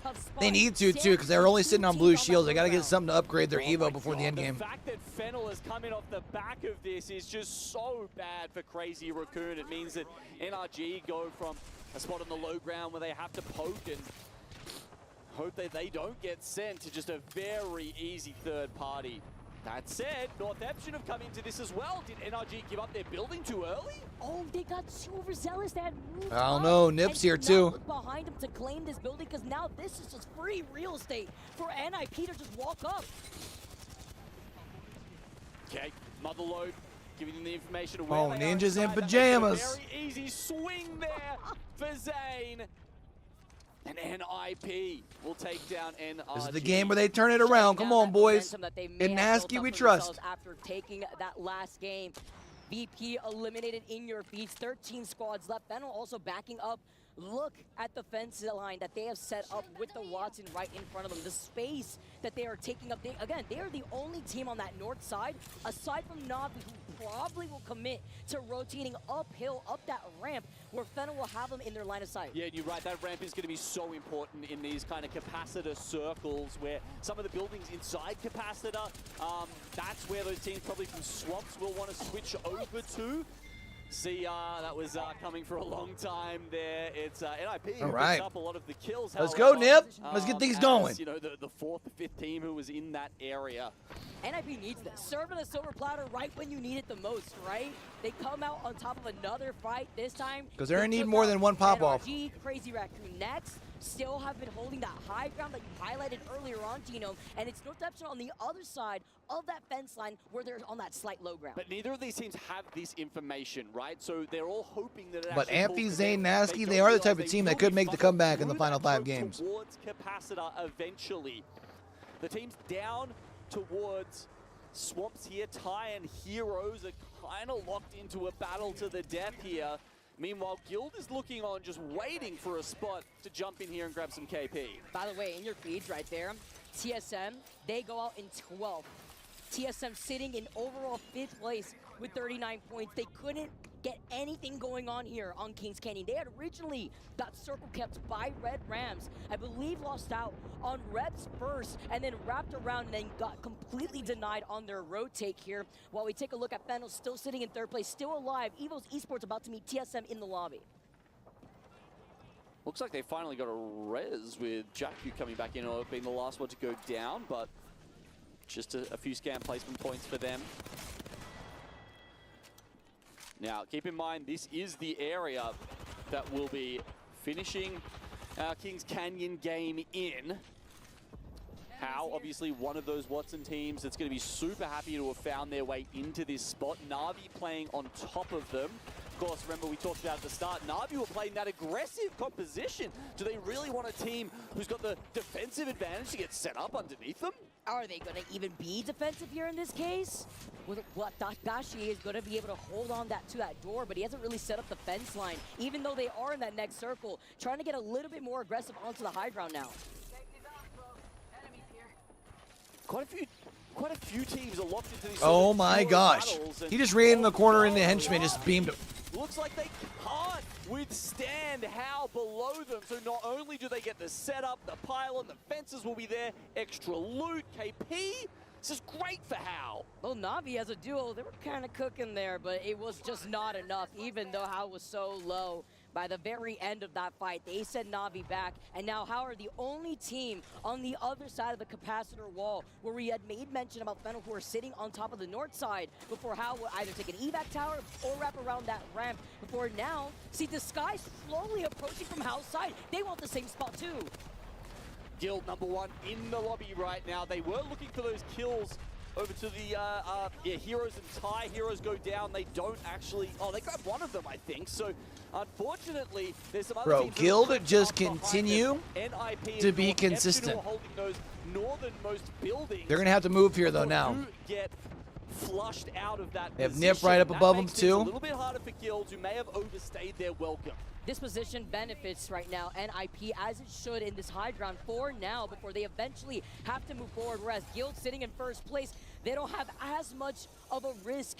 Going to be able to try to at least gatekeep them, because even if they move forward, they're going to be in the line of sight of NIP.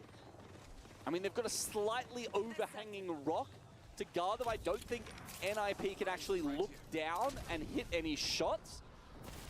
Not until they go down here. So they have to drop. Now they can. And now that they do, they get yeah, now it's over. Angles on top of them. You can see Andy barely taking any damage as they very much out-trade Guild in the initial selection of shots. And that's going to push Guild up into Red Rams, so they're going to take them out. Moved up right behind Guild, and Guild turning things around. Red Rams get eliminated, but look who also helps them. It is Fennel, and now Ninjas in Pajamas. Now Nip are going to get gate kept. They're going to have to find a way into the zone. That next circle, and they still have to worry about Guild Esports. They should probably rotate to their left here if possible. The only problem is you got to worry about these fences.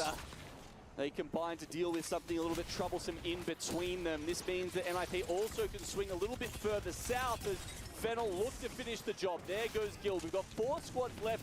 The zone, by the way, will be finishing outside of the wall. So Nip's looking decent now because Fennel's going to have to push off away from that. It's a 3v1. Although the trade-off between How in disguise right now. Qzir was able to get that knock onto 5CG, right? Playing off a head glitch behind the barrels. It's only up to Q to make some magic happen, and he doesn't have a turbocharger off the Havoc, but he's shooting blindly through that smoke. Shield swap? Oh, it's empty! It's empty! He can't go for the shield swap! He can't clutch! Disguise get eliminated in 4th. Now and How got a mobile? Respawn beacon in his box, and you see can he get that off though before the zone comes in? Oh, it's over. Oh! Big Watson fence or Watson pylon. Over that wall, how do they make it to the other side? I'm gonna say it right now, Genome. Ninja Pajamas are locked in this game. Then will get eliminated. NIP have fought their way around the entire southeast side. Okay, so they pop the evac. It's NIP who want to make this happen much more quickly. A player comes out of the dropship and actually goes on the other side. Oh no! He got stuck with the Arc Star right up the evac tower. That is actually insane, but Nasky holding it down. They're trying to come out of here on the evac, but they're going to get the finishes before his teammates even make it into fight. NIP, this should be so Come on, Nip. easy. Come on, Nip. European team. Is it though? Is it? It's a 1v1 playing by the knockdown. NIP, the Seer alive. Let's go, baby! NIP with an explosive game and an explosive pop-off right when they needed it. Nasky's hype. Don's relieved. He's trying to give him some of that go. energy. They know that there is still. He knows it. They need one more. If they can get themselves another dub, they're right in the midst. They have 4 games, 2 on each map. That's just that nugget they needed to invest in themselves, to invest in the rest of this series, and try and get the returns that would bring them to a top 2 finish. Nothing else matters. When you were sitting in 19th place before that dub with only 10 points, this is what you needed, because it's not just the dub that they had. Look at that. 26 points. KP, Yee! 26. Let's go. In Nasky we trust, baby. That's going to elevate them to the top 5. Imagine. I'm just going to imagine here. Top 5 at the very least. Top 6 if anything. And that was a huge game. I don't know about top 5. 4.4k damage.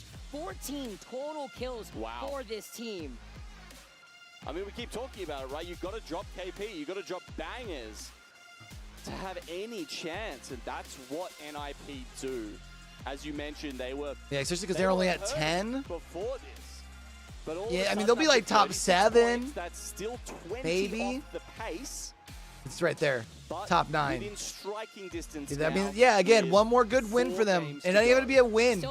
A good, like, second or third with some good KP, and they're right back into things. Great game for NIP, getting all the way up from the bottom end of the leaderboard to the top. Can they keep this momentum going? Let's find out on the other side of this break.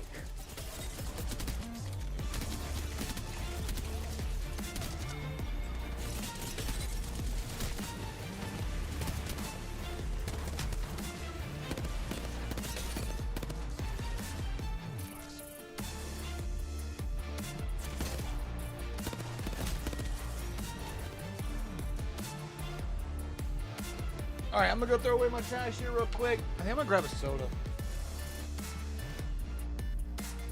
I grab a soda. I think so. All right, I'll be right back.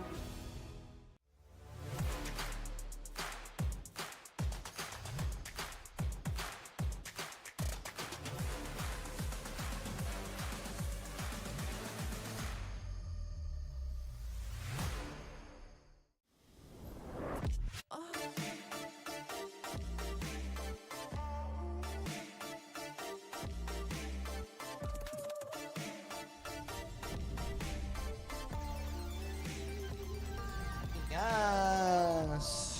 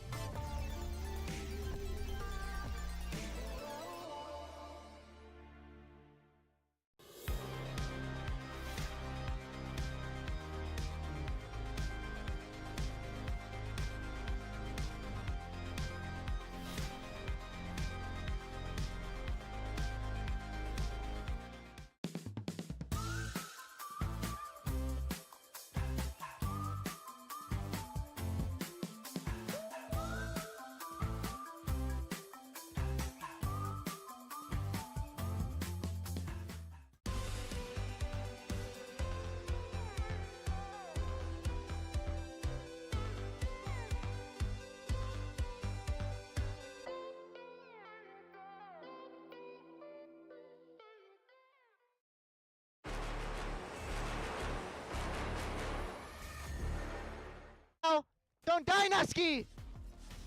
Okay, go high. Rest him. I'm taking ult. Take the evac. Take armor. Take the armor. Shoot the evac. Shoot the evac. Shoot that flag. They rest. They're above us. Armor. Take the evac up. One above us. Take out. Kill this guy. Kill him. He dropped off. I got him. I'm going up. He's one. Dead. Live for me. Yeah. Fine, kill this guy. Let's get you. On me. On me. One is out. What's a one? 1v1 MP. 1v1. Just 1v1, bro. Oh, you got He's one. It's just a 1v1, baby. You win. You win, baby. On the I love the talk from the teammates. You got this. Nice. Let's go. Let's fucking go. I love it. Salutes up for Ninjas in Pajamas. Taking game number 6 with the pop-off, even shaking the camera up a little bit. Oh, God, if there's any team you love to see win and put the camera on them afterwards, it's got to be Ninjas in Pajamas. These guys... A Nasky pop-off is always fun to watch. Always good for the ratings, baby. When they're in a spot that's, I don't know, you'd have to say was less than enviable. Always good for the ratings. Look at the series results. They were sitting in 19th, like you hinted, Genome, and now they have moved up 10 slots to 9th. Again, they still need another pop-off game. Not necessarily a win, but they still got to fucking frag their asses off these last 4. 19 and having 36 total points. Very doable if they keep this momentum up as we transition onto Storm Point.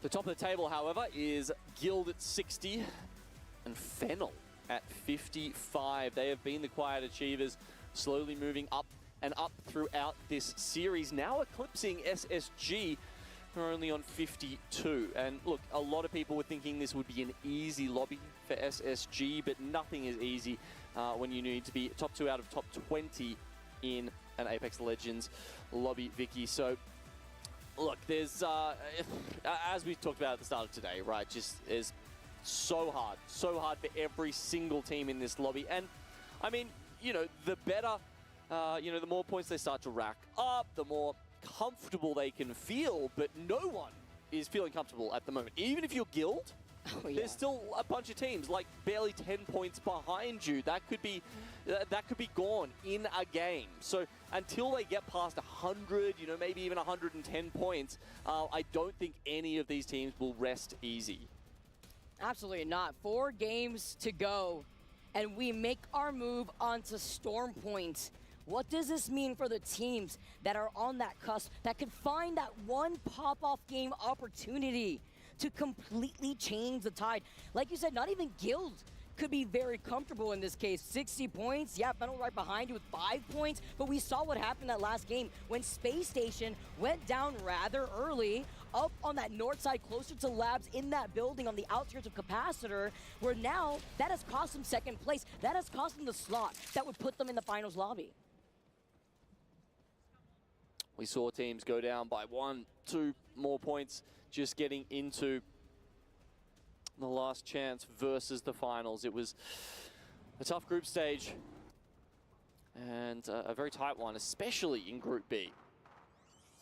Will we get the same here in this last chance on the Saturday, Vicky? All right, 2 more go rounds on the Point of Storms, chat. As we noted earlier on, KCP landing by Down Beast. Guild, by the way, our 1st place squad, like we keep highlighting, have a ring console over by Mill, not too surprising there.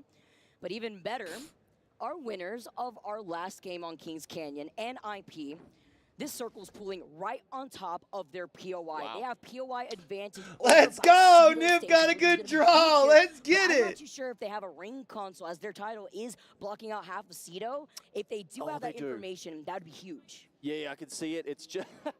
Just a little sliver. If you put your face about a centimeter away from the monitor, you can actually see it in between the couple of their banners here. Now, yeah, look, I mean, the team. All right, come on, Nip.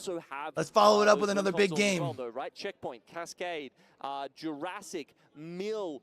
Every single one of those POIs knows where this is going, or at least the direction. And Virtus Pro, it'll be interesting to see what they do, right? Because, oh my, okay, straight into the action.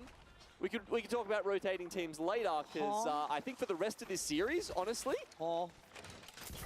we're going to have very quick fights. And imagine the ring was Wow. on top of you, and you got Nip taken goes out out in to about GK a minute Esports. flat. The Trident 2 saw the death boxes just like strewn all over the floor. All right, did it get like arc start and just absolutely deleted? That would have been a funny side by side. Maybe we'll get a replay, but okay, GK said, all right, time to relax. Tough, bro. Keep the camera steady. No need for Tough. Shutting down any sort of possibility here in this next game. Even better for GK, like you mentioned, they have the ring console over by Cascade. So I mean, you know, you'd love to get like a replay with comms for that one to work out, but having a look at the map, the only thing I can imagine is that they recognized ring was on top of them, but didn't want to play for, you know, without any Evo whatsoever. So maybe they tried to go for the Evo harvester that was sort of near the tunnel and ran into GK there. That is probably absolutely what happened right there. Trying to get that Evil Harvester just cost them that game entirely. Disguise now also dropping down from the high ground originally because Checkpoint does have a ring console, and Ty being there already, having the high ground advantage for now. I mean, the other thing is momentum. We keep talking about it. Ninjas and Pajamas, they do the hard job, win the game, win themselves some momentum, and then it immediately gets snuffed out. That is just heartbreaking for Nasky, Amphi, and Zane. It's just some Especially because you probably aren't expecting like GK to be rotating there, right? But could find that seesaw and still find themselves within that success I think that's the other thing that's so tough and about a it. team that really has been popping off, Disguise, but I want to specifically highlight Design. He's just been going crazy with the Sentinel. Sends out the nade up above. Q having to be careful, having to navigate out of the line of sight though.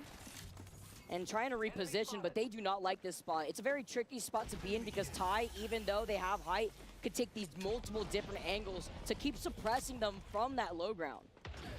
Oh. Oh, from the evac tower right there too, just in case they got a huge nade crack, but they saw it wasn't so much damage. Design still trying to take a very aggressive position. That's a really good... Axis. He still gets access up there though, did he? Someone else on the stairs? His two teammates, though, trying to cover for him on the other side, and as they do get a little bit of that attention, he finds an opening onto DSG. Oh, he didn't see him on the... Surely no curse, right? With the way this fight has been taking so long, Design just trying to get into a different position. He's still trying to get aggressive, and it works out. He gets the first initial knock. He's popping off here. The Havoc in hand, he drops down, he got slowed down. He does not want to risk being up there when he has little to no cover, right? Nah, stunned like that, pretty much the only option there. Was hoping to maybe find some cover and not have to leave his teammates to it, because it does take a little while to actually get back up onto high ground in Checkpoint, but luckily they've dealt with the other two, so DSG will be fine for now. And I mean, you were perfectly on the money, Vicky. Design actually coming into this game was 4th overall in the lobby for damage at almost 6K. So he's almost averaging 1,000 damage a game.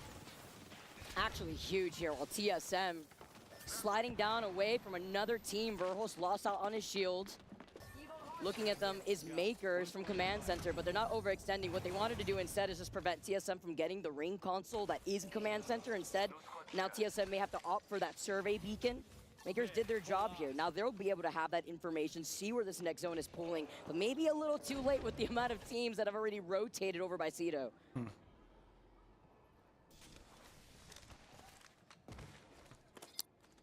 All the way up at Stormcatcher, SSG.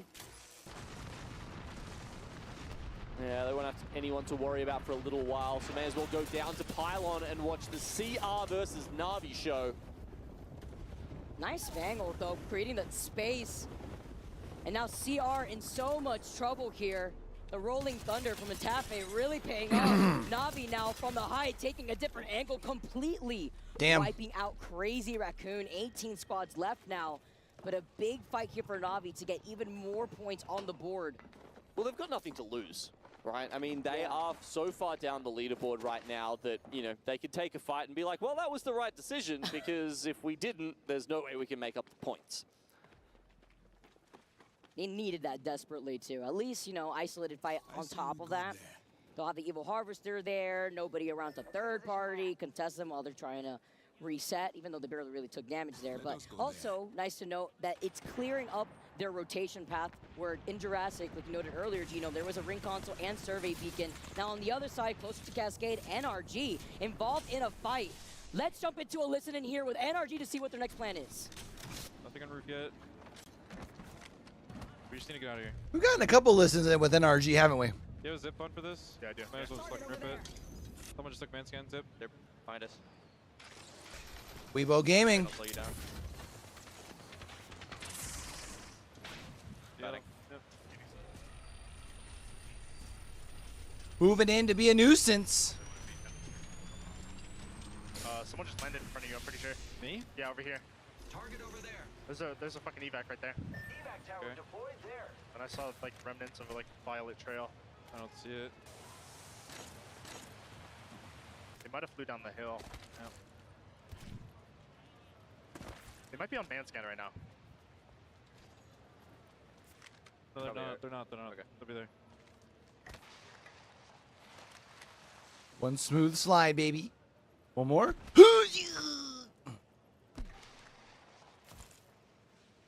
Parkour, parkour. Parkour, parkour.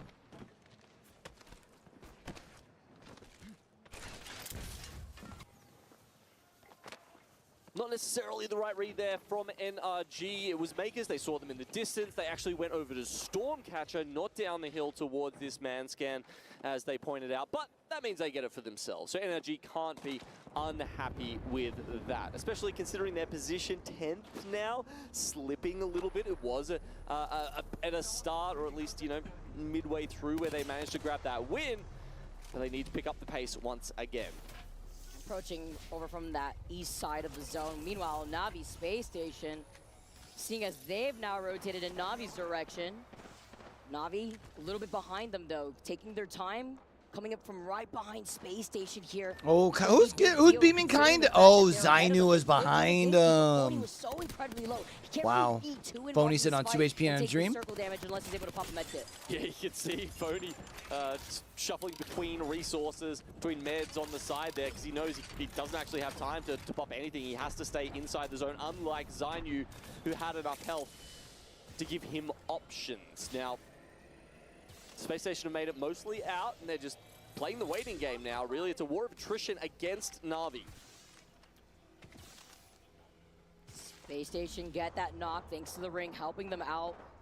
Na'Vi, this is huge for them. Like we said, every point counts for this squad, but Space Station having other plans. See Koi still trying to suppress them. Phony was able to pop that med kit when he was in the zone right there too. Knuckle Cluster also helping putting down that pressure, but with 17 squads left, Space Station recognizing that maybe a team could start rotating from the armory side of Jurassic. You don't want to linger for too long because of the resources that other teams want to take advantage of there in Jurassic. Well, luckily it's Zone 2, so Henchman does have time to go back and grab the banners. As he does that, Space Station make their way into Jurassic, where they'll be able to see Makers, who are just about to take an evac. Let me see where this next ring is. Down towards the west. And Pioneers kind of got all sorts of space, don't they? Of Cedo Station.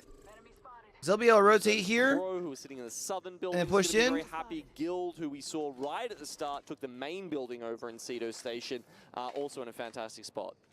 Wait a bit here, GK creeping up though in that tunnel. TSM was on the other side.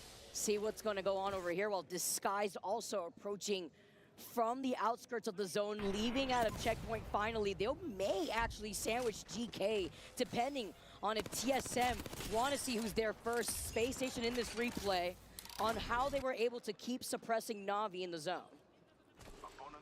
TSM on the right side of this one. GK after taking out NIP so early. Who knows, maybe there's a bit of aura in the ground around them there. They want to stick around that spot. As long as they don't get pinched, right? That's the issue, potentially. Because TSM are looking in at them, and DSG are about to actually pull up on the other side. And as they get the crack onto the pathway of GK, Disguised to actually pull in there. Oh. And they're going to take the zip line in. All right, getting into That's this a full GK. invest here. Let's have a listen in with Disguised. There's a GK on the other side. Burning. One. Nice. 2v1. Nice! Nice. You're fucking insane. Grab me a spot, please. Yep. Inside. Yeah, one more. He's not pushing. One guy. He's not pushing. Okay. I'm resin. He's not pushing. I'm grabbing spot. I'm holding. I'm gonna bangle. Yep. Full heal. I don't have stop for you. Okay, I'm getting good. 30 seconds. Pop many. Grab nades if you have. Do you have nades? No, ulted. Able to avoid it there. So he's on that tight corner if they enter that door. Out to the right. We're literally gonna have to go straight out to the right. Good bang ult. I'm trying to get his passive back. See if this pocket's in right here. Are we in? Give me an up. Are we in anywhere here? I have. We're not in. We have to fight. We have 90%. I'm about to smoke and we have to aggro. They're wasting all their nades. Yep. On my smoke, we aggro. Yep. I don't have smoke, so you can't. Go, swing right. Yeah, play in the pocket. I'm good. We're in right here. Yep. Hold Q. Yep, I'm watching. No batteries. I'll drop you one. Drop you back. He's cracked. Oh. Take it back. Here, one, shoot on the run. Go. How is he still alive? No. Fuck. How did they possibly hold out TSM there? Yeah, I don't know what happened there. Gaming, a big part of that fight, but I mean, it looked like that was a slam dunk for TSM walking in there. They missed their first chance already when DSG were resetting in the tunnel, and they don't come in and finish them off, and that decision ends up being the end of TSM in Game 7. That was so messy from both sides. There was spaghetti all over the floor. Like, not even a cleanup on aisle 3 here for either TSM and Disguise. Even catching design in the middle of the startup of trying to set the zip line, and they still failed because Weibo came up right behind them to sandwich them and cleaned up the rest of that fight. That was so free from Weibo, but the same cannot be said about Evos right now. Only solo left for this squad. At least he's got the Evo shield swap. Very difficult situation to be in when Na'Vi has taken the DBZ building right to the side. Gap, such a veteran of the scene, but not a veteran of a LAN competition. This, of course, was the first time that they qualled. It was as Lightning Unicorn, a team that many of you APAC South viewers would have seen over the years. But it's been a struggle for them here in the last chance elimination bracket. Space Station failed to shoot down the evac tower that Weibo had just put out, and now Weibo are flying right on top of Space Station. Imagine if they got rid of that evac, but it's fine. Instead, they're capitalizing off of this. Now with the Sear Tide, they get to see where they're at over by the side. They only scan one player. They don't want to overextend. The bang was called in, but they still got the pressure from those nades. Pressure indeed. Going out frag after frag here with Weibo Gaming just trying to weather the storm. They're going to be able to keep SSG at bay, though. There, which means that SSG don't quite feel confident enough to swing, even though we, the viewers, can see those health bars. We know they're low. We know that probably would have been a good push by SSG, but it's fine if they've got the time to win this out anyway. Phony can dump the exhibit if he needs to, and the knuckle clusters will continue to hurt them in those small corners. I mean, it's rather isolated. It's not like the teams over in Cedo are actually going to contest this. There's so much open ground between the water and the bridge that if you do try to push this just to get aggressive for KP, it is just going to be way too risky. Not worth it here. So Space Station trying to take advantage of that. The evac tower is called in. The Seer exhibit as well. The trade for trade here, though, as Zainu gets boring on the other side. Weibo get taken out. Zainu with the clutch. Is there no one close enough to push this? For now before Na'Vi may come in. Yeah, you were right. Most of the teams hidden behind the bridge, right? But the one team who could be affected, Na'Vi actually can dodge some of those sight lines going around the eastern side of it.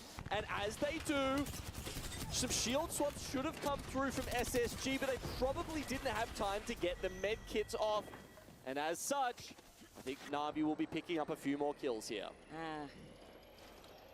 The actions here from Space Station as they were the team to try to gatekeep Na'Vi. Let's not forget this. They were trying to gatekeep Na'Vi earlier on.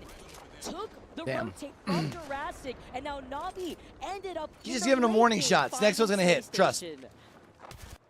Interesting that Legacy's got the Kraber there. Obviously, Guild have been sat there for a very long time. But the other two members are on blue shields, and I do wonder if it could be worth shuffling the Kraber over to them to get that big injection of damage into your Evo and try and grab purple shields before it's too late. That's a good point here. He has been missing some of these Kraber shots. Let's see. Yeah, also he's not hitting any. That's another really good point. Sometimes you gotta drop it, right? I mean, especially if you could get purple for either your Watson or your Bangalore here. Let's see what Legacy could cook up. 8 squads left. VP also finding henchmen. SSG is right over there. He knows that there is a solo on that side. It's not like they're going to push this, right? They're going to stay on this high ground as they should, but eventually we'll have to funnel out where VP are actually almost directly in the middle of the circle safely inside that building that you could see Guild ping. Yeah, Guild can, they'll walk all the way up to the top of that building until they have to jump off. Pioneers, Fennel below them, and then quite a few other teams may have to make the first move. Space Station Gaming, I think it was just Koifel, was it Phony left alive, I believe, who's way on the outer. I don't see him getting much further than this top 8. See what the way that KCP are also coexisting. What do you do here if you're KCP? Because he had to push together. I don't know if they know about all the fences up on top of them. Circle slowly coming in. It looks like somebody's, by the way, rezzing on the other side. That may be Space Station here? We may have to see. Yeah, it was Na'Vi bringing Kinda back in. Okay, so Na'Vi gonna be able to get their third back up. All 3 members alive, and nobody can really do anything except for Virtus Pro if they can find them in their line of sight from the building. Okay. Looks like he hasn't used another bullet since we saw the couple of shots ring out last minute. That one looked like it should have hit, but it doesn't. And it's Guild and Penota who start this next round of fights off in earnest. Fennel have dropped just behind SSG, and Kurihara, still alive! Despite being one of the deadliest players in the lobby right now, is gonna have to fight for his life. Legacy just needs to give the Kraber up. Legacy! Just give it to somebody else. With these Kraber shots! That was crazy. I can't believe he's actually still alive. All right, well, Guild on the high ground eventually have to drop down. Fennel playing on the other side of the building that they were just evicted from. Yeah, look, only 3 clips left in the vault. Maybe that's why Legacy's got the Kraber there. He needs the extra ammo. Fennel will get finished off. Means they're not getting back up into that top 2 spot this game at the very least. Phony doing his best somehow. He's ratted his way all the way to top 6. Oh, that's a lot of damage. Okay, so moving in. Space Station finally get called out. 5 squads left now. They get healed? What is going on here? Earlier to Jet, getting everything in their direction, trying to feel the fuse pressure, and they get eliminated. Northepson's still alive. He was doing so much damage with the utility that he just wanted to keep pumping it in, but you have to bring out your gun at some point, like Yuka Peradata here brings out the devotion. Who's finishing this? Virtus Pro! Virtus Pro moving up into 5th spot with a big dub on Storm Point. Just wait. Just wait for the circle and for everybody to collapse right in front of you. You get KP, you get KP, everybody gets KP here. Why overextend? Why leave that building? When your Watson is still alive, when you have the gen, when you have the fences already set up, and the circle closing in behind their backs allowed them to not even concern themselves if any rat wanted to come through the fence side. Now, Sharky has been on a tear this tournament. I know Virtus Pro may not have necessarily been the strongest team just yet, but Sharky was up there with 12 kills at the start of this game. It wasn't kills that really got them through this one, though. They pick up 5. Navi with a big 24-point juicer, though. 15 kills. Navi picking up 24, but in Virtus Pro's position, the 12 placement points plus the 5 kills is a great boon and a boost to their chances. let's that not puts them forget. up into 5th there, Vicky. It's huge because before that game, they were sitting in 8th place, Genome, and the fact that they also land in Jurassic, where we had highlighted there was a ring console and a survey beacon. They, with their composition, knew that they had to settle into that building as quickly as possible. And even crazier, look at where Crazy Raccoon is sitting on the other side of that page. They had such a strong start. It is actually insane to see how the competition is shaping up. We got even more Apex Legends for you on Stormpoint. Don't go anywhere, because that's coming to you on the other side of this break. Woo!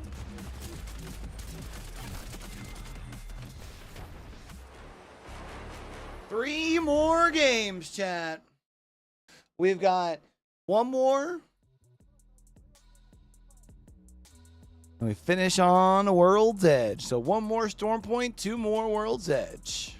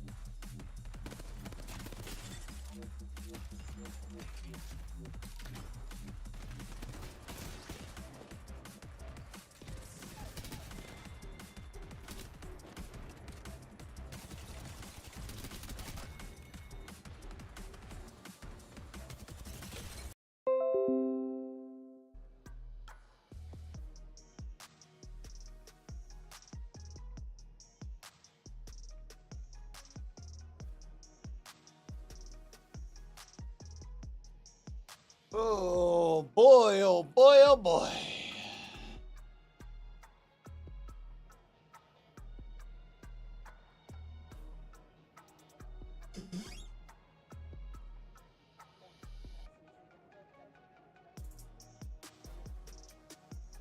And we got we got one more series tomorrow, chat, for grand finals. The grand finals.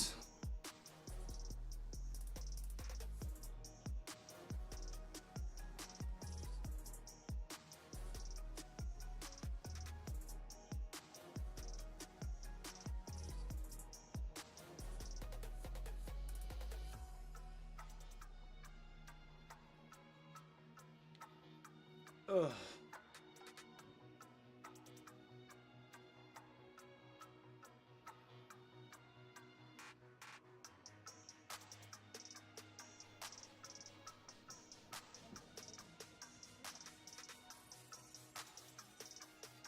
All right. Let's get it. What up, everybody? I am outside the STC Arena here at the Esports World Cup with the one, the only Jumba. Now, this guy has a great YouTube with a lot of competitive Apex videos. You have a lot of competitive Apex knowledge, all right? So I want your knowledge right now, and I want to ask you your top 2 predictions for today. Who is making it to the finals? Okay, so you know what? I started off before today, I was thinking Crazy Raccoon. They took all of Falcon's POIs. It just makes sense. They were the former LAN winners. If they were going to do it, they were just on the cusp of qualifying yesterday. They had to be the team. Now, what we've seen, SSG's kind of stepped up, maybe taking that spot, but my second pick was actually Guild. They got MT, decorated IGL. They got some great players there. Also some solid POIs, and you know what? They're showing out right now where they're sitting in first, and I think that they'll continue that momentum and close it out and get there tomorrow. I mean, they've absolutely been locking in. I will say, I expected SSG. I didn't expect Guild, you know, so big shout out to the boys. MT, again, you know, just coming off from Moist. The thing with Guild is all they needed to do is figure out some fights. Their placement was really good on their first day. They were going toe-to-toe with Falcons in some of those games. So as long as they figured out those fights, which it looks like they're doing today, I was kind of confident in them. Yep. All right, solid 2 predictions for today. What about for tomorrow? Give me your top 5 in the finals lobby tomorrow. $2 million on the line. Esports World Cup Apex Legends champion. Give me your top 5. Okay, so the hottest take that I'm sure no one's heard yet. First place, I got to go with the Falcons. Okay, yeah. But then after, I'd actually go Mizuchi, LG, FaZe, Twisted Minds. Maybe not in that order, but that's my top 5 right there. And this is what I'll tell you. I think a lot of people will be shocked about this take right here, for real. But if anyone's going to take it, I think it will be Mizuchi. You got Waltzy, Timmy, Guild. All 3 of those players have finished top 5 at LAN. Guild has done it 3 times. 2 times he was second place. That guy has tasted victory so many times. There's probably no one that wants it more like him. And Waltzy's been surrounded by some of the top IGLs in the game. Zero, MT, as we mentioned already. A lot of people are skeptical, didn't think he has what it takes. I believe that he's got what it takes, that work ethic, that ability to take it to the next level and close it out for the first time in his career on match point. I mean, he's in a LAN. He's learned a lot, you know, and you can see it shows in the games. But guys, that is it with Jumba here. Thank you so much for watching. Studio, back to you. Hey, sorry to disappoint, peeps. It's not the studio, it's just us, but it's been great content here at the Esports World Cup. And it's even better to see how the competition has been shaping up with only 3 games to go. Not many left, Vicky, and we're getting these camera shots of the players on the stage here, and you can see a lot of worried faces, a lot of concern here because they know time is running out. For some of them, time may have already expired. So for anyone who's just jumped in, I don't know, maybe you're somewhere around the world, you've just woken up, you know, one of the who would just be waking up? Is, what a global audience we've got. It's only the top 2 that matters here. That's the only way to make it through to tomorrow and join the other 18 I feel like even in Hawaii, it's like 10 a.m. now. Here, who are playing for that big money. And maybe not 10. Maybe 10. Occupy those spots, but there's been a lot of leapfrogging, a lot of changing around, especially that second spot. And as you can see, a couple of teams are definitely nipping at the heels of SSG, Space Station Gaming. It's just the fact that looking at first all the way down to 6th place being Disguised with 50 points, and then first being Guild with 68 points. With 3 games left, this entire top 10 could just be completely shifting depending on how this last game on Stormpoint goes. If you are a type of team that finds that success on Stormpoint versus World's Edge, well, guess what? This is your last chance. It is time to lock in to see who are 2 teams will be moving on to the finals.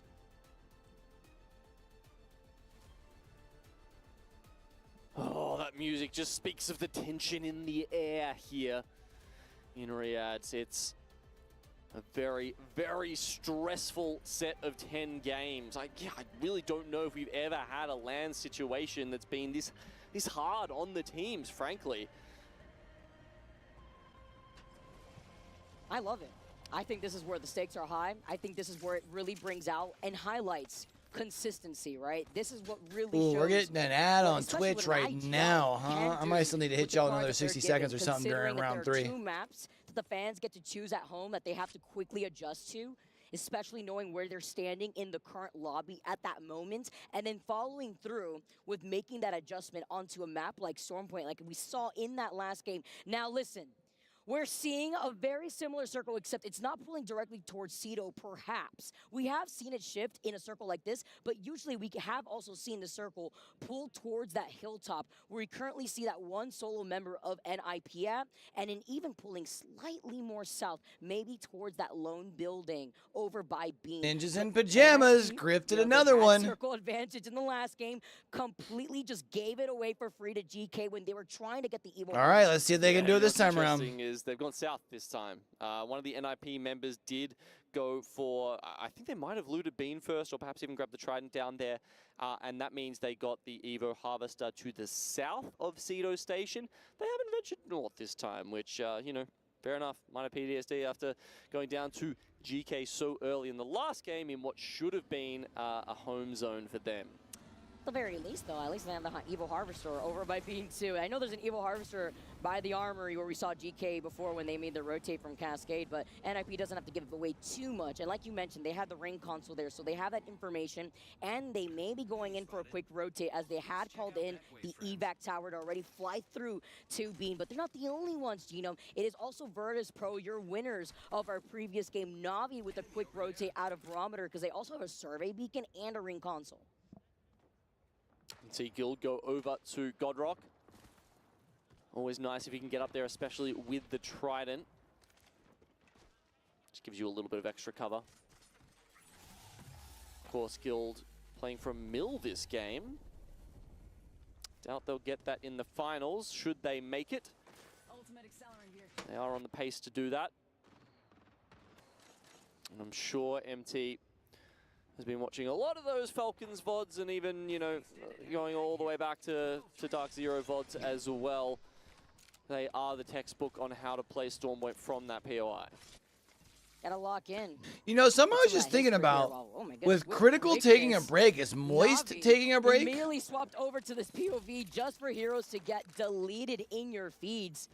Probably not, right? He surely has people running the brand. They were sitting at, what, second to last? Now they're sitting in 8th with 43 points. Like, they have just elevated themselves in the standings. That's how you do it. I mean, what did they get, 24 points last game or something like that, right? It was big, and a lot of that was off the back of the kill points. And it's the only way to catapult yourself up further. I mean, placement points are capped per game, Vicky, but kill points essentially uncapped. Gotta run with it. Gotta work with what you got, especially when time is of the essence, when you only have these 3 games left. After this one, just 2 games to go. Red Ram's gonna be able to take care of the wildlife. And before they start rotating here from the Zoo Station side, there is a survey beacon when you exit out of wall, which we know TSM are gonna be exiting out of 2. TSM, a lot of talk around this squad with 40 Woo! We got us a pause, baby. The quick pause for now. But talking about where this circle was pulling and the amount of teams that have already rotated, you're thinking of Northeption, Guild, NIP, as we saw them take an evac tower before.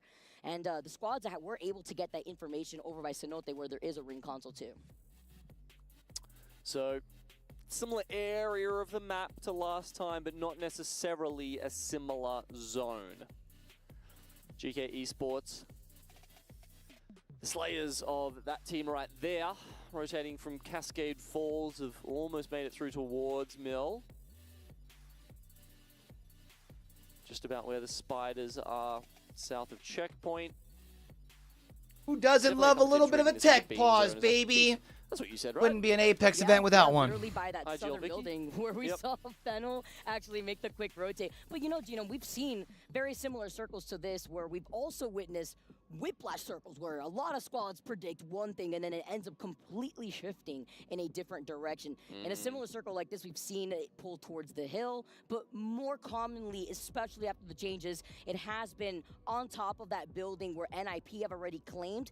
It's even safer if you're Fennel and you had the circle console and the survey beacon to figure out where everybody's approaching from, or if they've already found their space there. Possibility where they are probably in the armory and they could actually put themselves in a position where they could get good KP, which is huge for a team like Fennel because they're sitting in 4th place with 58 points. And to highlight how close that is to the top 3, they're behind Northeption that has 62 points. That 3rd place team right on the bubble. On your screen right now, looking for kills on an evac. A single kill could help get them over that line. NRG, they're taking an early fight, try and help their chances move back up into the top 10, let alone the top 2. But, oh no, so much grief coming in from afar. NRG didn't account for that. But at least they were able to get the res onto Fun How. 5CG specifically looking to see, but with him being the only one alive from the squad, they rather play it safe. They're backing away because they're sitting in 7th right now too. So NRG get to count their blessings for now. They still get 2 KP and a full reset. Thank you very much, Northeption, for actually putting in some pressure from afar on top of the hill that we were highlighting before, Gino. It's a good place to play from. Crypto Drone. We'll give Northeption a lot of info from where they are. Honestly, it's, you know, a couple hundred meters on either side. That's a lot of scouting to come out from them. This is CR versus Na'Vi. Na'Vi doubled their points, basically. Maybe even more than that in the last game. And they're trying to keep that momentum going. Virtus Pro out. They've been hanging out here in Barometer for so long, Tafe. Trying to take a head glitch here with the circle closing in behind them back, but they can afford to take this by nice shots from Kinda, beaming onto Crazy Raccoon, a team that had found their stride early on. This is tough because you figure like for a team like Na'Vi where they're sitting right in 8th, if you go out early, you're in Some big trouble. It together. Tafe cannot string those last couple of bursts. You saw him shake his head at the very end there in the player cams. Na'Vi get taken out. They were in Barometer for so long. We saw them take care of Heroes as the first squad to go out in the lobby. Now Crazy Raccoon could re-stabilize. Obviously, no one around them to third party for now, and they'll have the Evil Harvester there too. So great rotates from Crazy Raccoon into that next circle because guess what? Thank goodness I'm not an IGL Geno and I'm just a caster because this circle isn't even pulling towards Beanside. It's actually pulling going back towards onto Cito. Bro, Remember Nip is gonna be so pissed when they NIP see that. in their POI if Cito gave up the ring console because they hard predicted this zone to commit towards Bean, and this is actually just completely shifting in a very similar direction that we saw in the last game in Aceto's end zone. Wow. Look, don't talk down to yourself, Vicky, all right? Look, the best IGLs in the world, a lot of them are not calling this. That doesn't mean you have to hold yourselves to a higher standard than them, okay? I appreciate that, Genome. Sometimes you just gotta always look on top. That's how it's gotta be when the stakes are high like this. TSM versus Red Rams up in the trenches. 40 points for TSM, that's 9th place. They were up as high as, I think, 2nd or 3rd throughout this game. So can they get back up onto the pace? Let's have a listen in with TSM to see how they're feeling. We just need the checkpoint for now. Yeah, we have to.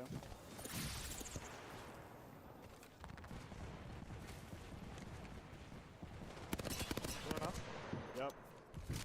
They're evacuating up top. We could probably zip up checkpoint. Yeah, we should. Is that? I don't know if that's. You'll get shot on the back. You'll get shot on the back.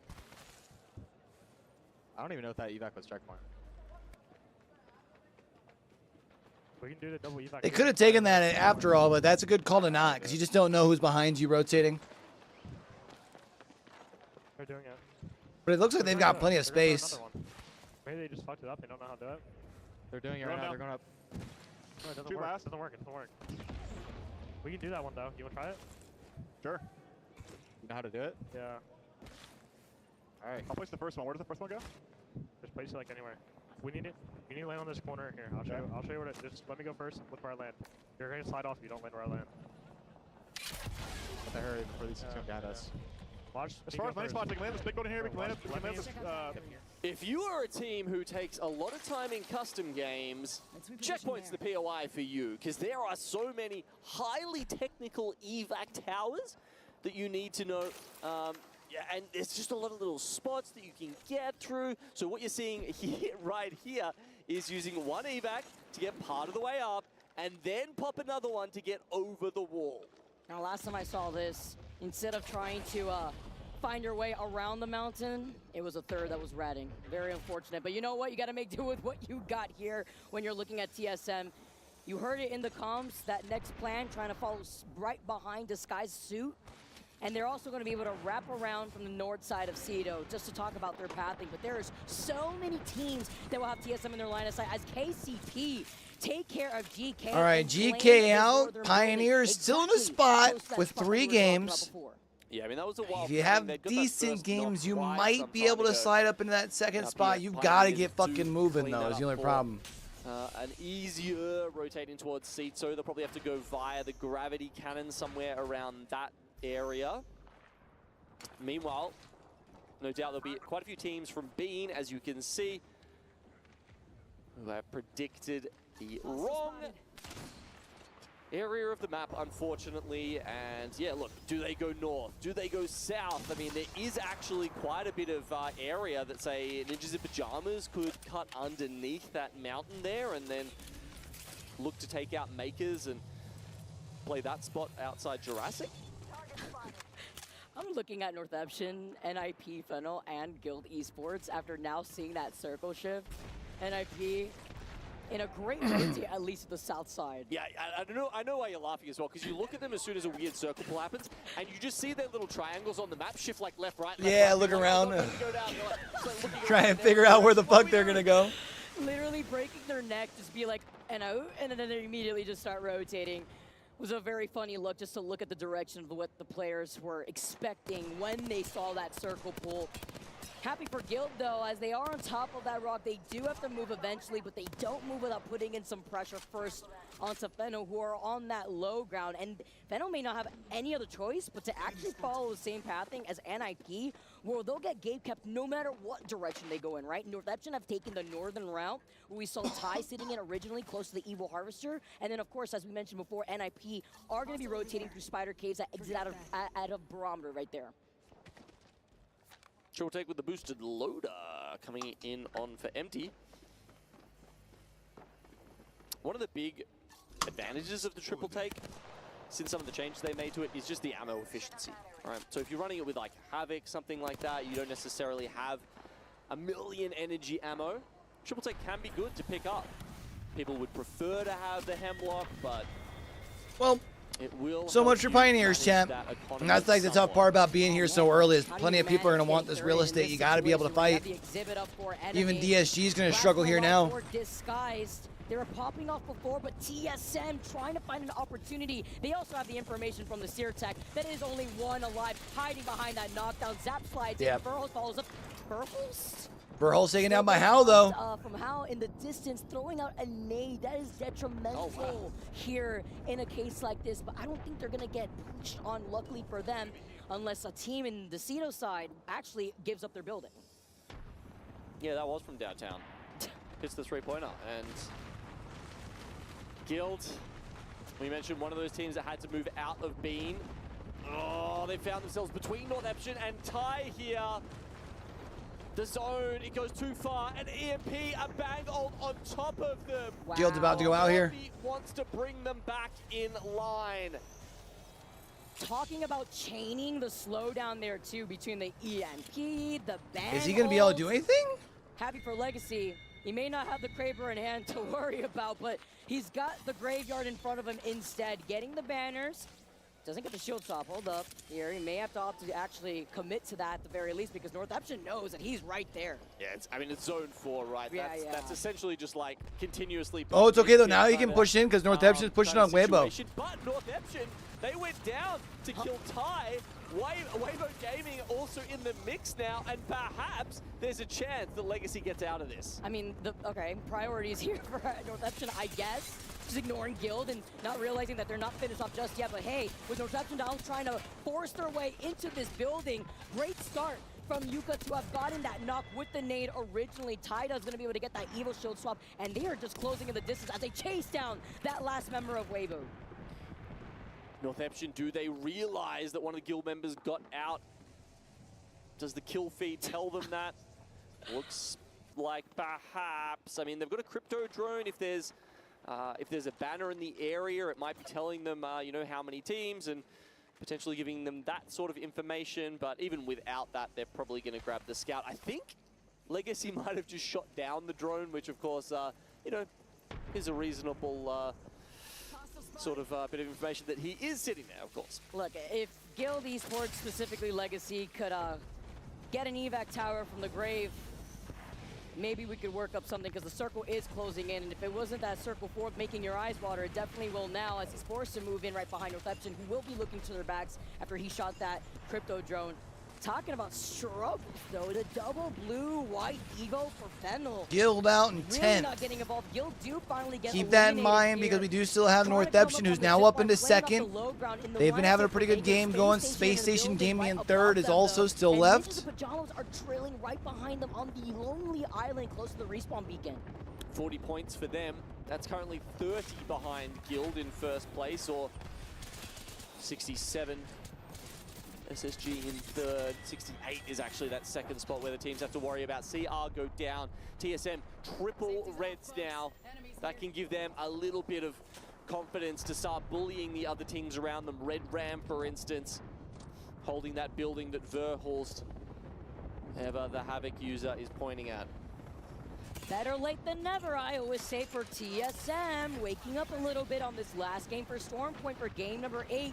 Can they stay alive, though? Sharing Ceto side while Space Station over to the south side of these buildings. Still holding it down, but everybody here will need to eventually move. I just want to highlight such a similar zone to what we had seen in the last game, except this is pulling much more out into the open, where there's little to no cover to play off of, where a majority of the water is in that final zone. Really, it's the fence line and the buildings to the north side and the fence line where NIP was at that you could really play off that cover. Yeah, remember we saw a lot of this sort of interplay in the last game. We had the way that the circle pulled here was very different, but the end result. Maker's gonna be able to take down SSG here. From our match 7. Maker's also unfortunately gonna fall. That's Fennel moving in. Makers, very feast or famine so far today, and seems like this match is gonna be no different for them. Almost now eliminated by Red Rams. Red Rams. Usually a 4th spot on the day would be comfortable, would be celebratory, but suddenly they drop down from 2nd to 4th, could be tournament ending. It's not enough. And meanwhile, the second place team, Northepton, is still alive with 69 points. It's crazy Giggity. to Nice highlight score. what these teams need to do. And to put the stakes here, TSM would need to have a banger dub to even be within the consideration of that top 2. And with 6 spots left in this final zone here, moving up, Red Rams take this fight versus Fennel. They're playing very split though, with one member of Red Rams over to the north side to prevent TSM to try to wrap up around on the other side. They take care of Fennel. Beats of the Hunt was activated from Dash and coming in from the skies, Northampton forced to drop down from the high ground. Northampton, the team who've taken over that 2nd spot now, eclipse 70 points, looking to potentially move past Guild if Razy can survive just a little bit longer. NRG, they've also got designs on this game though, and Northampton will not go any further. Guess what? TSM on the high ground are now taking this fight versus All right, NRG, but they need to TSM. do this back because NIP are looking Gotta worry about Nip and NRG. NRG's down. They get the rest. They need to go for the shields up. They need to hold up NIP. Nip's not pushing in though. Split at the moment. Nip instead is gonna check out the loot over here. For free? NIP move around TSM. Can you imagine if they pushed into that building? If they knew that information, but they didn't even scan them with the sear tack. Yeah, it would have been a great timing to do that. I'm not sure if he had it up or not, but Red Rams now have to So move who's up left across now? the bridge. Red Rams up in the building on the left. And see, Or not the building, but just on the other side of pipes. TSM kind of got the best spot, like no cap. That structure does give them some good sight lines towards TSM. As you say, they get the reset, and this could be everything for TSM. They're in the best spot because when this circle starts collapsing now, as it is, Red Rams and NIP may be forced to collapse on each other first, depending on how Red Rams are playing the natural cover by the fence line, closer to the building and the water. Or is NIP gonna fully send it onto TSM? Nice drop down from Verhulst. Good swing, but he's hurting. Red Rams, how long do they wait to try and get this third party? Surely they take the win now. Maybe a bit of an overcommit from from Reps. And with Verhulst and Zap, the only 2 alive, they lost out on Reps. No pressure from the Fuse, and Red Rams, the healthy 3-man have moved. Yeah, I don't know why you're dropping down there. Like, at least when Verhulst drops down, he can climb up on the backside, right? Today are your Game 8 winners. And I don't know if maybe it was communicated that there were people hurt more down there or what. But that's kind of a throw. Especially heading down the home stretch here where TSM needs every point they can get to try and get in the top 2. We're sitting in 13th. I mean, all 3 of those teams left alive at the end. We're in the middle of the pack. It was desperately needed. No matter who came out on top. Z-Dash struggling there. Hopefully he can get through that battle and make it a little bit further into this lobby, but there's only 2 games left to do it, Vicky. This is so hard for any of those teams below maybe even 60 points. It is crazy to see what's at stake with only 2 games left to go on World's Edge. The stakes are high. Look at the emotion from these players. And before we transition onto World's Edge, we have a break. Don't go anywhere. We got more Apex Legends. And it is going to be absolutely insane to see, Genome. Yeah, look, just a couple of things I'll highlight before we go anywhere, Vicky. Zainu currently topping the lobby on 20 kills. I believe that's updated with the last game, but either way, that's still a massive amount coming to him. You know, almost 8k damage for him as well.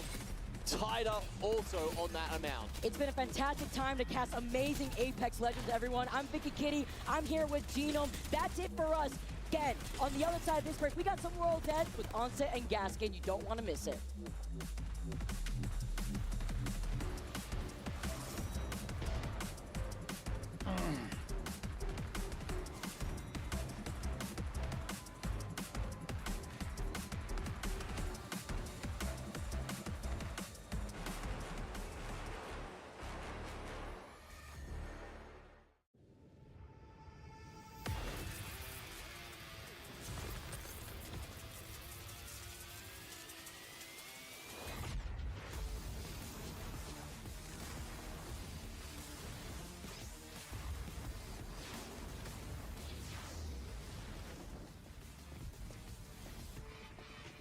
All right, chat. 2 more games. Unfortunately, it doesn't look like Liquipedia is updated here currently. Can't blame them. I mean, hard to stay up to date on so many games. Dude, honestly, these 10-game series are kind of brutal. I'm not going to lie. I feel like Northampton probably did enough to... Do we think they did enough to overtake first? Because Space Station went out pretty early, right? They went out before Guild. 0% dandruff, 100% confidence. لحظات البداية عاشت معنا. I'm pretty sure. كنا نحسبها وقت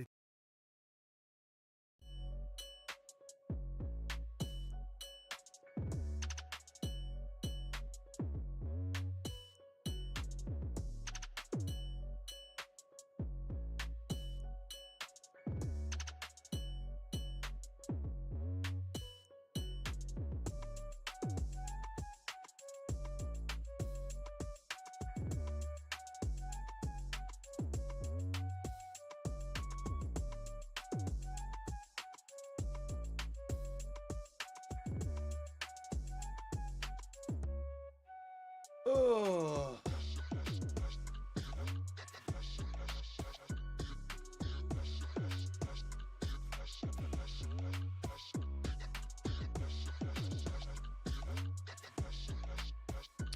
I feel like going into this next game, we should have it down to probably at least 4 that are competing for the top 3 is going to be pretty close with Northampton, Guild, Space Station. I feel like Fennel did pretty decent that last game too, right?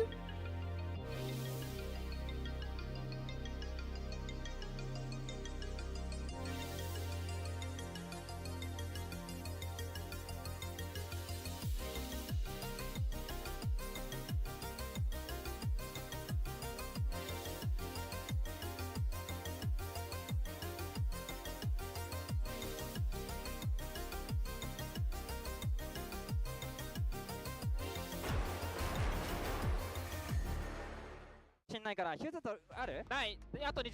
オッケーオッケー。ヒューズウルト溜まったんだったらどっちか来た瞬間にそいつらにぶち込んでほしいな。Why are they showing us TSM's angle? 左にボコらないとかもあるかい？オッケーオッケー。 Why are they showing us TSM's angle? 俺は角かなこの左の。ちょっと右奥行ってるかも。ヒューズウルト焚いてる。オッケー。ゆっくり行こうゆっくり行こう。いいよいいよいいよ。バンガルトで押し込んでいいよ。バンガルトでバンガルトで。ここで入れとるわ。ここで入れとるよ。ゆっくり。ガチゆっくりだよ。張り付いてるかも。ダウンしてるダウンしてる。オッケーオッケーオッケー。オッケー。視界にいるわ。終わるかも。オッケー。ウルトワークウルトワーク。俺もウルトワークか。上に行く上に行く。やってた。やってた。ラストウルトワーク。オッケーオッケー。うん。スラップケアスラップケア。一発決めた。つかめよ。いいよいいよ。上がった上がった。上がった。マジで。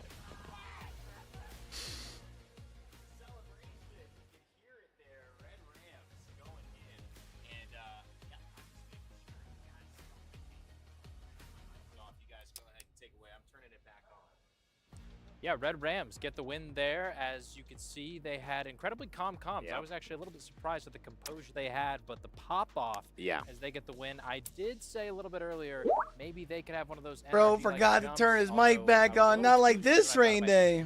Hey, you're calling Guild, you're calling Red Rams. TSM still had a pretty big game, though. I mean, 20 we're points getting a should great keep them in perspective contention. Of the fact that, of course, TSM, NIP, NRG, and Northeption and Red Rams have now taken the top 5 in this game. And glad to have you back. Thank you guys for the original moment that I was speechless, as I am so aware. But here we go into this look. Lauren, you know, this match obviously set us up. TSM could have won, put them at about 66 points, but with Red Rams winning it, actually, as we go to our series results, makes it even across a lot of these teams in the 40s and 50s to have a chance to still compete. Yeah, I know it feels like there's not a lot of time left with 2 matches, but with how close all of the numbers are, 2 matches is an eternity. A lot can happen, especially on World's Edge for a lot of these experienced squads. 8 matches so far, 8 different winners, and we're going to have at least 5 teams that are well within striking distance of getting up into that top 2. I'm just really impressed, Zephyr, at how well these Look teams at Verholz, are man, playing. holding it down across a couple titles. And now 8 different winners across these 2 days man. with 2 games left to play. Yeah, I mean, honestly, right now, I would say and with 2 games left to go, it could be anyone's game here. Man, I feel like if you're a team like NIP, DSG, Red Rams, you need still a pretty solid game. Those that are incredibly I feel like high it's up, probably a surprisingly, race thus far, amongst the that top haven't yet 5. Even pick up one of those acolytes. Yeah. Like, I would probably say here is like the realistic line of who's chasing for those top 2s. At this point, can get into that top 2. I would probably even say, though, if you're howling up, if you pop off this game and you still are like in contention next time around, but you still would need a pretty solid game. You'd expect it, but if new teams keep winning, especially teams that are a little bit lower on the leaderboard, like we just saw, you also need, you know, teams like Guild, Northeption to go out early. You need those top teams to continue to underperform, so they're not adding to their tally as well. Like especially those teams down the bottom, you need all those teams up above you to continue not racking up points. Put in that position. Actually, I think TSM is very close as well. And of course, when you look at this, there are so many other dynamics that come into play. As we transition into maps, we go back to World's Edge. The other element is the nerves start to pick up because, you know, I believe that this is one of those moments where players start to look at what does the future look like for us. DSG is a good example to have this conversation. True. You know, they will not be in Mannheim. This is a team that will they stay together? What will that look like? Getting to finals changes the course of your future. Well, DSG still has. I cannot agree with that more. I mean, you say that, and I also think spot that at NIP, champs, who right? That's right. A win in match number 6. They even just had a really high finish there in that last match. This means more to those teams that we're not going to be seeing at the next playoffs. It's an opportunity to prove themselves and kind of because DSG still has champs. Their snowball effect on their own gameplay. Momentum, momentum, momentum. Jayhawk, let's go to World's Edge. Let's talk about it here. You know, we've been talking about these contests. If Monument stays the way it is, this is going to be a big deal for NRG and, of course, Northeption, who were in that position earlier on and both now fighting for a chance at top 2. Absolutely. Northeption especially because they're right on the cusp there. They don't necessarily need to do anything major. So if they can just simply win the contest, that could be enough points to make DSG's already in champs for NRG, points. You're in a more desperate situation. You have to win these contests. You cannot afford to get a 0-point game because if you do, you could be falling even further behind and put more pressure on the final game where, once again, you're going to be contesting, and that could force you maybe to have to split the POI and take Fragment, which isn't as good. Not a great idea. Ben, thoughts on that? I will say I'm kind of looking up towards the north here. We have a lot of success out of teams like Guild and Overlook who feel confident. We've got the SSGs in Countdown. We've got plenty of others. TSM, as incredible as if I'm Northeption, do I leave? Okay, where else would you drop though if you're Northeption? Difficulty for these still be able to get good loot. Lauren, I'm going to focus on you here. Who do you think is going to do it? You've been rooting for NRG. Has that changed? What are your thoughts? 2 games left. I'm still rooting for them, but my eyes have now traveled to the Crazy Raccoons, the Guilds, the TSMs on that northern half of this map here for the last 2 matches. Well, listen, it'll be a test of fate. If it's north, that's looking good for TSM, Northeption, those squads. If it's south, well, maybe DSG will have a chance at Thermal. We'll find out in just a moment. 2 games left. Decide the fate, whether you're going home or you're playing for 2 million tomorrow. Well, a day which has been built upon jeopardy continues now as we head back to World's Edge. Onset and Gaskin here to take you through the final 2 games of the day in our LCQ, and I've got to say, Dan, Glitter bomb you right now. My hairs on my arms are stood up. You and Oogie, bro. This doesn't really get any bigger for What the up, teams on the Floki? How you stage. doing, bro? This is the last opportunity. 2 games to make All right, history, final 2 to off make the it to World's finals, Edge, baby. and have a shot at the majority of that $2 million prize pool. The most of the money goes to that finals tomorrow, and you want to be a part of it. It is not often we get to see series like this in Apex Legends, and all those players that you see on your screen. I'm not gonna lie, man. These 10-game series are pretty tough. There are some that are competing to try and get to that top 2. Others are just trying to scramble their way up the ladder to get even more prize money here at the Esports World Cup. Everything to play for. 2 matches still to go, and so many points still on the line here. No one's out of it just yet.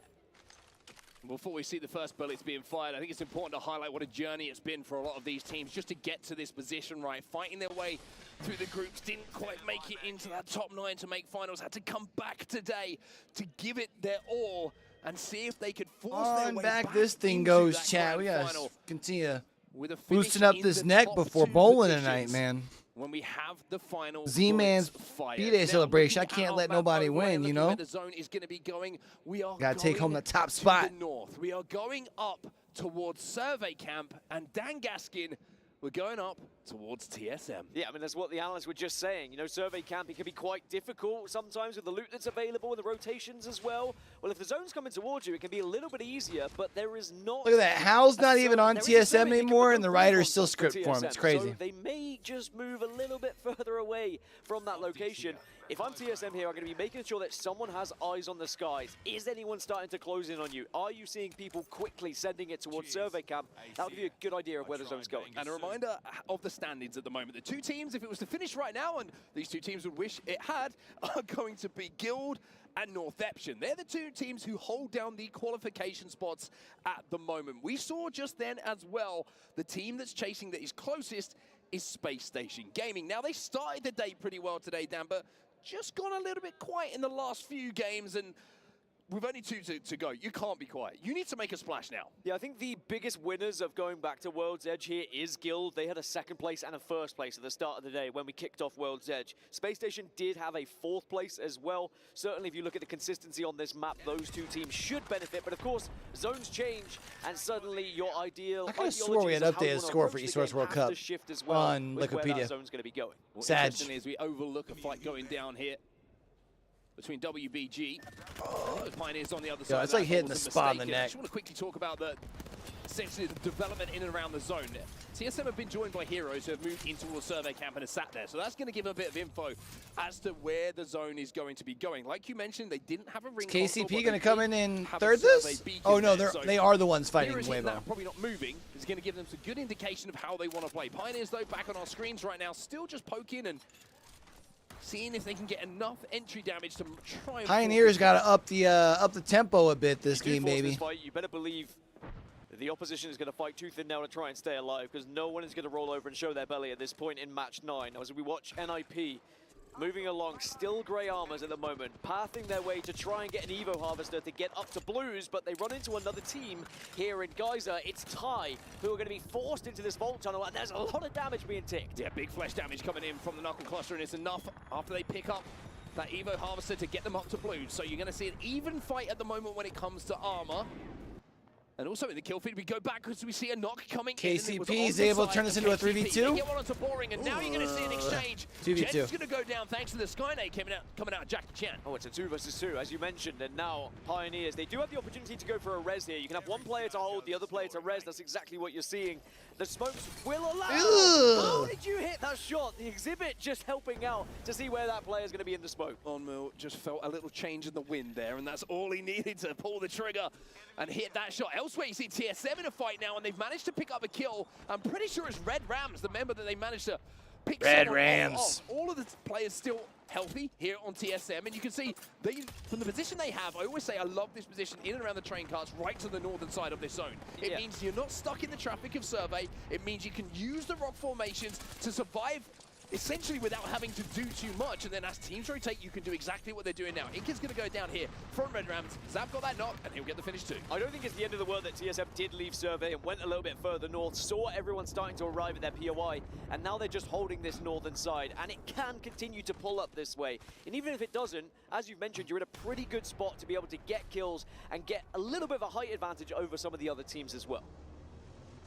We can see that KCP are winning this fight convincingly now, as another knock and fin is going to come in thanks to Onmu, and Onmu looks like he's up for this game, right? A long way to go, oh, of bro, course, that's for them the spot. to try and turn this around. They're sat on 41 points at the moment, which is down in 13th position, if I'm not mistaken. TSM still a little bit of a pinch situation coming in from them, and this is the one difficulty, right, of holding this. You've got to watch the teams that are coming in from Climatizer, also the teams who are rotating in and around the tracks, and we have that balloon inside of the tunnel as well, which certainly can catch you off guard if you're not careful. DSG having a little look at Na'Vi right now as we're just outside of stage.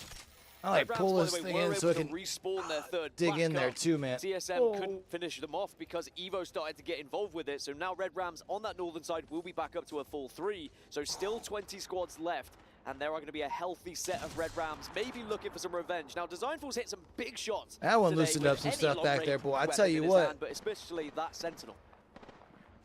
So now these shots not really going to do too much. This is completely isolated at the moment. It looks like Na'Vi went over to Mirage Etoile to get information. There is a ring console. There was a survey beacon as well, but just slightly up on the high ground of the rock formation. So probably going to leave that one for now, as they are now on their way towards Lava Fissure, and Disguised are essentially mirroring exactly what they're doing. Now on your screen you can see where everybody is on the map, and you can also, like you quite rightly seen, get the indication that Red Rams are back up to that full 3. Back on board with DSG, we mentioned how they were mirroring Na'Vi. Well, Na'Vi have created a little bit of distance now, so it's all about the rotate for them and how they plan their next moves.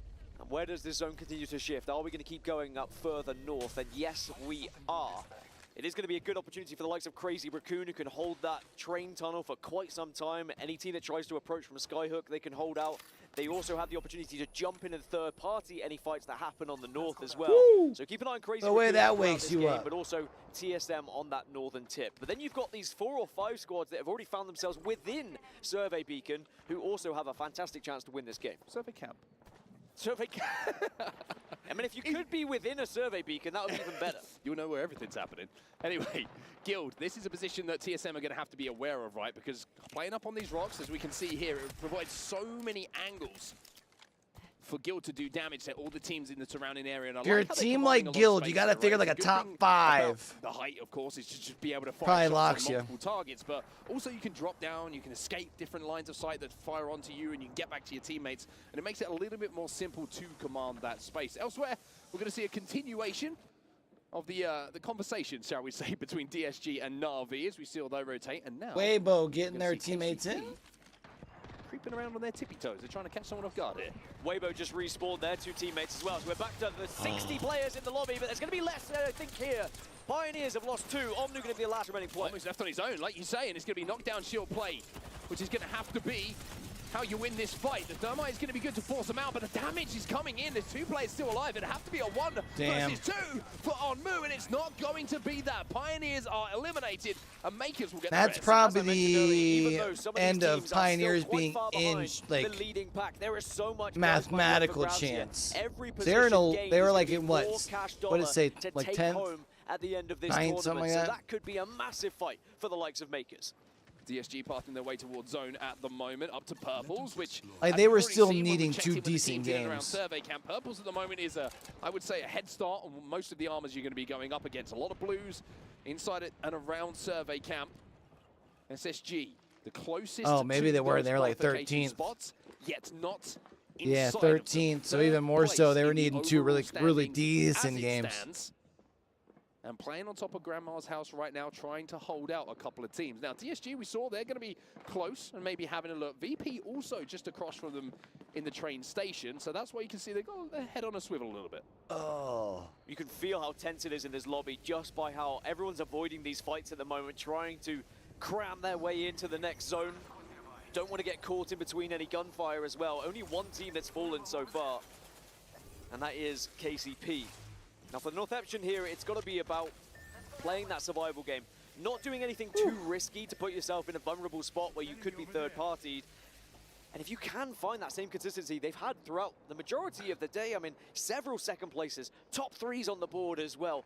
One more top 2 you'd think should be good enough to get them up there. I mean, I'm not the biggest crypto fan myself when it comes to compositions, when it comes to legends, but when you are trying to hold down a 1st or 2nd place as a qualification spot and you're inside, the ability to just see where teams are without having to take too much of a risk big to value. overextend to scout, Yeah, that's like true. If you're on a Bangalore, for example, just means you have that extra level of safety to decide what your next play is going to be. So maybe that could be a little bit of a contributor towards their success here. Na'Vi outside of the train tunnel for now. Crazy Raccoon, like you mentioned, are the team who are going to be inside it. Na'Vi will be safe, but they're just checking their backs right now and making sure that nobody rotates behind them. Well, Na'Vi, it looked like they were down and out a little bit earlier. 43 points now. They are still within a chance Is of Fennel down? getting No, into no. that top 2. They just have They one can that's find a so far victory, away they from the would other be two. well on their way That could be trouble because to GK's qualifying pushing for the on them and grand so is finals. Nip. And I think there's a lot of teams that feel that way going into Down match just number 9. southwest of Get yourself within Epicenter. a shot as you proceed into match 10. You don't want to be too far behind where you have to have some record-breaking game to try and break your way into the grand finals. At least get yourself within touching distance, and certainly Na'Vi, they have rescued what was a very poor start to today. I mean, the fact that we haven't had a repeat winner in these games so far kind of True. sums up the likelihood of having a monster game, right? It's just, it seems out of the realms of possibility at the moment with how tightly contested these teams are and how the skill level seems to be very, very tight between them. Obley on the Bloodhound. With Crazy Raccoon in 15th position overall at the moment. Crazy when you consider how they started today with a victory. It's been the opposite of what we saw from Na'Vi. It was a very fast, passionate start from Crazy Raccoon, which they have not been able to find the momentum from. But again, if they were to win here, they still probably get close enough going into match 10. And that is what is so scary about this lobby at the moment, as Disguised, they're trying to make their way through. You can see Na'Vi on the other side of this. These two teams have been gesturing against one another for quite some time, but the fight just hasn't really got underway. Yeah, this is chapter 3 at the moment, the 3rd time that we've seen them kind of engaging with each other. We're going to see the zip line go down as well. Now, this is an interesting fight, right? Because the zone is damaging DSG, but on the flip side of that, they have the advantage when it comes to the armors. And now you're going to see the did he stick that? attempted stick coming in from Designful. Enemy's going to get that first knock, and they're going to confirm the kill as well. That will be Na'Vi rocked and put on the back foot. But who's coming right now from that train tunnel? It's going to be Crazy Raccoon. They're taking a look at this. That's one thing I said about Crazy Raccoon. They position themselves for potential third parties. Disguised don't want to overstep this one. Designful's taken a lot, but now they're going to see there is another team in the area.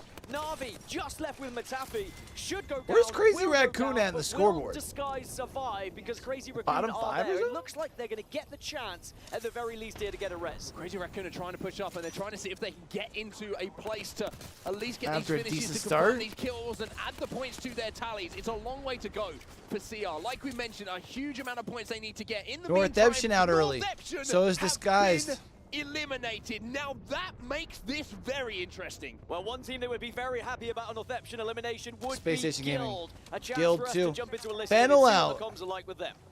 Thank you. What are we playing for? This rock right here. Alright, yep. They got blue armor out here, I think. Nice. They're fighting in epi still. Pop in, you might want to pop it If off. SSG goes down, there's a chance TSM can move top 2. The Fuse team out back. Yeah. Climb up from here. Target over there. Yeah. You got a kid getting wrapped from like epi as well. Yeah, I'm answering it. Should I go play this now? I don't know if the angles are like that. I'm gonna go check this. Yeah, they blew out very back.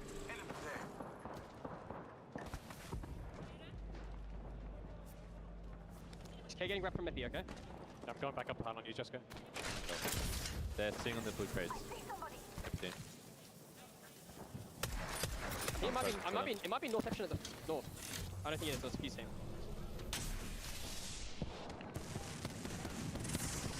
On top of crane.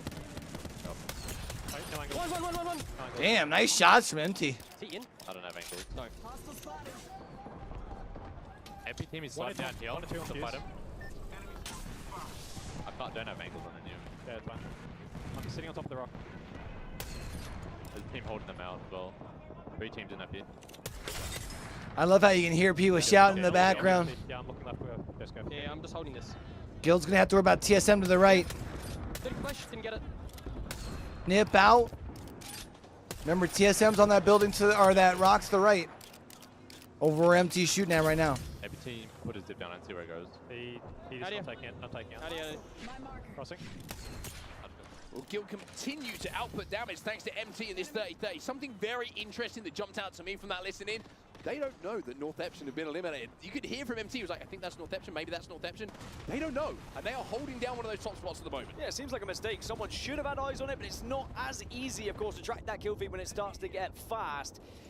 I will say, though, we did see Ninjas in Pajamas eliminated. We saw Ty eliminated. Virtus Pro eliminated as well. Rainbow Gaming falling like flies. We're down to 10 squads as the zone forces all these fights. So right now up top, you just have TSM, SSG, Guild. Going to be shifting towards where they find themselves right now, and that means for the likes of SSG, for TSM, they're going to have to fight their way through. Crazy Raccoon have been eliminated in the meantime. 9 squads now remaining, and Space Station have the toughest rotate out of the teams who are closest to those top positions at the moment. They have to fight their way through Survey and all the teams who are already here. Space Station push themselves into second place ahead of North Epson. TSM also starting to catch North Epson as well. The early exit from North Epson opens this thing. It blows it wide open here in match number 9 and will set us up perfectly for match number 10, by the way. I mean, one issue here maybe for SSG. We're going to be in for a hell of a game. I mean, look at this, one shield cell here for Zainu. You saw health meds looking like they were low because they weren't able to maybe find the time to pop them, or maybe they just weren't in the backpack. Well, TSM in the meantime, I'm in the US, just north of Baltimore. Of course, as 15 seconds is left until this zone starts to close. Across the state line. I tell you what, the tension is, you can feel it. I mean, we're up in our own box at the moment, and we can feel it just through the facial expressions, the emotion, and some of the intensity of these listenings that we're hearing. This is what it's all about. Red Rams eliminated in 8th. Honestly, throughout the echoes, throughout the arena, when you have those listenings, you can hear the other teams calling out. There's so much passion at the moment. Round 5 is closing, and this circle is not big enough for 7 squads. Guild Esports in one of the primary positions right now. SSG should survive, but TSM, NRG, HOW, Heroes, they all have to start moving a little bit here. TSM starting to just tiptoe their way forward.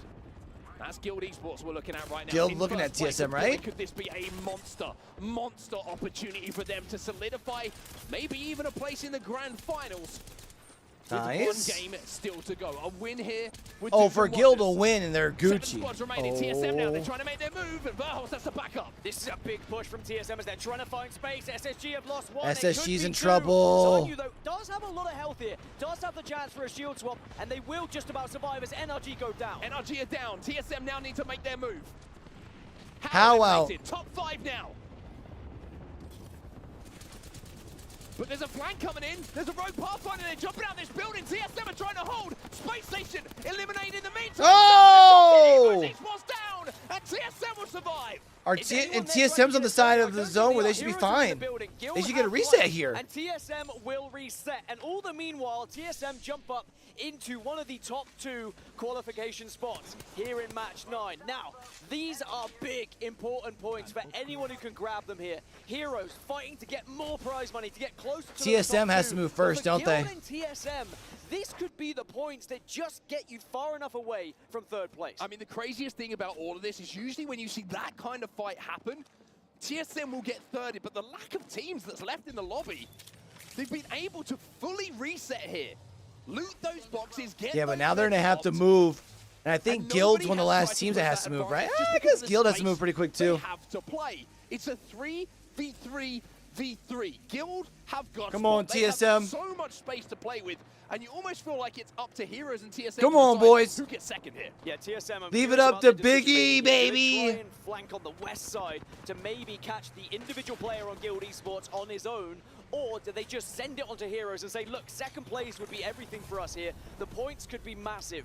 Do they believe they can win this game? Try their very best, but sadly the grenade... Why am I reconnected, but now I don't have feed? Come on, man. Doing it at the end of the day, too, bro. I'm sorry, chat. TSM tried to push across and they got caught by Storm. These opportunities don't happen too often. Turn the opportunity into a win and put 1 foot in that grand finals. Guild take the win here on World's So I Edge. figured that probably puts Guild in, and it's going to be a race for second between Space Station, TSM, and North Epson, probably. Well, Guild Esports came into that game tied in 1st place. They were only 3 points ahead of third place, they will have created a significant gap here now to the chasing pack. And maybe, just maybe, have 1 foot in that door to the grand final. Well, the crazy thing is, though, we saw what happened at the start of that game, and Guild will have to keep that in mind as we took a look at our match results. It was Northeption and Guild, 1 and 2, going into that game. But 17th place was all that Northeption were able to muster up on World's Edge. And that just blew the lobby open completely. TSM with another top 3 finish here, but not being able to convert it into a win. Heroes with that 2nd place. But Guild have done so much good work. But wow, TSM, they ain't done yet. 76 points. And with 1 game to go, they hold one of the qualification spots. It's a 13-point lead for Guild over 3rd place. They are so close to this grand final, but it's not job done yet. For TSM, the desk were talking about it. The studio was saying, look, can we see a team progress without finding a win here? TSM, their consistency has been unbelievable so far, but it's not job done. They are still only just ahead of SSG. 1 more game to go here on World's Edge, and we will find out who our 2 teams will be that qualify from our LCQ through to the grand final. If you are thinking about stepping away, you must be crazy. We'll be back in just a few moments with the final game of the day.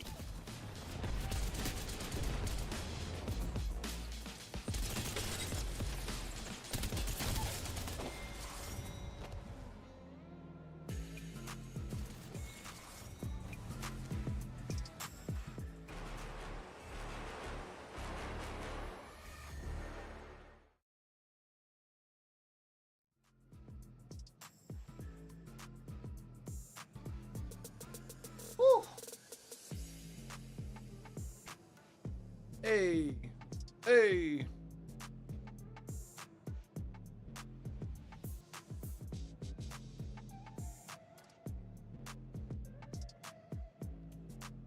I guess what I should probably actually do is, while this is going, chat, and I hate to do this because I know I like just love to go to the restroom, but we're doing little man's B-Day bowling stuff after this, so I'm gonna go at least change my bottoms. Right now I'm in PJ bottoms. Not that y'all need to know that.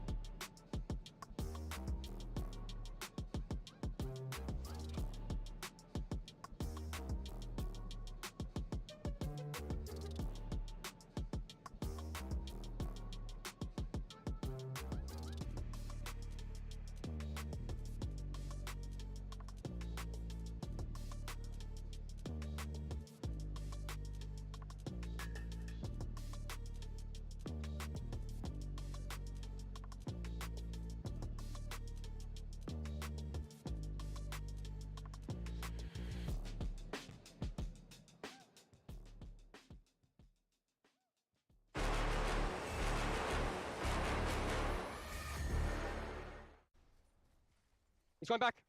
Is it? On each other. Yeah, 20 push. 40 push on Guys Watson. inside. Nading Hang on. inside. Nade them, nade them, nade them, nade them. No nade. Sorry, Jen. No, they shouldn't be. There is. Grabbing the thermite. Yeah. I got it. I grabbed another one. 95 on one of them. Underneath. Yeah. Scanning it. They did it. Watch the guy running underneath. Running out. I'm peeking over them. I'm on top of them. Crack them. Swing. Dead. Let's fucking go. Let's fucking go. I did nothing. Welcome back, everybody, to the E-World Cup. I've got to say, Dan, before we get into this, I am so nervous. Genuinely, like, I am so nervous right now because this is the final game of the day.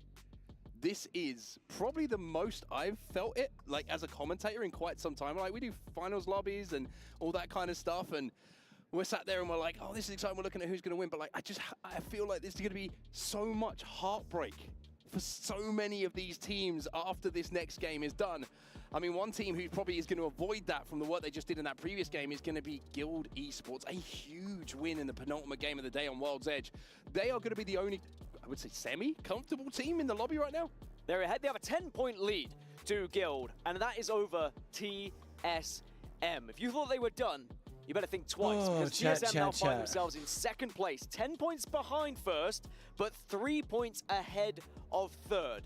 Now, it is no means done and dusted for TSM. They need a big performance here, still going into the last game. But even those extra 3 points could be massive for their chances of getting to the grand All right, finals. so you figure Guild it's probably in 13 above SSG. This is just the LCQ. Like, it literally, unless SSG and TSM both pop off and Guild go out early. You know what I mean? The fact we can only send 2 of these teams to that grand final just shows how competitive this lobby is. But you can look at your leaders, right? You're most likely going to see Guild, TSM, SSG, or Northeption. There's an outsider shot at FL, at VP, DSG, HOW, maybe. There is a lot of teams that could have a big game to push themselves in.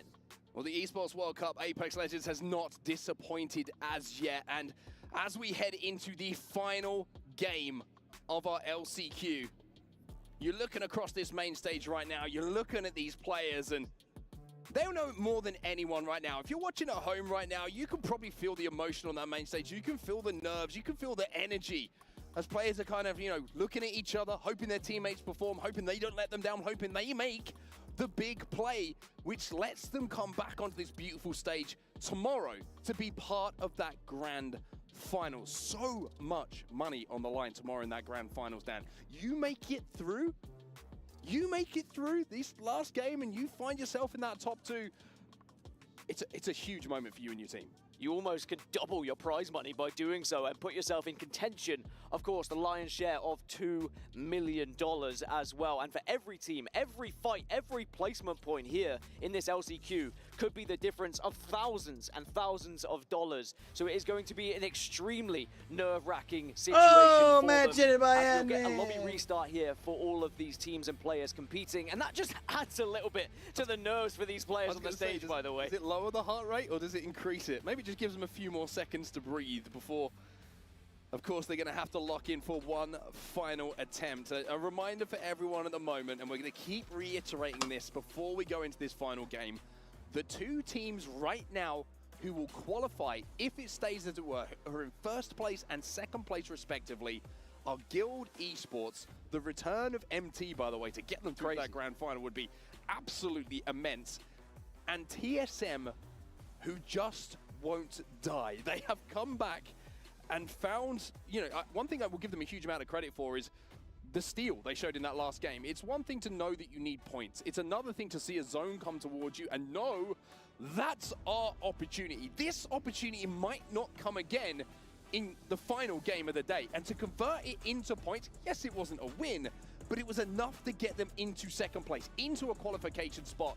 You cannot give them enough praise for being part still of the conversation heading into this last game. Well, speaking of MT, whilst we're waiting for the players to get ready, he actually caught up with Peeps, or Peeps caught up with him a little bit earlier. Let's have a look, see what he had to say. What up, everybody? I am here with MT, the IGL for Guild Esports. You guys MT! are playing phenomenal, currently sitting in first place. Earlier in the year, you were playing with Moist. Now you're playing with Guild. What has been the secret to build team chemistry like that so quick? Honestly, just playing the game together lots. We've been just like smashing TDMs for like hours every day leading up to it, and I feel like our team fighting has improved so much over these past few days. I mean, based on what I was seeing yesterday to today, you guys are two new teams, right? What kind of conversation did you guys have overnight to say like, hey, we gotta tighten up, we gotta lock in? It was honestly halfway through. We had a really bad start, and then halfway through, I think because I'm a much more established player than them, they're fairly new to comp. They kind of just wanted to let me do everything. They didn't want to step on my toes, and then halfway through, Legacy flipped the switch and started coming and doing so much more, and the boys just like both flipped the switch and just turned it on. It's been got insane. that comfortability on land, man, and it's important. People that are working the event, and we're all yelling and screaming, bro, with all these plays that you guys are making. But looking forward to the next 2 games, right? What do you guys have to do to lock it in and send the rest of these 18 teams packing? Just got to keep playing the way we're playing. Watch out for some idiots landing on us, and then just play the game the way we've been playing it. Keep it up, man. Keep it up. You guys been going absolutely insane. Guys, this is MT IGL for Guild Esports, currently #1 in the elimination bracket. Thank you so much. Back to you, casters. Well, for us as casters, as fans of Apex Legends, it's great to see MT back. For everyone else in the lobby, they're probably thinking, couldn't you have waited a little bit longer? Because at the moment, Guild Esports are playing some fantastic Apex Legends. And the further we get into this wait, the more I can look at the numbers as well. Between second place and the rest of the lobby, how much realistically do you have to do to get there? There is less than a 20-point gap between second all the way down to around 7th. And that means with a victory, like a pop-off game, but everyone else has to underperform. Well which is something we can often see with a win. A 20-point game is achievable, and that could send you up into that top 2 if we were to see one of the 2 teams eliminated early. Well, here we go then, everybody. The wait is over. It's game number 10, and it is the final game. But like in that case, it's not just the top 2 teams going out early. It's everyone in between kind of falling out with very little points as well. Get into the dropship, and we see our players on screen. It's your last shot to make a finals. Make it count. 20 teams started, but only 2 can go through today. 18 teams. All right, let's get it, chat. Final game. And their dreams crushed as they will be sent out of this tournament. But 2 teams will have the chance to compete tomorrow on that main stage in the grand final against the best teams in the world. It's Apex Legends at Esports World Cup, and it begins right now. Well, we're going to start off by watching Guild. Why wouldn't you? #1 coming into the final game of the day, the winners of our penultimate game of the day here on World's Edge as well, to give them the best shot, but not a guarantee of making it through to that finals tomorrow. Now, let's take a look at zone and all that good stuff as well. And also, actually, before we do that, we've got a little bit of a scuffle going on over at staging. Well, I was saying teams like Disguise, like Fennel, there's an outside shot of them still getting into that top 2. And I tell you what, Nip also in a fight with TIE. Could be everything. Those extra few Nip points. with the Also knock. Elsewhere, NIP are fighting TIE as well. People are on a madness. People are dropping on each other. People want points. People are desperate. It's as simple as that. It's not BM, it's desperation. They know that there's a certain amount of kills they need, even with a win, to give himself a chance of being here tomorrow, and DSG know they are one of those teams. At the moment, 1 player out of the lobby. Designful trying to chase this second player down as well. Pinator's going to fall, and it looks like Qzia gets that knock with the wingman, and you can see that Designful wants to swing. Does this guy not have a gun? Our grand finals tomorrow is one of the craziest. It is a Mirage à Trois zone. A Mirage à Trois zone, huh? The extremeness of the height makes it difficult to play underneath. And for Na'Vi, they're on the hunt at the moment, and Sang-Yoon has gone down now for CR. Wow, Crazy Raccoon eliminated, and that means Crazy Raccoon's tournament is done. There will be no chance for them to get into the top 2 after a win today. In the first matchup here in the LCQ, they bow out first here in match number 10. There's the circle that we were talking about. That is going to be so difficult for some of these teams. Helps out Space Station Gaming. But one thing we did learn earlier today, it means Evo shields. It means you have the chance to path a little bit differently, level up, and have an armor advantage when you do get to that final circle. SSG. Remember, SSG for now, You can see 2 third points place behind at the moment, TSM. Coming into this game are already inside of that zone. They're going to be playing on the high ground overlooking Mirage and that rock formation that you can see on your screen. Keeping our eyes on TSM as well. They're over at Grand Another Bars at 3 the points moment, behind that, getting a little bit of Northeption, who are information out. if it's a No, ring Northeption's console down by Lava or a Siphon. survey beacon at the moment. We'll find out in a few seconds when those markers move out the way for us. But either way, information is going to be gathered. But as they turn around, they've got to be careful because Evo's Esports are inside of that tunnel and Na'Vi are moving their way towards that harvester as well to get their Evos up. So TSM, got to be heads on a swivel here, and it looks like they've realized and they are out of it. That looks very ugly up there on the northern side. Remember, I mentioned earlier, NIP had got a kill onto Ty. Well, it looks like it has gone the other way here because NIP down to just no, one. brother. I say about tournaments potentially being over here. Amphi has the tournament life on the line for NIP. Elstar and a Hemlock. One good thing for him is he's got a gold mag on it, so that thing is going to shoot forever. But it's maybe not the weapon that you would want in most circumstances. However, you give this man a pair of fists and he'll get the job done a lot of the time. Why do we go until he's at the door? I don't understand that. Second, rubbing shoulders as they try and rotate. Okay, well, it doesn't matter. Nips out. Ninjas in pajamas will be eliminated, and that will be them out. Fennel currently is solo. Fennel respawning, by the they're way. respawning. Never mind. Their teammates able to survive and keep their chances alive. They were in that top 10. They were still in striking distance of top 2. And we can look back at the replay, by the way, of when Disguise did drop onto Fennel. They got those opening kills, but it wasn't enough to send Fennel into the ground. Weebo Gaming being eliminated as well, and it's going to be Pioneers who get those kills. Jensen is back for now, but the res will come in very, very comfortably, and this is completely isolated down on the south side of the map. So KCP gets some kills. I'm very interested in they're on the south side of the map. They're probably just going to try and just edge frag the fuck out and try and see if they can have a crazy-ass game here. I think they would need like a 25-point game or some shit. To survive from these extreme height variances that we see, SSG are in one of them. If you're a TSM fan right now and you're watching, I would be worried because SSG have one of the primary spots and they are the team who are closest to threatening that qualification place. Say about primary spots, how are dead on top of Mirage Etoile, but no armors to play with. So that is a position that could very much be targeted by other squads arriving late. As Northeption now approach the western side, and they're in 4th place. They have potentially allowed other teams into that race for the top 2 with an early exit in the previous game. But they can make up for that here.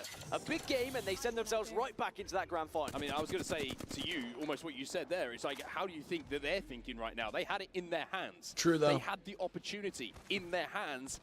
And even though it's not slipped completely through their fingers now, that reset and that conversation between the previous game and this one, our final one of the day, it must have been a tough one. How about this for Fennel, by the way? 5th place at the moment. They get dropped on. Suddenly they think their tournament's going to be over. Their key's going to get crushed. They're back up to a full 3. And they still have the opportunity to maybe get to that grand final. TSM, by the way, who crushes the keys from today? Is it the 2 teams that qualify? Because they want to be able to hit these ring consoles, hit these servers. How does that work? Get as much information that is humanly possible before they make their decision of where they want to play. I think they want to play this one late with as much armor as well, leveled up as they can, and every single thing they interact with in and around this map. Does this end up is going to help pulling them more on Lava their way. Fissure? Now, we were saying Mirage Zone, and it is looking like it still could be. In the meantime, DSG are fighting and they get the first knock here. DSG, I mean, you've got to give it to them. They are going for it right now. They need to as well. They need a big game if they're going to get into the grand finals. I believe it's KCP on the receiving end of this, and Disguised are very much on the hunt, but they need to be aware of surroundings here. Is there anyone else? Are you going to potentially be third party? Then that's why they're sticking close together, making sure they use every bit of object they can to give them that cover. Back to TSM then. They're now wrapping their way through Lava Fissure.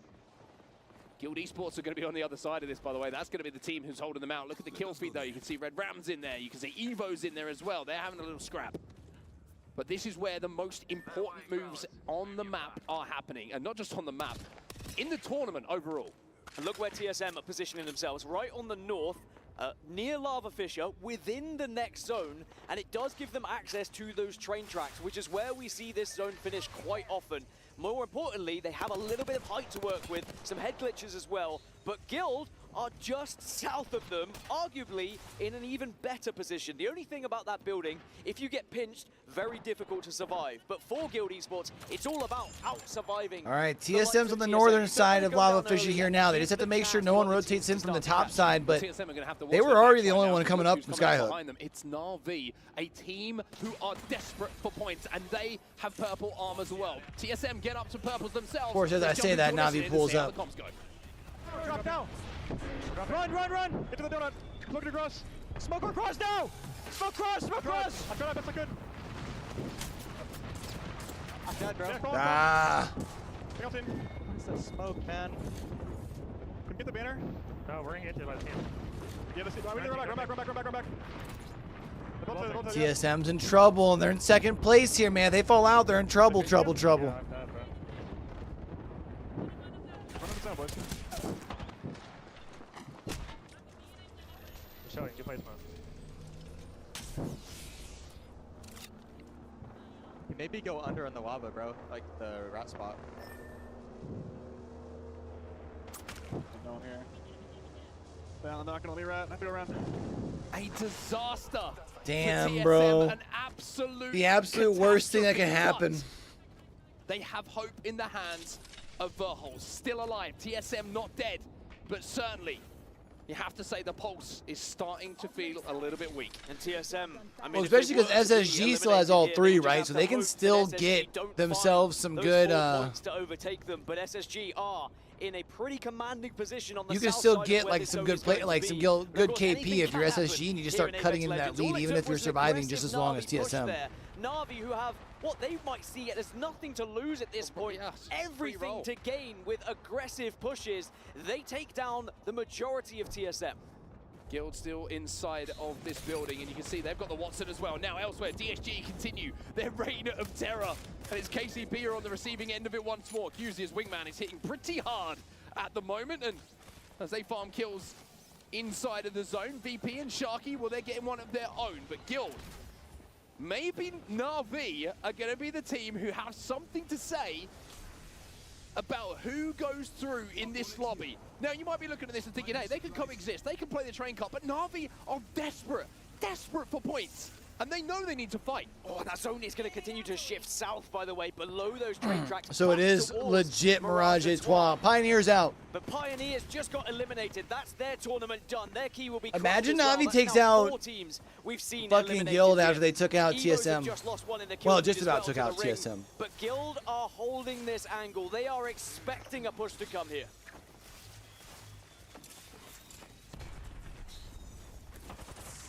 Thermites go down. It's going to start burning Na'Vi, who now have to back up. Guild trying to hold their ground. Now they're going to flood. And they get the knock as well. There it is. Na'Vi now going to be in trouble. Out Na'Vi. They have got the kill that they so desperately needed to keep themselves alive, and no one has gone down. Yeah, Guild are doing it at the moment. They are doing enough to stay ahead and keep themselves in that first place, and with one foot in the door to the grand finals. But it's that second place that is still so hotly contested. It's TSM who hold it right now on 77 points with one extra placement as Virtus Pro get eliminated. But Verholz is trying to survive. You can imagine the heart must Virtus be beating Pro fast out. as Na'Vi, still as a 2, are trying to haunt the dreams of other teams trying to survive right now. Nocturnal with a knock in the kill feed as well for NRG. Henchman pops the dogs, then tries to fly in onto the Red Rams.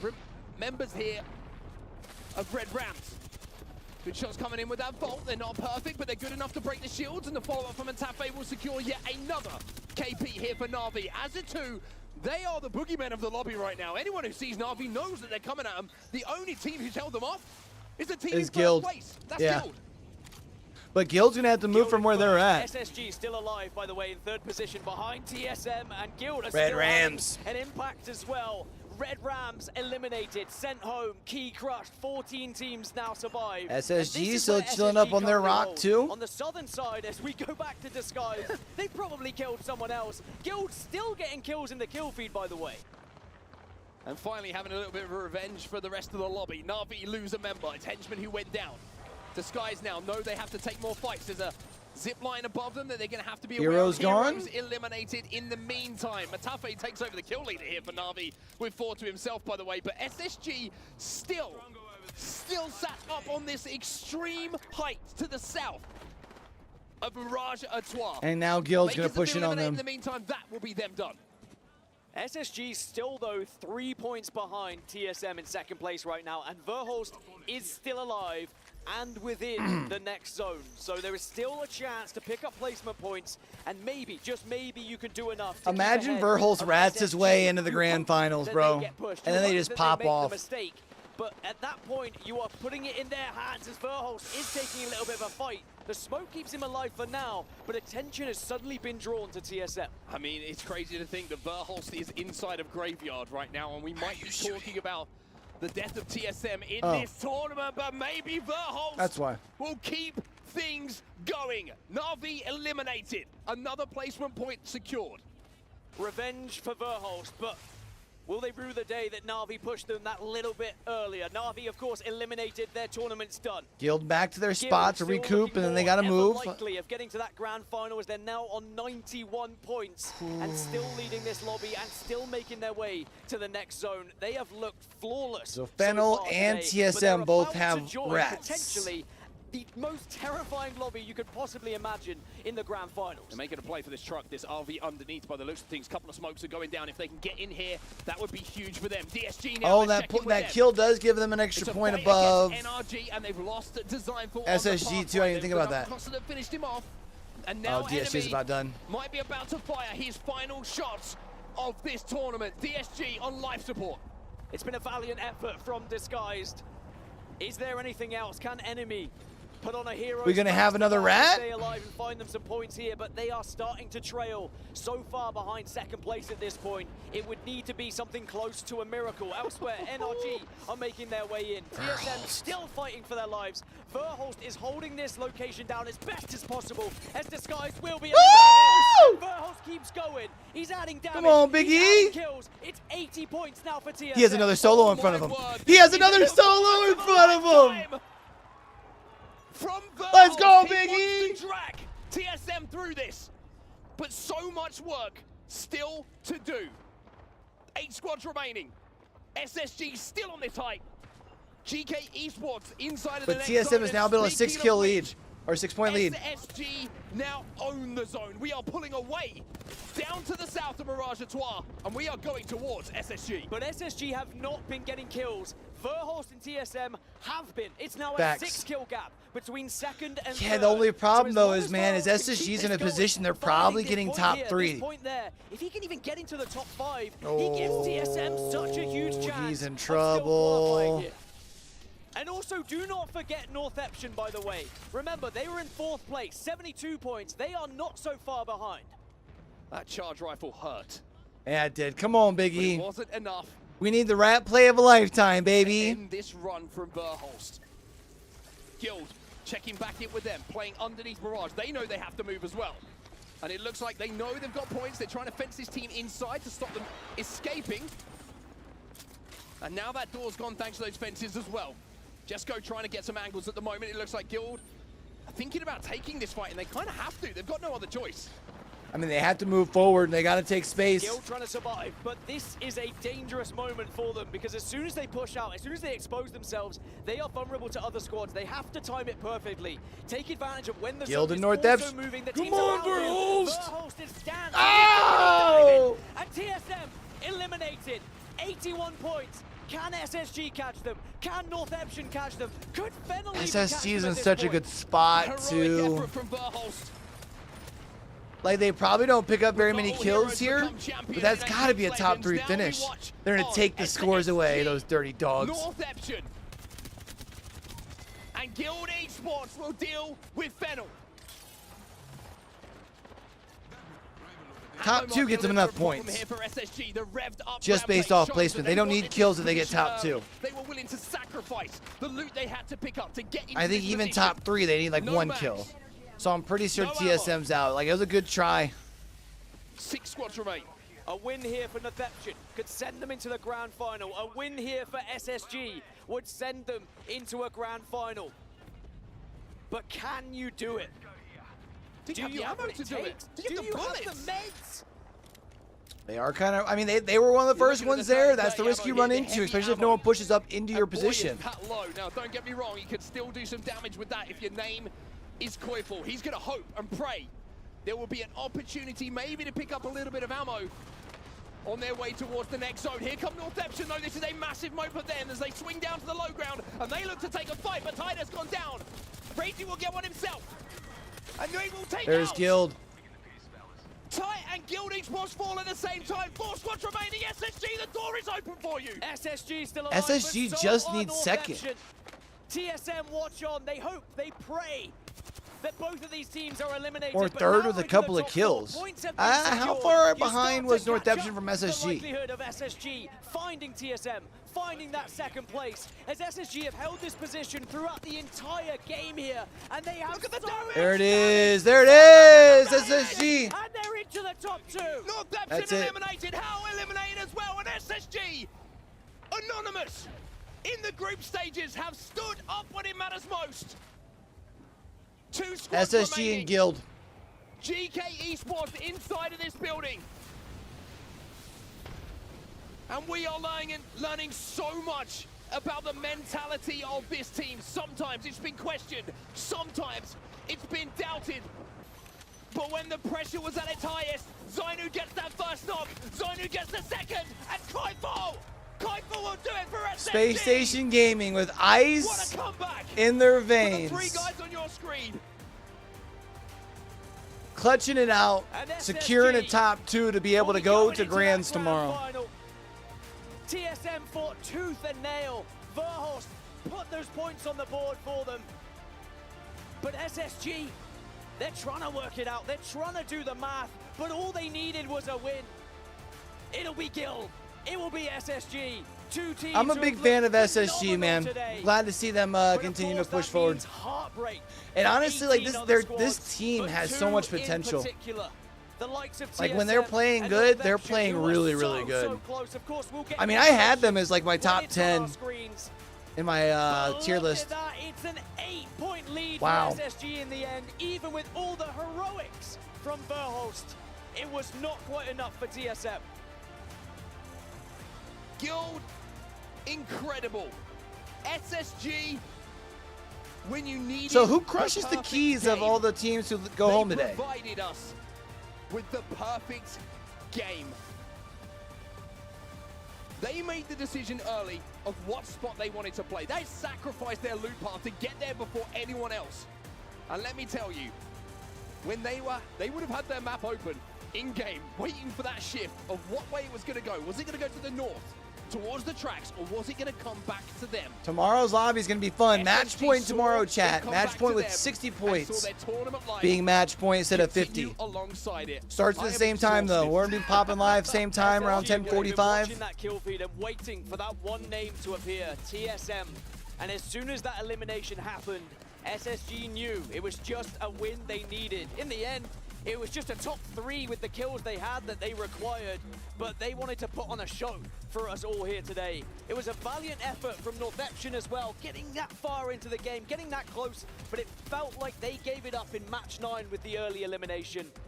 For TSM though, they fell early, but with SSG, they will be in the grand finals. They will be amongst the 20 incredible teams here on Sunday to compete for the lion's share of $2 million. Say it one more time. Say that number. $2 million. $2 million is what they will play for. $2 million.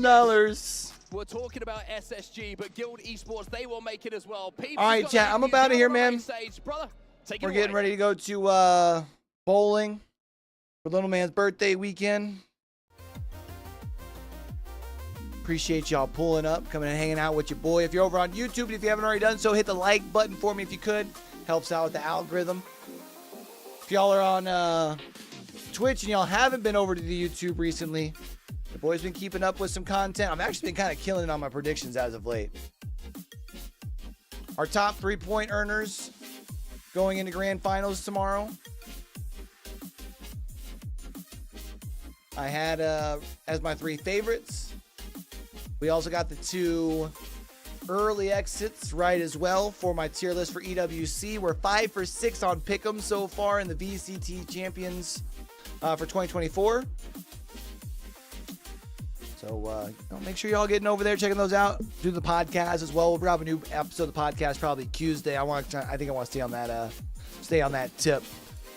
But I'm out of here, man. Appreciate y'all. We'll be back live tomorrow, 10:45-ish, maybe closer to 11, somewhere in that range, Eastern time.